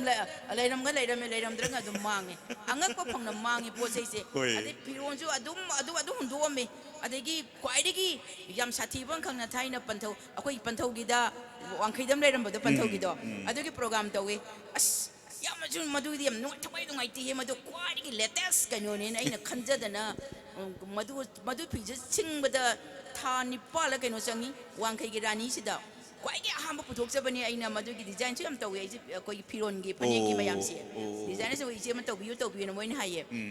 अदा अइना स्पाइसमाइ तवना ग्रीन नम खंगी मदुना वांखैगी प्रोग्राम से लोइरकांदुदा युमदा हलकपदा आइदी अदुम यावेन लैकांदा हप्ता अमतुंग थिरोका लैरमद्रेबा यावरो सोंग यावद्रेबा अदगी मयाम हंगे अदु वांखैगी लैदु अदुम अखोइगी पीसफमद्रे अदुम हुंदोमबा अदुन इबुंगसु ताबिरमी इसिना पोट मांगबगी से पुदो मांगबगी करी वारी मयामा पुदो मांगबगी से अदुम मी म सेनददी आइसे ai ijanu pisana dum nang krasena biyu ko na dum hani nei na dum se hoi aduga ngasai panbigi bada saijang khunggang da poe aduga asyeng bayumna singjamai chinga makha ne chinga makha hoi marak sei da waro bi bidi adre aina khangjaning go apum amatanga atopa yum hongba leitrabra ꯑꯗꯨꯒꯤꯁꯦ ꯑꯩꯈꯣꯏꯒꯤ ꯃꯁꯤ ꯑꯩꯒꯤ interview ꯈꯨꯗꯤꯡꯃꯛꯇ ꯌꯥꯝꯅ ꯍꯪꯉꯦ ꯑꯩꯅ personal ꯀꯩꯅꯣꯅꯦꯅ ꯑꯩ ꯃꯁꯤꯒꯤ ꯃꯇꯥꯡꯁꯤꯗ ꯑꯝꯇ ꯑꯩꯉꯣꯟꯗꯁꯨ ꯍꯪꯕꯤꯔꯛꯀꯅꯣꯁꯦ ꯍꯥꯟꯅ ꯍꯥꯏꯍꯧꯔꯦ ꯉꯁꯤꯗꯤ ꯑꯩ ꯏꯕꯨꯡꯉꯣꯁꯤꯗ ꯍꯥꯟꯅ ꯍꯥꯏꯍꯧꯗ꯭ꯔꯦ ꯑꯩꯒꯤ ꯄꯥꯔꯁꯅꯦꯜ ꯀꯩꯅꯣꯅꯤ ꯃꯗꯨꯃꯒꯤꯗꯤ ꯑꯩ ꯈꯨꯝꯅꯤꯡꯗ꯭ꯔꯦ ꯃꯗꯨꯒꯤ ꯃꯔꯝꯗꯗꯤ ꯑꯩꯉꯣꯟꯗ ꯍꯪꯕꯤꯔꯛꯀꯅꯣꯁꯦ ꯑꯩ ꯍꯥꯟꯅ ꯍꯥꯏꯍꯧꯗ꯭ꯔꯦ ꯁꯣꯔꯤ ꯉꯥꯛꯄꯤꯒꯅꯤ ꯑꯗꯨꯒ ꯑꯃꯨꯛ ꯃꯈꯥ ꯇꯥꯔꯛꯄꯁꯤꯗ ꯄꯔꯐꯣꯔꯃꯦꯟꯁꯇ ꯑꯃꯨꯛ ꯄꯨꯛꯅꯤꯡ ꯆꯪꯁꯤꯜꯂꯒ ꯑꯩꯈꯣꯏꯒꯤ ꯃꯣꯗꯔꯟ ꯁꯣꯡꯒ ꯑꯩꯈꯣꯏꯒꯤ ꯐꯣꯛꯁꯤꯒ ꯂꯩꯅꯔꯤꯕ ꯃꯔꯤꯁꯤꯗꯩꯁꯤꯗ ꯄꯔꯐꯣꯔꯃꯔ ꯑꯅꯤꯗ ꯑꯃꯨꯛꯀꯁꯨ ꯃꯌꯥꯝꯁꯤꯅ ꯌꯦꯡꯕ ꯇꯥꯕꯒꯤ ꯅꯨꯡꯉꯥꯏꯕꯗꯨ ꯃꯃꯥꯡꯗ ꯎꯕꯤꯈ꯭ꯔꯦ ꯑꯗꯨꯅ ꯃꯁꯤꯒꯤ ꯃꯔꯤ ꯂꯩꯅꯅ ꯏꯆꯦꯃꯒꯤ ꯋꯥꯐꯝꯁꯤꯡꯒ ꯂꯣꯏꯅꯅ ꯄꯔꯐꯣꯔꯃꯦꯟꯁꯇꯨꯁꯨ ꯌꯦꯡꯖꯒꯦ ꯑꯍꯣꯏ ꯑꯩ ꯁꯤꯗ ꯑꯍꯥꯟꯕꯗ ꯈꯤꯇꯪ ꯍꯥꯏꯖꯈꯤꯒꯦ ꯑꯩꯈꯣꯏꯒꯤ ꯃꯅꯤꯄꯨꯔꯤ ꯈꯨꯅꯨꯡ ꯏꯁꯩꯁꯤꯒ ꯑꯩꯈꯣꯏꯒꯤ ꯃꯇꯝ ꯑꯃꯗ ꯁꯛꯅꯔꯝꯕ ꯑꯩꯈꯣꯏ ꯑꯔꯤꯕ ꯏꯁꯩꯗ ꯃꯅꯤ ꯁꯔꯃ ꯑꯗꯒꯤ ꯉꯥꯡꯕꯝꯒꯤ ꯑꯣꯖꯥ ꯅꯤꯃꯥꯏ ꯑꯩꯈꯣꯏꯒꯤ ꯁꯛꯑꯝꯕ ꯑꯗꯩ ꯇꯥꯃꯣ ꯄꯥꯔꯤ ꯑꯣꯏꯅ ꯑꯩꯈꯣꯏ ꯐꯣꯛꯇ ꯕꯦꯁ ꯇꯧꯔꯒ ꯁꯛꯑꯝꯕ ꯏꯁꯩꯁꯤꯡꯁꯤꯒ ꯑꯩꯈꯣꯏ ꯈꯨꯅꯨꯡ ꯏꯁꯩꯒ ꯌꯥꯝꯅ ꯅꯛꯅꯕ ꯃꯔꯤ ꯂꯩꯅꯩ ꯑꯩꯅ ꯃꯐꯝ ꯆꯥꯕꯗ ꯑꯩꯅ ꯏꯁꯩ ꯈꯨꯅꯨꯡ ꯏꯁꯩꯁꯦ ꯑꯩꯅ ꯀꯝꯄꯣꯖ 30 ꯃꯤꯅꯠꯁꯀꯤ 40 ꯃꯤꯅꯠꯁꯀꯤ 45 ꯃꯤꯅꯠꯁꯀꯤ ꯑꯩꯅ ꯀꯝꯄꯣꯖ ꯇꯧꯖꯕ ꯃꯇꯝꯁꯤꯗ ꯑꯩꯅ ꯃꯁꯤꯒꯤ ꯃꯐꯝ ꯑꯆꯥ ꯃꯐꯝꯗ ꯑꯩꯅ ꯍꯥꯞꯆꯤꯜꯂꯦ ꯑꯗꯩ ꯃꯔꯨꯑꯣꯏꯅ ꯑꯩꯈꯣꯏꯅꯒ ꯍꯧꯖꯤꯛ ꯃꯇꯝꯁꯤꯗꯤ ꯐꯦꯕ꯭ꯔꯨꯋꯥꯔꯤ ꯂꯨꯍꯣꯡ ꯄꯟꯊꯥ ꯑꯣꯏꯔꯝꯒꯅꯤ ꯐꯦꯕ꯭ꯔꯨꯋꯥꯔꯤꯁꯤ ꯌꯧꯔꯛꯀꯗꯣꯏꯕ ꯋꯥꯛꯆꯤꯡꯅꯦꯕ ꯐꯦꯕ꯭ꯔꯨꯋꯥꯔꯤꯁꯤꯗꯗꯤ ꯑꯁ ꯌꯥꯝꯅ ꯃꯤꯁꯤꯗꯤ ꯌꯥꯝ ꯂꯨꯍꯣꯡꯅꯈ꯭रे ꯑꯗꯨꯅ ꯑꯩꯅ ꯍꯥꯞꯆꯤꯟꯕꯁꯤꯗ ꯑꯩꯈꯣꯏꯒꯤ ꯅꯨꯄꯤꯁꯤꯗ ꯑꯩꯈꯣꯏꯒꯤ ꯀꯔꯝꯕ ꯃꯇꯝꯗ ꯑꯗꯨꯒ ꯀꯔꯝꯕ ꯃꯇꯝꯗ ꯀꯔꯤ ꯊꯥꯗ ꯑꯗ ꯅꯤꯡꯉꯣꯜ ꯑꯣꯏꯕꯤ ꯅꯪꯒꯤ ꯅꯐꯝꯗ ꯑꯩꯒꯤ ꯄꯂꯦꯝ ꯄꯗꯣꯛ ꯊꯥꯖꯔꯛꯎꯒꯦꯅ ꯍꯥꯏꯕ ꯃꯇꯝꯁꯤꯗ ꯑꯩꯅ ꯑꯍꯥꯟꯕꯗ ꯁꯦꯝꯖꯕꯁꯦ ꯑꯩꯈꯣꯏꯒꯤ ꯈꯨꯅꯨꯡ ꯏꯁꯩꯒꯤ ꯃꯅꯨꯡ ꯌꯥꯎꯕ ꯂꯩꯃꯔꯦꯟꯒꯤ ꯁꯨꯔ ꯑꯁꯤꯗ ꯑꯩꯅ ꯈꯤꯇꯪ ꯍꯣꯡꯗꯣꯛꯑꯦ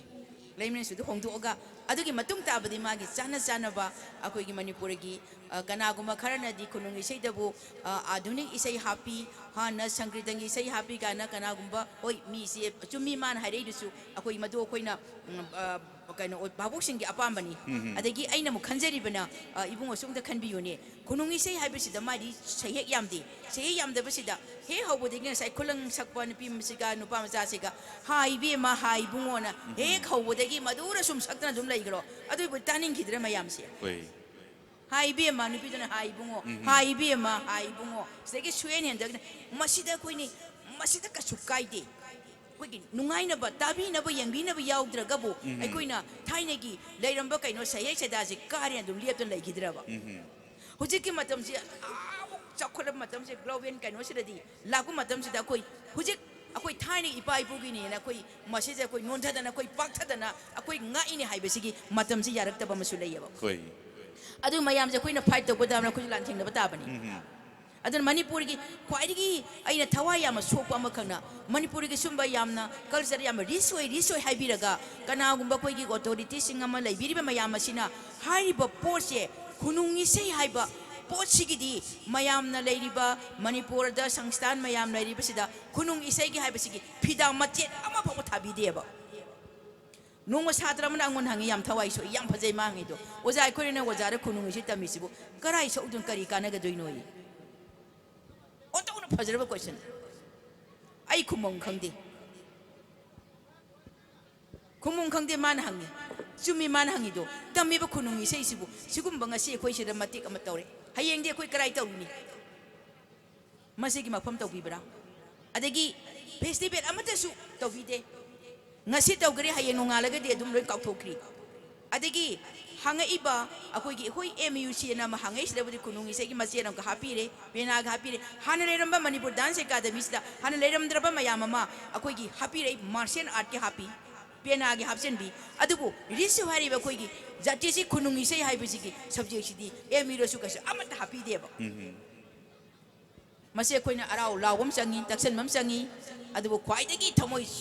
sokpode koi art haiba koi culture ki line sa changjari ba akoi kunai kano siradi akoi je pura asi buna masi yamna akoi yam koi yam sok koi yam sok ing mak akoi de power level sigi si ina kri se kari no ba hoi tumi question lam ka lang ning ba aduga ina kulle na haidna laibiragasu masigi kunungi sei sigi happy da badugi nungai da badu ngasi chemana phongdok pire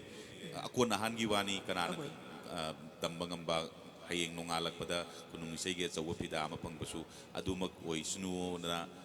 ꯄꯨꯛꯅꯤꯡꯗꯗꯤ ꯐꯥꯎꯖꯔꯤꯕꯅꯤ ꯑꯗꯨꯃꯛꯄꯨ ꯃꯁꯤ ꯍꯌꯦꯡꯃꯛ ꯍꯦꯛ ꯑꯣꯏꯗ꯭ꯔꯁꯨ ꯌꯥꯝꯅ ꯑꯊꯨꯕ ꯃꯇꯝꯗ ꯑꯣꯏꯕ ꯑꯣꯏꯁꯅꯨ ꯑꯗꯨꯒ ꯑꯃꯨꯛ ꯃꯈꯥ ꯇꯥꯅ ꯍꯧꯖꯤꯛꯀꯤ ꯃꯣꯗꯔꯟ ꯁꯣꯡꯒ ꯂꯩꯅꯕ ꯃꯔꯤꯗꯨꯗ ꯃꯣꯗꯔꯟ ꯁꯣꯡꯒꯤ ꯑꯣꯏꯔꯁꯨ ꯐꯤल्म ꯏꯁꯩꯕꯨ ꯑꯣꯏꯔꯁꯨ ꯑꯩꯈꯣꯏꯒꯤ ꯐꯣꯛ ꯁꯣꯡꯁꯤꯡꯁꯤꯒꯤ ꯌꯥꯝꯅ ꯌꯥꯟꯁꯤꯜꯂꯤ ꯌꯥꯝꯅ ꯐꯣꯛ ꯁꯣꯡ ꯌꯥꯎꯔꯒꯗꯤ ꯌꯥꯝꯅ ꯑꯋꯥꯡꯕ ꯊꯥꯛꯀꯤ ꯏꯁꯩꯅꯦ ꯑꯗꯨꯅ ꯂꯧꯅꯕꯒꯨꯝꯁꯨ ꯇꯧꯏ ꯑꯩꯈꯣꯏꯒꯤ ꯃꯇꯝ ꯃꯣꯗꯔꯟ ꯁꯣꯡꯁꯤꯡꯁꯤꯗꯕꯨꯀꯣ ꯑꯗꯨꯒ ꯃꯅꯤꯄꯨꯔꯗ ꯐꯥꯎꯈꯤꯕ ꯃꯅꯤꯄꯨꯔꯒꯤ ꯋꯥꯡꯃꯒꯤ ꯋꯥꯁꯤꯅ ꯑꯃ ꯑꯣꯏꯔꯒ ꯃꯅꯤꯄꯨꯔꯗ ꯐꯥꯎꯈꯤꯕꯁꯤꯡꯁꯤ ꯇꯥꯃꯣ ꯄꯍꯥꯔꯤꯕꯨ ꯑꯣꯏꯔꯁꯨ ꯑꯗꯨꯒ ꯕꯤ ꯃꯅꯤ ꯍꯧꯖꯤꯛ ꯏꯆꯦꯃꯅ ꯇꯥꯛꯄꯤꯈ꯭ꯔꯦ ꯍꯥꯟꯅ ꯃꯃꯤꯡ ꯂꯩꯔꯝꯕ ꯁꯩꯁꯛꯄꯁꯤꯡ ꯑꯁꯤꯅ ꯐꯣꯛ ꯁꯣꯡꯁꯤꯡꯁꯤ ꯌꯥꯟꯁꯤꯜꯂꯤ ꯍꯥꯏꯗꯅ ꯁꯤꯒꯤ ꯃꯊꯛꯇ ꯇꯥꯃꯣ ꯖꯣꯏ ꯀꯨꯃꯥꯔꯁꯨ ꯃꯥꯒꯤ ꯔꯕꯤꯟꯗ꯭ꯔ ꯁꯪꯒꯤꯠꯀꯤ ꯑꯆꯧꯕ ꯀꯩꯅꯣꯗꯨꯃꯁꯨ ꯌꯥꯎꯏ ꯑꯗꯨꯃꯛꯄꯨ ꯃꯥꯕꯨ ꯍꯦꯟꯅ ꯉꯁꯤ ꯐꯥꯎꯕꯗ ꯃꯇꯧ ꯇꯝꯕꯗ ꯋꯥꯔꯤꯕ ꯃꯁꯤꯗꯤ ꯀꯅꯥꯒꯨꯝꯕ ꯑꯈꯪꯕꯁꯤꯡꯅ ꯍꯥꯏꯕꯗ ꯃꯥꯒꯤ ꯌꯨꯅꯤꯛ ꯑꯣꯏꯕ ꯑꯃ ꯂꯩꯔꯤꯁꯤ ꯐꯣꯛ ꯁꯣꯡꯁꯤ ꯃꯥꯅ ꯌꯥꯝꯅ ꯐꯖꯅ ꯁꯤꯖꯤꯟꯅꯕ ꯍꯩꯕꯒꯤꯅꯤ ꯀꯥꯏꯗꯅ ꯇꯥꯛꯄꯤꯕ ꯂꯩꯈꯤ ꯑꯗꯨꯅ ꯐꯣꯛ ꯁꯣꯡꯒ ꯃꯅꯤꯄꯨꯔꯤ ꯑꯥꯙꯨꯅꯤꯛ ꯃꯣꯗꯔꯟ ꯁꯣꯡꯁꯤꯒ ꯂꯩꯅꯔꯤꯕ ꯃꯔꯤꯗꯨꯒꯤ ꯃꯇꯥꯡꯗ ꯑꯃꯨꯛ ꯃꯈꯥ ꯇꯥꯅ ꯇꯥꯛꯄꯤꯁꯤ ꯃꯊꯪ ꯁꯨꯝ ꯇꯧꯖꯈ꯭ꯔꯦ ꯑꯩꯈꯣꯏꯅ ꯀꯩꯅꯣꯁꯤꯒ ꯈꯨꯅꯨꯡ ꯏꯁꯩꯁꯤꯒ ꯑꯩꯈꯣꯏ ꯃꯅꯤꯄꯨꯔꯤꯅ ꯁꯪꯒ ꯂꯩꯅꯕ ꯃꯔꯤ ꯃꯊꯪ ꯁꯨꯝ ꯇꯧ ꯃꯇꯝꯗ ꯍꯧꯖꯤꯛ ꯂꯥꯛꯆꯒꯗꯧꯔꯤꯁꯤ ꯑꯩꯈꯣꯏ ꯍꯧꯖꯤꯛ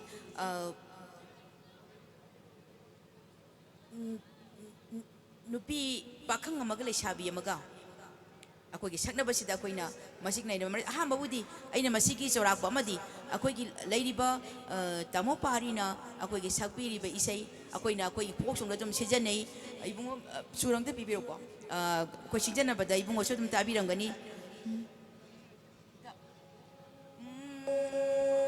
ꯑꯩꯈꯣꯏ ꯁꯤꯗ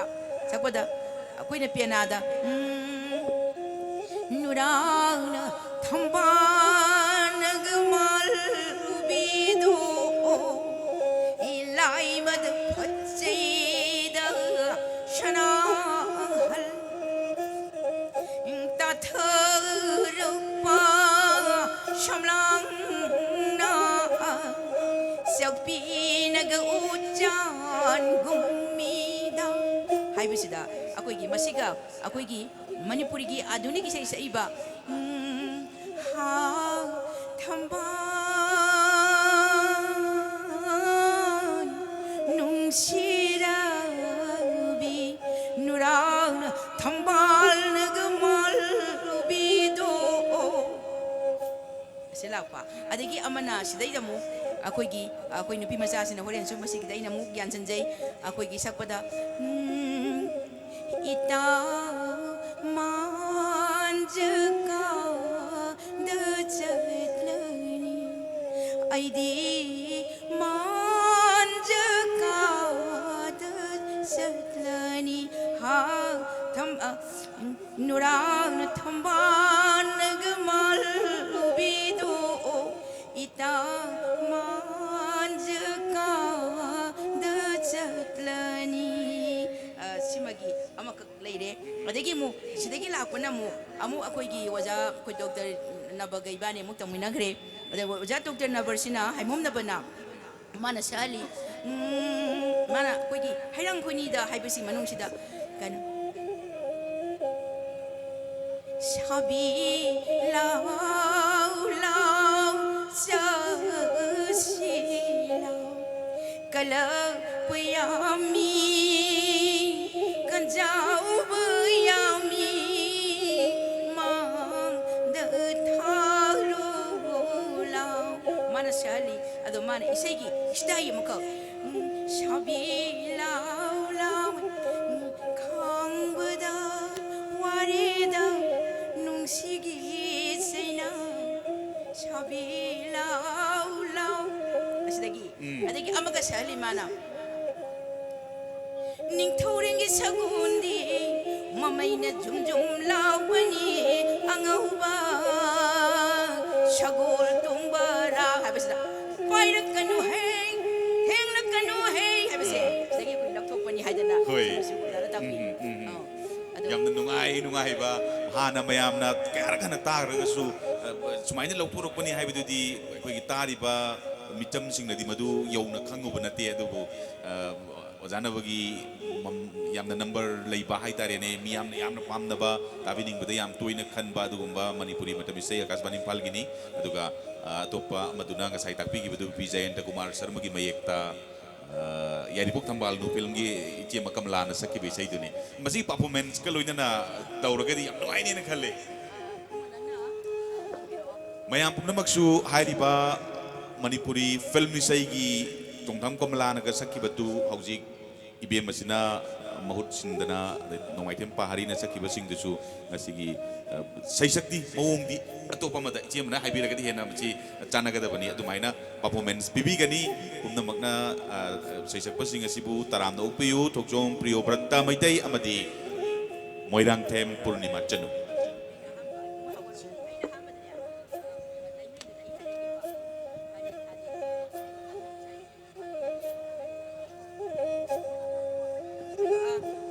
ꯃꯌꯥꯝ ꯄꯨꯝꯅꯃꯛ ꯑꯍꯥꯟꯕꯗ ꯍꯧꯖꯤꯛ ꯑꯩꯈꯣꯏꯒꯤ ꯏꯁꯩ ꯈꯨꯂꯪ ꯏꯁꯩꯒꯤ ꯂꯣꯏꯁꯤꯟꯖꯔꯛꯄꯗ ꯉꯁꯥꯏꯒꯤ ꯍꯥꯏꯅꯔꯨꯔꯦ ꯃꯌꯥꯝ ꯑꯃ ꯑꯗꯨꯒ ꯏꯔꯣꯏ ꯂꯣꯏꯔꯛꯄ ꯃꯇꯝꯗ ꯑꯩꯈꯣꯏꯒꯤ ꯑꯔꯣꯏꯕꯗ ꯅꯨꯄꯤ ꯃꯆꯥꯁꯤꯒꯤ ꯃꯌꯨꯝꯗ ꯑꯩꯒꯤ ꯑꯍꯜ ꯂꯃꯟꯁꯦ ꯀꯔꯤ ꯊꯥꯗ ꯀꯔꯝꯍꯥꯏꯅ ꯇꯧꯅ ꯂꯥꯛꯍꯟꯖꯧꯒꯦ ꯍꯥꯏꯕꯁꯦ ꯍꯧꯖꯤꯛ ꯊꯣꯛꯆꯣꯝ ꯄ꯭ꯔꯤꯌꯣꯔꯄꯔꯆꯗꯒꯤ ꯃꯌꯥꯝ ꯄꯨꯝꯅꯃꯛꯅ ꯇꯥꯕꯤꯔꯒꯅꯤ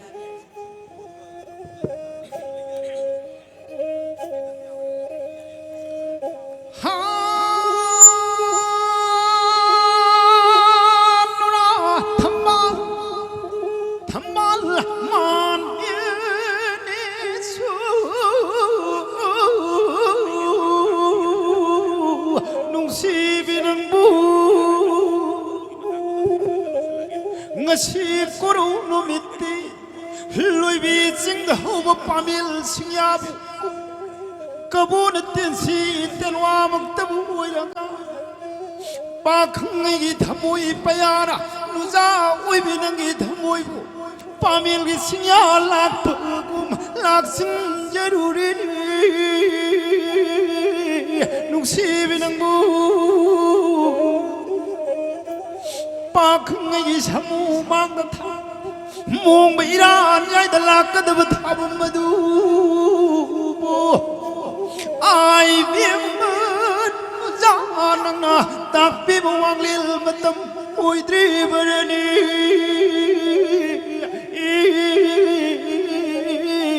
नुसीबी सिलाई आई कुमदा जो हिलाई बरी ने को भाईरे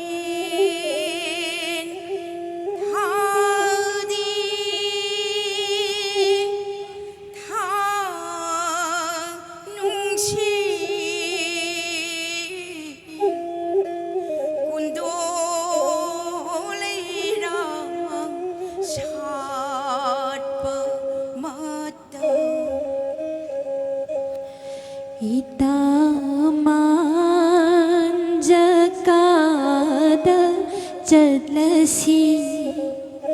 ऐखोई मांज कादा चलसी फाइरिल थादी थानुंसी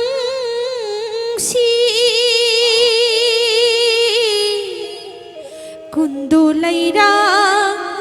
सातबा कुंदो लैरा सातबा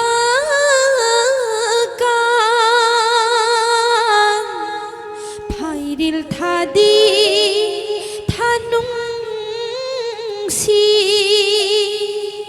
पामुबा नहकी नरान्याय नुंसीबा नहकी नरान्याय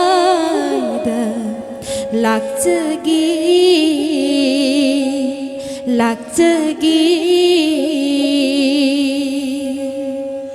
nungsi sarung sumbi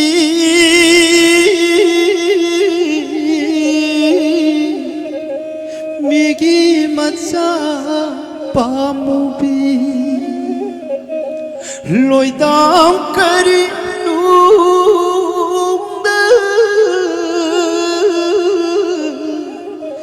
Singil na sungkoy na Pakhang natangalani Nung sisarong sumbi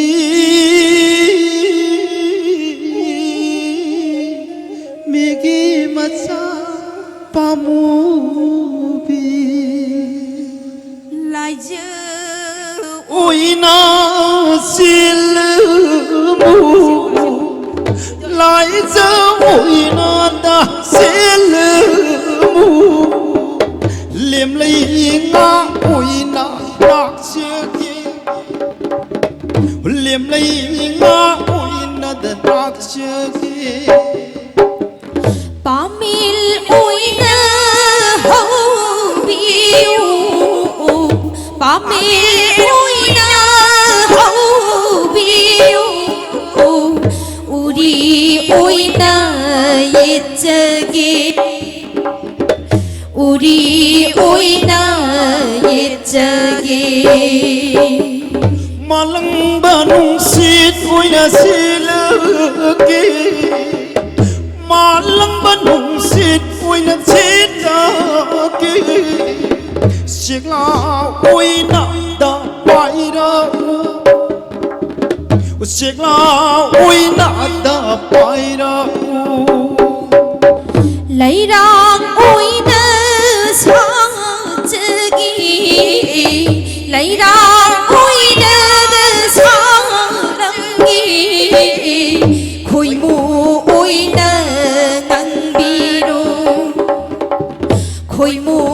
oina da ganglaro Pairen thada lakchagi Pairen thada lakchagi Nuja samai lipinu Nuja samai lipinu Ningol ki puksel lip tabira Ningol ki puksel lip tabira Changyeng lake khangani Changyeng lake khangani Pakhangi iti khanghangi Pakhangi iti khanghangi Nuja samai lipinu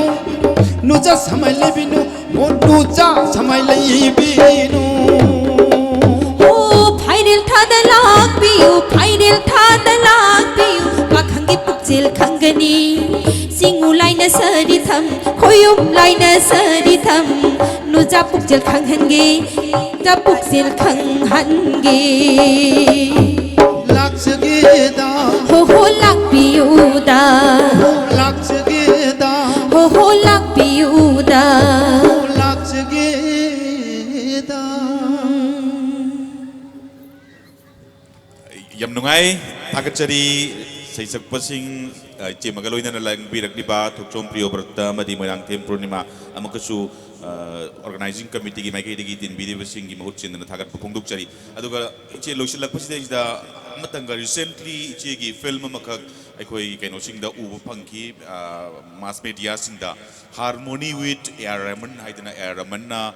india gi oina folk singer khara khangat pi idna tajai maduga mari leinana film du shooting chu akaswani imphal da su laktana air raman ga loinana lakpa aduga shooting tawgiba ujahowi masigi matangda ichena maduda kari karamba aikoi magical oiraba koigi manipuri folk song si performance pibiruba pibikhiba aduga kamdauna film duda saruk yabikhiba karai karam lamgi ate atopa artist sing yaupiba haibu thambi masigi matangsi akoigi yam samjan hairabada masigi akoigi kana ibuna siu koi kangbiri akoi girijado Giriza Lorimba Giriza mai account kano mo lay binina kalik announcer ni announcer to ko adumana angonda lakpane akoi smai to dana igi email amta smai kano to biro ko piro hadana asomdagi kano kani maming du kano ai hita kau thu adu la ka taw basi dama na ngon hanga pone si interview ko la ke khot ke smai smai haya daina interview la pu jasum jam la I Mumbai dagi simoi pilong gi kano ne na dagi interview am lo hi ba ko adagi nas interview ra ka kari bu kana daina da kai kana da gi jai ai yam phai gele smai tong na adi mana taw ganu nang hore mi na taw ra kana smai tong mo yam kana yam smai tong yam toina hai re nang adum hai na ro khona ro taw na mo interview lo pune na ani ahum la moi la ame adi la pa sin moi tim si mi mari moi cinematography kano du su moi pore I birajana moi gi tim si lakpo si da moi gi director sina Shruti Subramaniam se asen tau si da koi se kavathalaya hariba akoi gi film akoi kana production tim si gi kainoni ara moi na koi roja film ek duje ki lege film ga puto ki baji se kunna moi se kitang cinema puto ko si da kitang prop ka chat pajamne chat pa se sig marak si da moi web series joina akoi web series joina koi na smai to dana harmony with Rehman na ma puto se Rehman su akoi gi moi gi kano da research department ta moi thada yai chahi matung thira pani haye moi ne hujik se mass media gi miam mai rabani na YouTube mi am yeng se matang tawra posida bogel gi na ai se smai to na khalak pani ara khan basida koi gi Rehman gi through da mai gi kano da khalak pani aduna si gi se smai to ya ga yamma mai marak yam ya koi pau jam phauna re kan moi interview lau gre de gi moi na hayeng taw ga da ko to mai am de gi number se sidai ho chen 4 days Rehman gi su 4 days 2 days le mi mana are sida koi 8 days lawi 8 days ka kanaragani ko 4 days matung da tha amam son tharaga mo amula agam namba Rehman yauraga adegi mo adu yaur matung chida mo tha amamo leiraga moina ai gi bungo kaino si yaw piro bada si yawe adegi mo Jam studio da moi jam session ma tawne na maduda akoi artist na Sikkim dagi Mikma Hari cinema na Panthong Palida na basi khongba adegi amana koi gi kaino Mizoba Kerala dagi ama adagi Maharashtra dagi Bahuni Dagar Rudra Bina Kongba yam apa kan wani ustad kan wani aduga tawraga moi ahum jena music tawraga magi ada Chennai de selaga Chennai de ma koi 6 days lay 5 days shooting dawi adugi Chennai yam pham jaga ko moi gi market ta kari don tawi ada huji mo MTV da every Friday 9 am da thari adagi BS channel music channel da show moi do thare adagi aina masiki sa moi na se sida mayam sirang tasi unaba kano tok si moi di Amazon Prime moi gi aya ba copyright moi lai banina aina masiki matang da ko gi chitra ga koi tanarak chitra na adu phare mana smash mai kano haidai aina yai aduna sena ulu kholon da na ko sida handak aina uchaki bado MSA dis utki bado adagi utpa serisida adugi aya ba da moi na pire e adugi do tawbuda ina madung utpad ma lakani na ma si ticket book tawre ai maton larim su phongi tawba adaga gana Rehman do sma to na waja lakani na ani asma lakuri ngamoroi ai madugi kano punamak ai magi ka lakoi to security arrangement ai ngamoroi madun hamu na moi roin tok jagi bani moi lapo si mi 45 ne moi lapo si somdegi moi tim se ada moi na Enova car set 14 ne wide se aduga Tata Dipper do adu manga ma moi lengoi bo pore ba moi pore se moi kano to bose aduga yam chaw kai nung kak moi to bose ai punganga I madu ai mangum mani ai gumba ka sulai te ba mani pursil pokpa ai na koi ka su karam khang pon de sai sangma yo karam khang de do adu ne se da kabo se kano radio da karama to sa ka adu da magum ma karo smai ai si pura waja ai kano se pura manga sama ne ai sida smai la ka ne ai se mang do mangu dia ba ado numitu da far studio da shooting to gibo numitu da su Rehman lakane ma lakada ba pung ani mu wali ngai de hona magi tim do laktana madugi simgot sagat pa dauri ba mong do kara makai isu jahowi loina film moina tholako matan su saijang da su shooting to male shooting do wakung do ado shooting to ado to imana sidai se impan kano to si ai di magi mayum do tawgani magi a khunggang gi yum do adama laikho marak to dum chali wagi thongam saram ture lan thoka doi ne na wagi thongam su akoi na sayaba ade laikho marak to na ma dum chali nang thong lan bangam godro hangani asman hai man ha be am ka gyare nang na dai bu yam phai ha yangonda nang gi punsi ai gi punsi ma kale e ai na kari gi kale no ha matam nang gi punsi di kaino music mayam sina nang na si lauri sir phamaga ibane si mai yangaga koi ching wari sabane adada nang gi kaino se pula bana music mayam sina koi sile haraga nang di maya sir phamaga nang music compose to bani ai gi di ko kaino maktai studio di manung du dai cook sir sma to bani kana mana hairame adan ai hana mula poda ai di impal kaino da classic grand de leiroi nang gi usiak mayangi makase masida ai laigane nangi agi yum du ai laigane na hairame mana adu handak lakane na mana book tawre na haira pochai pura ko ngaure ba adagi somda kwai lai bok pabana union minister lakane MUC gi program ga phangna gi da nangi October gi tang mapaloi maleko mapal se nang to haidana telephone tawre aren culture dagi ai toy maram di kari nobu ai paisa sa loi na bai pura ai complete jarama bani ai to pu yare masi mantri na la bhau te moina pi da banga me na film gi secretary kanu na haira bani har kan da masi da taw biro ga ni che mai la ka do bani na akoi sigi mantri odi phai ma pan di la ka do bani na union minister la ka do aren culture gi do adu la ka do bani na smai tawra tawra kan da gi ai se asma du da smai to na koi program da postpone tawre ma da moi gi secretary sin haira ba ticket se book tawre na la ka ni ai mengi lari phongba yaw ga ne na hoi lai su phong dre adagi di yom thaidore adagi ma tu uchin na sin nan tu hore aduga tang mapan nipan na taw nipan ma pulai taw ki bane tang manga na haidora ga adur di magi premier show South Africa da laina da tu adu mathang is ma la ka ne kan hairi ma tai February gi last week March ki first week lari phong base ma ka no taw ga de ma se son ki la ka ni sunna mathang step by step chemana punchida aduga Manipuri folk song su mirol amadagi mirol amada adumak samthabada loinana chaukat hauzik leiriba chemagi status aduga masidagi chu hena noma gi hengalakpadu oisino haidana ibudo koripa bagi masai konsida chemada nambol maikai gi mioi singna aduga kanglei eco tourism development association keda gi maikai digi haijari aduna yam nungai ngasi lengbi rakna mafam sida chemagi team sina lakbi ba do ngasi chemagi kaino ma leire dana association organization gumba ma leire dana tajai madugi ming du di ai khangjadri adugi do koi ki sesakol bedabati kunung isai sedam sangana kawi ado ai mando amakak dai gi yungi mando ne koi gi aduda huji yam kana sathari class ye koi Saturday Sunday Thursday sida anuba satra lobagi matam di leibra na matam si handaki di loigre handaki ai handaki anuba satra fresh dagi 20 dagi na logre angang si yam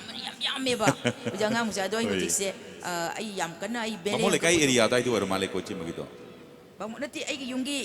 hairang ito ngito da ai surong mapandani ai yungi kitang sara leire duga ai hujik ja bele yung kaputhok ke na leirol gi am khak yam kana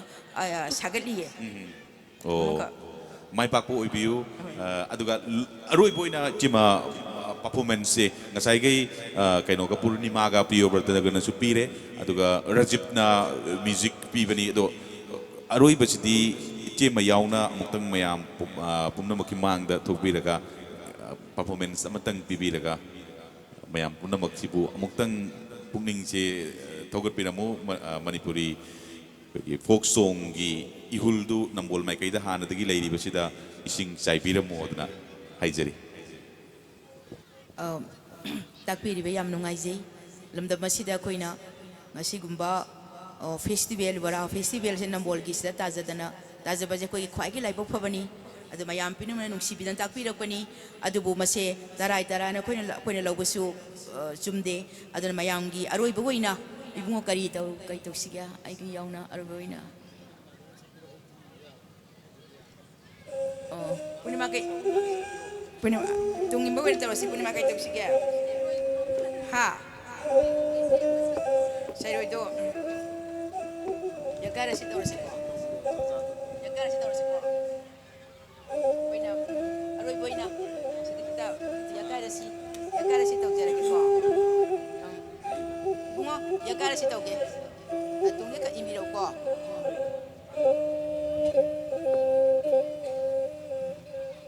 aroi boina mayangi mafamda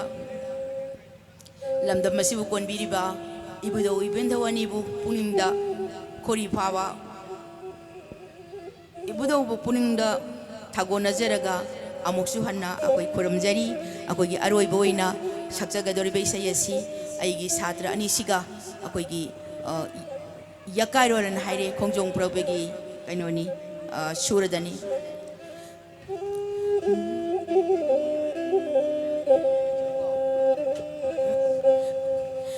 yakairashi pari khoi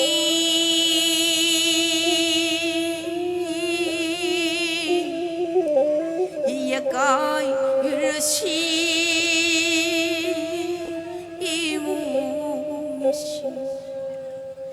Manipur Puari Iren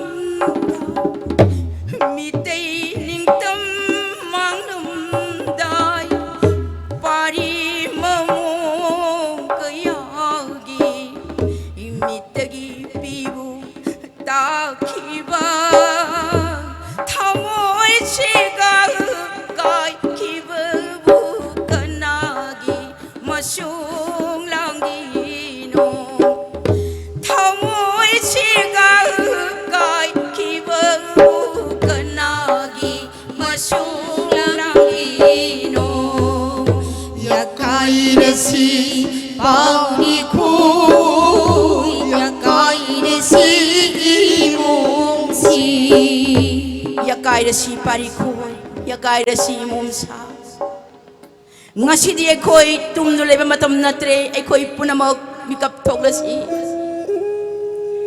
Isilinaw siya. Kariyang li isilinaw siya ay maibel punamag. Hausik di ako'y tumagi matam na tre, kwang da kwang jet lag to na, ako'y punamag amat daway na, imagin yung tamang kwa matam madokoy naglabani. Tora ulaw, hausik di ning tambaga, ako'y ijat Tawai ka sinarasi, tora ulaw pari mong punamag, ay ko'y punamag tumrala ito pumatam natre, matam jare ay ko'y punamag, mikap tawlasi.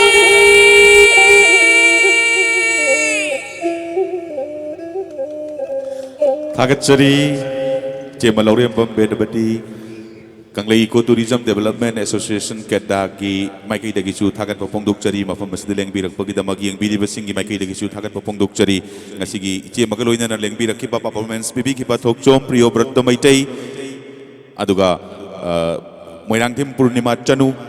Loina na no isa itom tadi lakpiraga music di makan gitu on giba aduna Thauna Okjam Rajiv Singh Pumna Makpu Kedagi Maikai Dagi Thagan Papongduk Chari Aduga hauzik choreograph ki nungaiba dance amakak mafam masida miyam punna uminagani madugi matungda akoi isai gidamag music set tauba haure aduna music set tauringai marak asida choreograph nungaiba dance amakak yeng minaraga isai amok makatana yeng minachi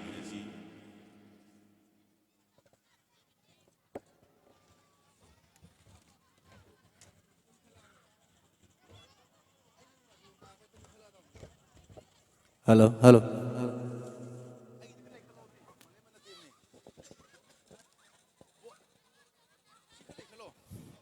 Thank you. Ngasi Oza Bedabadi Kunung isay gilamda sukimatik Miyana masak khangbiraba Ozabu Sinjalangjari basing itarapdagi hana thagajo phungdokchari loinana ngasigi interaction asigi host oi bikhiba yamba manglemba busu hana thagachari loinana program isai nomai gi thoram hobu yabagi jap chaba ayabal akoida leire singer hoju hoji mo yokshalagle adubu akoi gi instrument singi mahak pangkhalingai matam asida koi dance katang ngasai laktun leiraba arapatagi lakpiri bai chalche singi dance amu yingbi tanja lojage maraga sida koina ground manung asida money bag ama khulle hariba money bag asida Aadhaar card yaubirami kanagumna tawba yaurogadi Maitan Kaisangbam Mohindro Singh Laitonjam Maitan Kaisangbam Mohindro lakpa yauragadi adomgi money bag adu aihakna paisanjare adu lawbiba yagani koksinjare ahanba kese dancer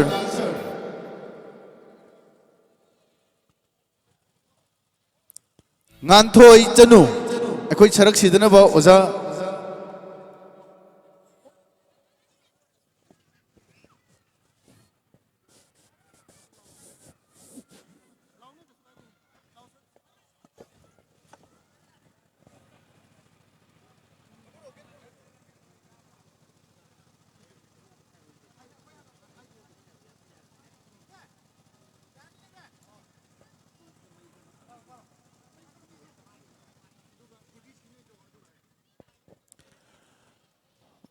Marathana dance to the bichan kare dubo akoina ngasidi akoi stone hangbi singda kaigum mafam makang thamjage akoina khangjadaba haigadra kuna sinjari basida hana haina khibagi matungina isha gi stone singda piriba mai aji yamna heavy da hengalagle maramasina isha gi sizinariba mai sangdagi hengkatpiba amasung stone khudimakna akoigi maigi sinlaw singa athu matam unabiu simadang ai myang thon thamjage lobirasi nganthoi chanu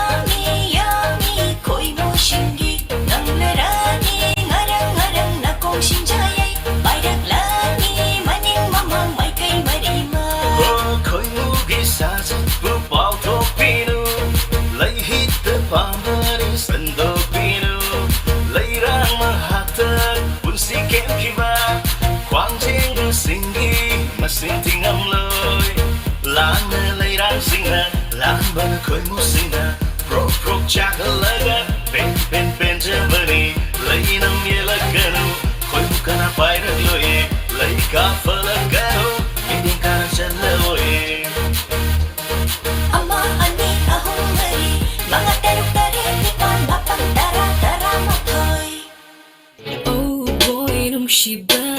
ꯅꯉꯣꯟꯗꯅꯦ ꯑꯩꯅ ꯍꯥꯏꯔꯤꯁꯦ ꯅꯪꯒꯤ ꯅꯇꯧꯗ ꯉꯥꯎꯔꯦ ꯑꯩꯒꯤ ꯄꯪꯂꯕ ꯊꯃꯣꯏꯁꯦ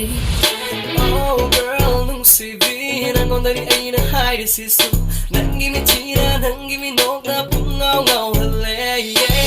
ꯀꯜꯂꯛꯄ ꯐꯥꯎꯔꯅꯨ ꯍꯥꯏꯕꯁꯨ ꯉꯝꯗ ꯅꯉꯣꯟꯗ ꯑꯄꯥꯝꯕ ꯎꯠꯂꯔꯣꯏ ꯈꯟꯕꯁꯨ ꯉꯝꯗꯅ ꯁꯣꯝꯗ ꯐꯖꯕ ꯀꯌꯥꯁꯨ 이까이고 fall 넌다 눈시바 뿜나먹 마이티를 넌다 야래 야래 엄마들 내 클루다 야래 야래 담없이들 너를 놓고다 야래 야래 엄마들 내 클루다 야래 야래 담없이들 너를 놓고다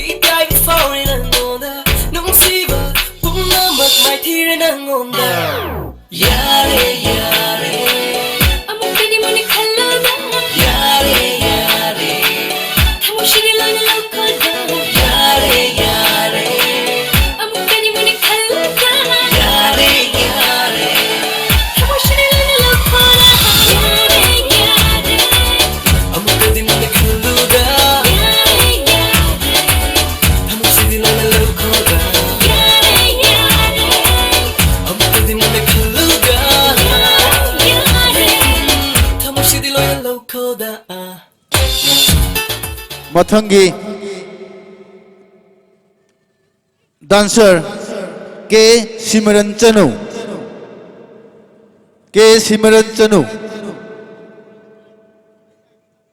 नंबोल बोरा फेस्टिवल तोंगान तोंगान बा पुक्चेल चावरबा सिंगना सेल की तिबांग पिरकपा लेप लेते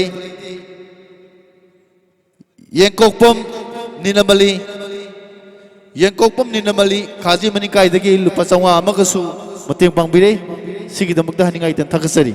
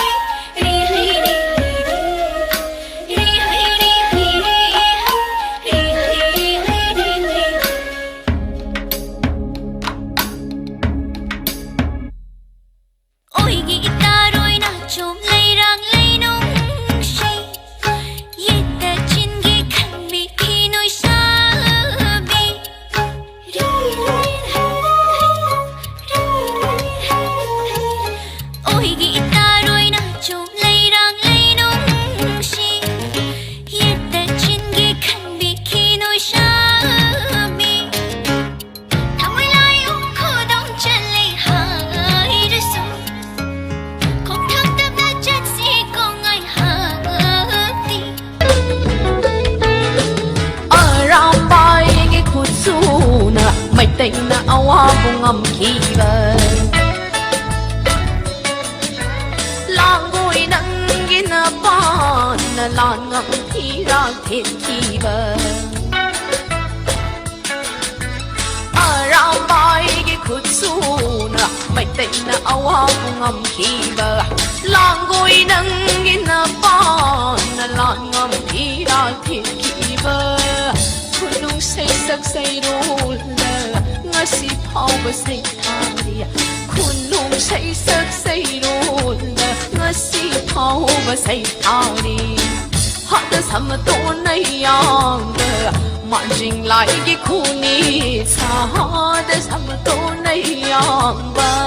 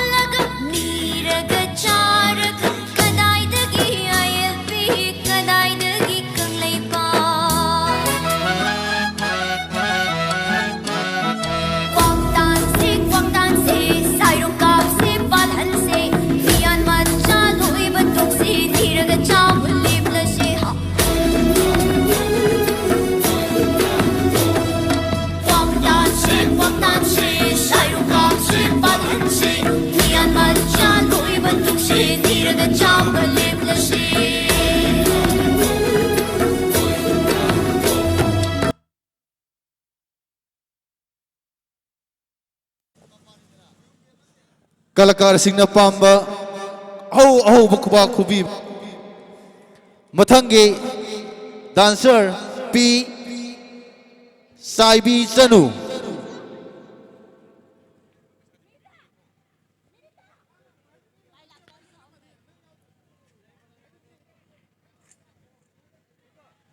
P साइबी Chanu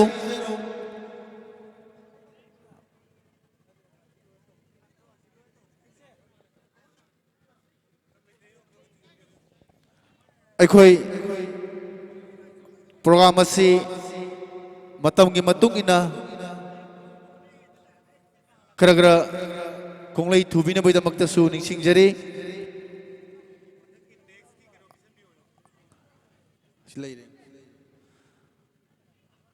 saibi gi damakta mayam dagi ahu khuma mamam tang nijari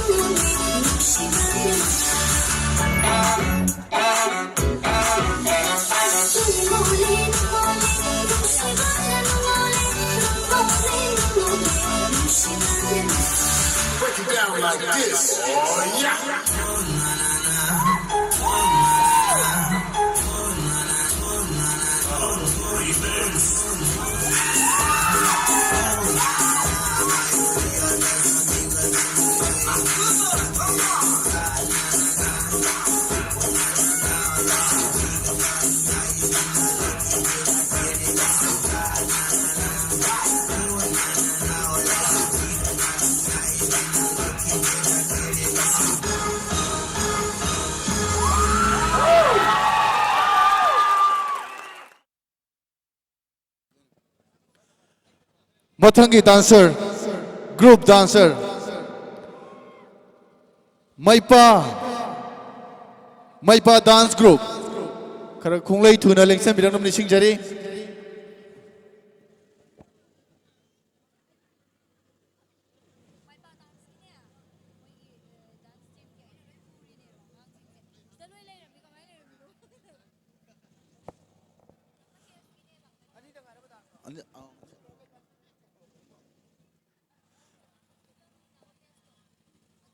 Miyam na ahoba kuwa kubiduna group asigi damakta puning thokapigani.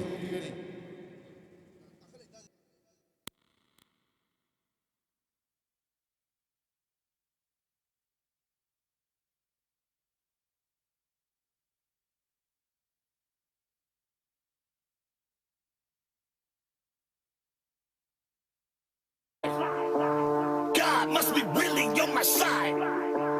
Got the baddest picture by my side.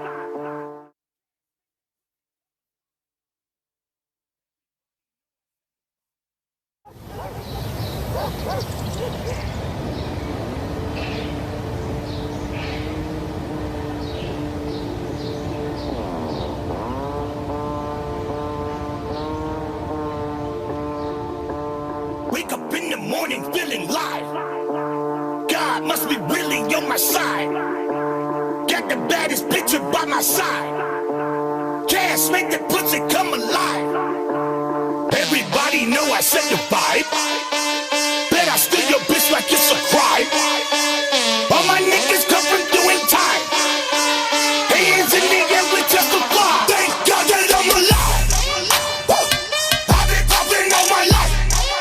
Woo! It's like my birthday every night. Woo! I've been popping all my life. Woo! Thank God that I'm alive. Woo! I've been popping all my life. Woo! It's like my birthday every night. Woo! I've been popping all my life. Woo! One time coming. Yeah, put your shoes on, nigga. The one time coming. Oh shit, yeah, the one time coming. Oh shit, everybody start running. Cause the one time coming. Yeah, the one time coming. Oh shit, everybody start running. Oh shit, driving while black on some flow shit. Gotta stay strapped, stay cautious. Young nigga ain't tryna see the coffin. Oh shit, one time got behind me, we all sick. Hurry up, put the gun in the stairs, calm your ass. Put your hands up, you know how the law get. I wanna spend a dime to pay attention to you niggas. 우리 엄마 roller, I grew up, I screw up, 잘 노는 척구는 Fuck you up, I screw up, 벽자루들이 부어 내 폼생 폼사, 돈세니까 보다 Long sex, good night 내가 뻗을 때까지 여긴 영업하지 비보지 마자 오늘 I just wanna party 익산에 스카우트하다 온 놈도 가만히 있지 Stop bitchin' 밖에서 피고만 before that comes for pose 술에 만 섞어야 맘 놓고 pull up 물고 빨고 할 거면 나가서 get a room 인생 좆되기 싫으면 새끼야 you better move 양반쪽 트랩 스타일도 된 듯한 눈깔이 인스타에선 훅가시 실제로는 fugazi 난 이미 얼큰하게 drunken 얼굴 화끈하게 fuck em all 얼큰하게 drunken 얼굴 화끈하게 fuck em all gang 마사 앞에 서면 gang gang gon' die 어쩌라고 stop playing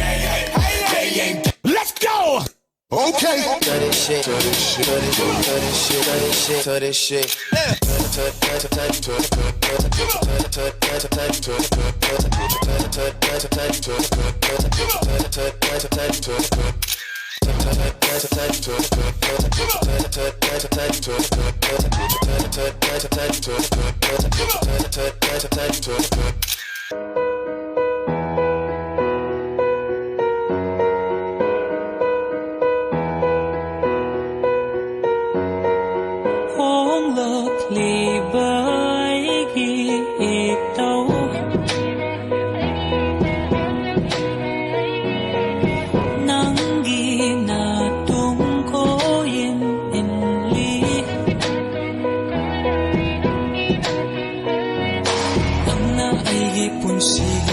Chugli pai biro, sando biro, ay hapon naning tau biro, nang na aigi punsigi chugli paibiro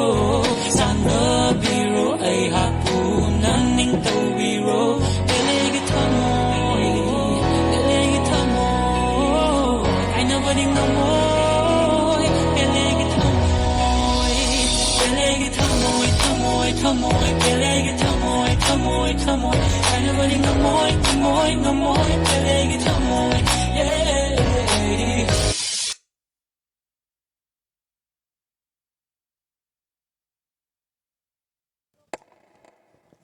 Thakachari ikai khunna jaraba yanam mogul leiraba dancer kiyana ngasigi Nambol Bora Festival Marini Sama Numit asigi yana fajaraba maming leiraba nambol leiraba dance tawbira moi damakta haningai lidina thakachari akhoi laiba ichili naw sing asi lam lamna lakpuna khoi ngalingai matamda thamjaba program adu khadang yaitharaga akhoi makhoi gi program makha taba yamna wali adubu akhoi gi matam asi yaraktabana maram oiraga matang asida khoina tension biro haiduna haijaruba toido hendokna makha tana tohonba phangdaboi damakta sinjalangjariba singi taraptagi ngakpigani mathang matam waliba matam asida khudong chaba phangnabai damakta aikoina soidana haijarake makha taba program tawbagi ayaba suljoi soidana pijagani thank you makha asidi aikoi singer hoji hoji lakduna phamduna leire mathang sei taminasi meyam punamakna ngasi Nambol Bora Festival media partner Kanglei View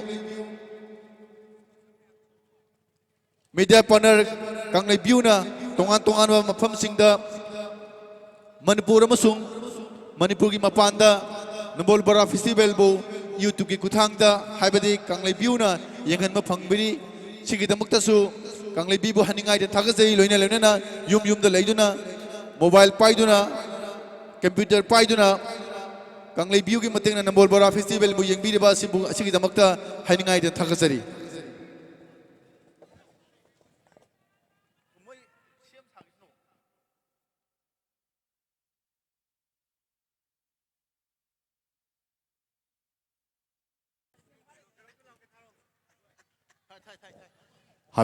Hello, check hello. Ketana Sinjariba Nambol Bora Festival 2020 Hanaki Sahi Esidagi Hoduna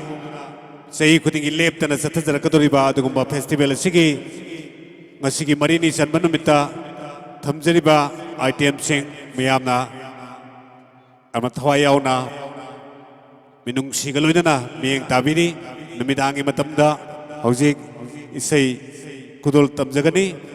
sumnatagi singer ani khaktane khoi pung mapan da close tawjagani ha mari subra singer mari surame khoi nani khatang arrange tawge tawjaramani adubo sponsor tawbirakpa adu masing yawbuduna singer se mari suraga leirame mayam nungai biu enjoy tawbiu aduga manungda pilsigi manungda kwazarda talab khaini raja amati mayai kaibat chinjak sizinnabi danaba noluk chabagolona keta nambol gi mai kaitegi miyam gi mafam da ningsingjari aduga stall phambiriba singi mafamda wafam amatanga ningsingjage masi mai gi thabaknina stall singi oina mai ani koina arrange tawjabani adugi ahen badudi boragi hoina ahum ni adudagi ahen badudi isa na mai gi paibi riba isin lausing unabiraga understanding leinabiraga line do atopa samninga su sambiba yagani hojikti akogi nokphadegi artist ani khaksu sangnai raba ai marup happy rajen amati surmangol ma'am की entertainment programme की दमक लेंसिंदुना लेबिनी मी cooker की मतुंगदा मखोय अनि मियाम मांगदा performance की दमक कौखचबगी तांजादु लौजगे मियाम सरुक याबिदुना नुंगायना festival से मपुंग फान बिगनी thank you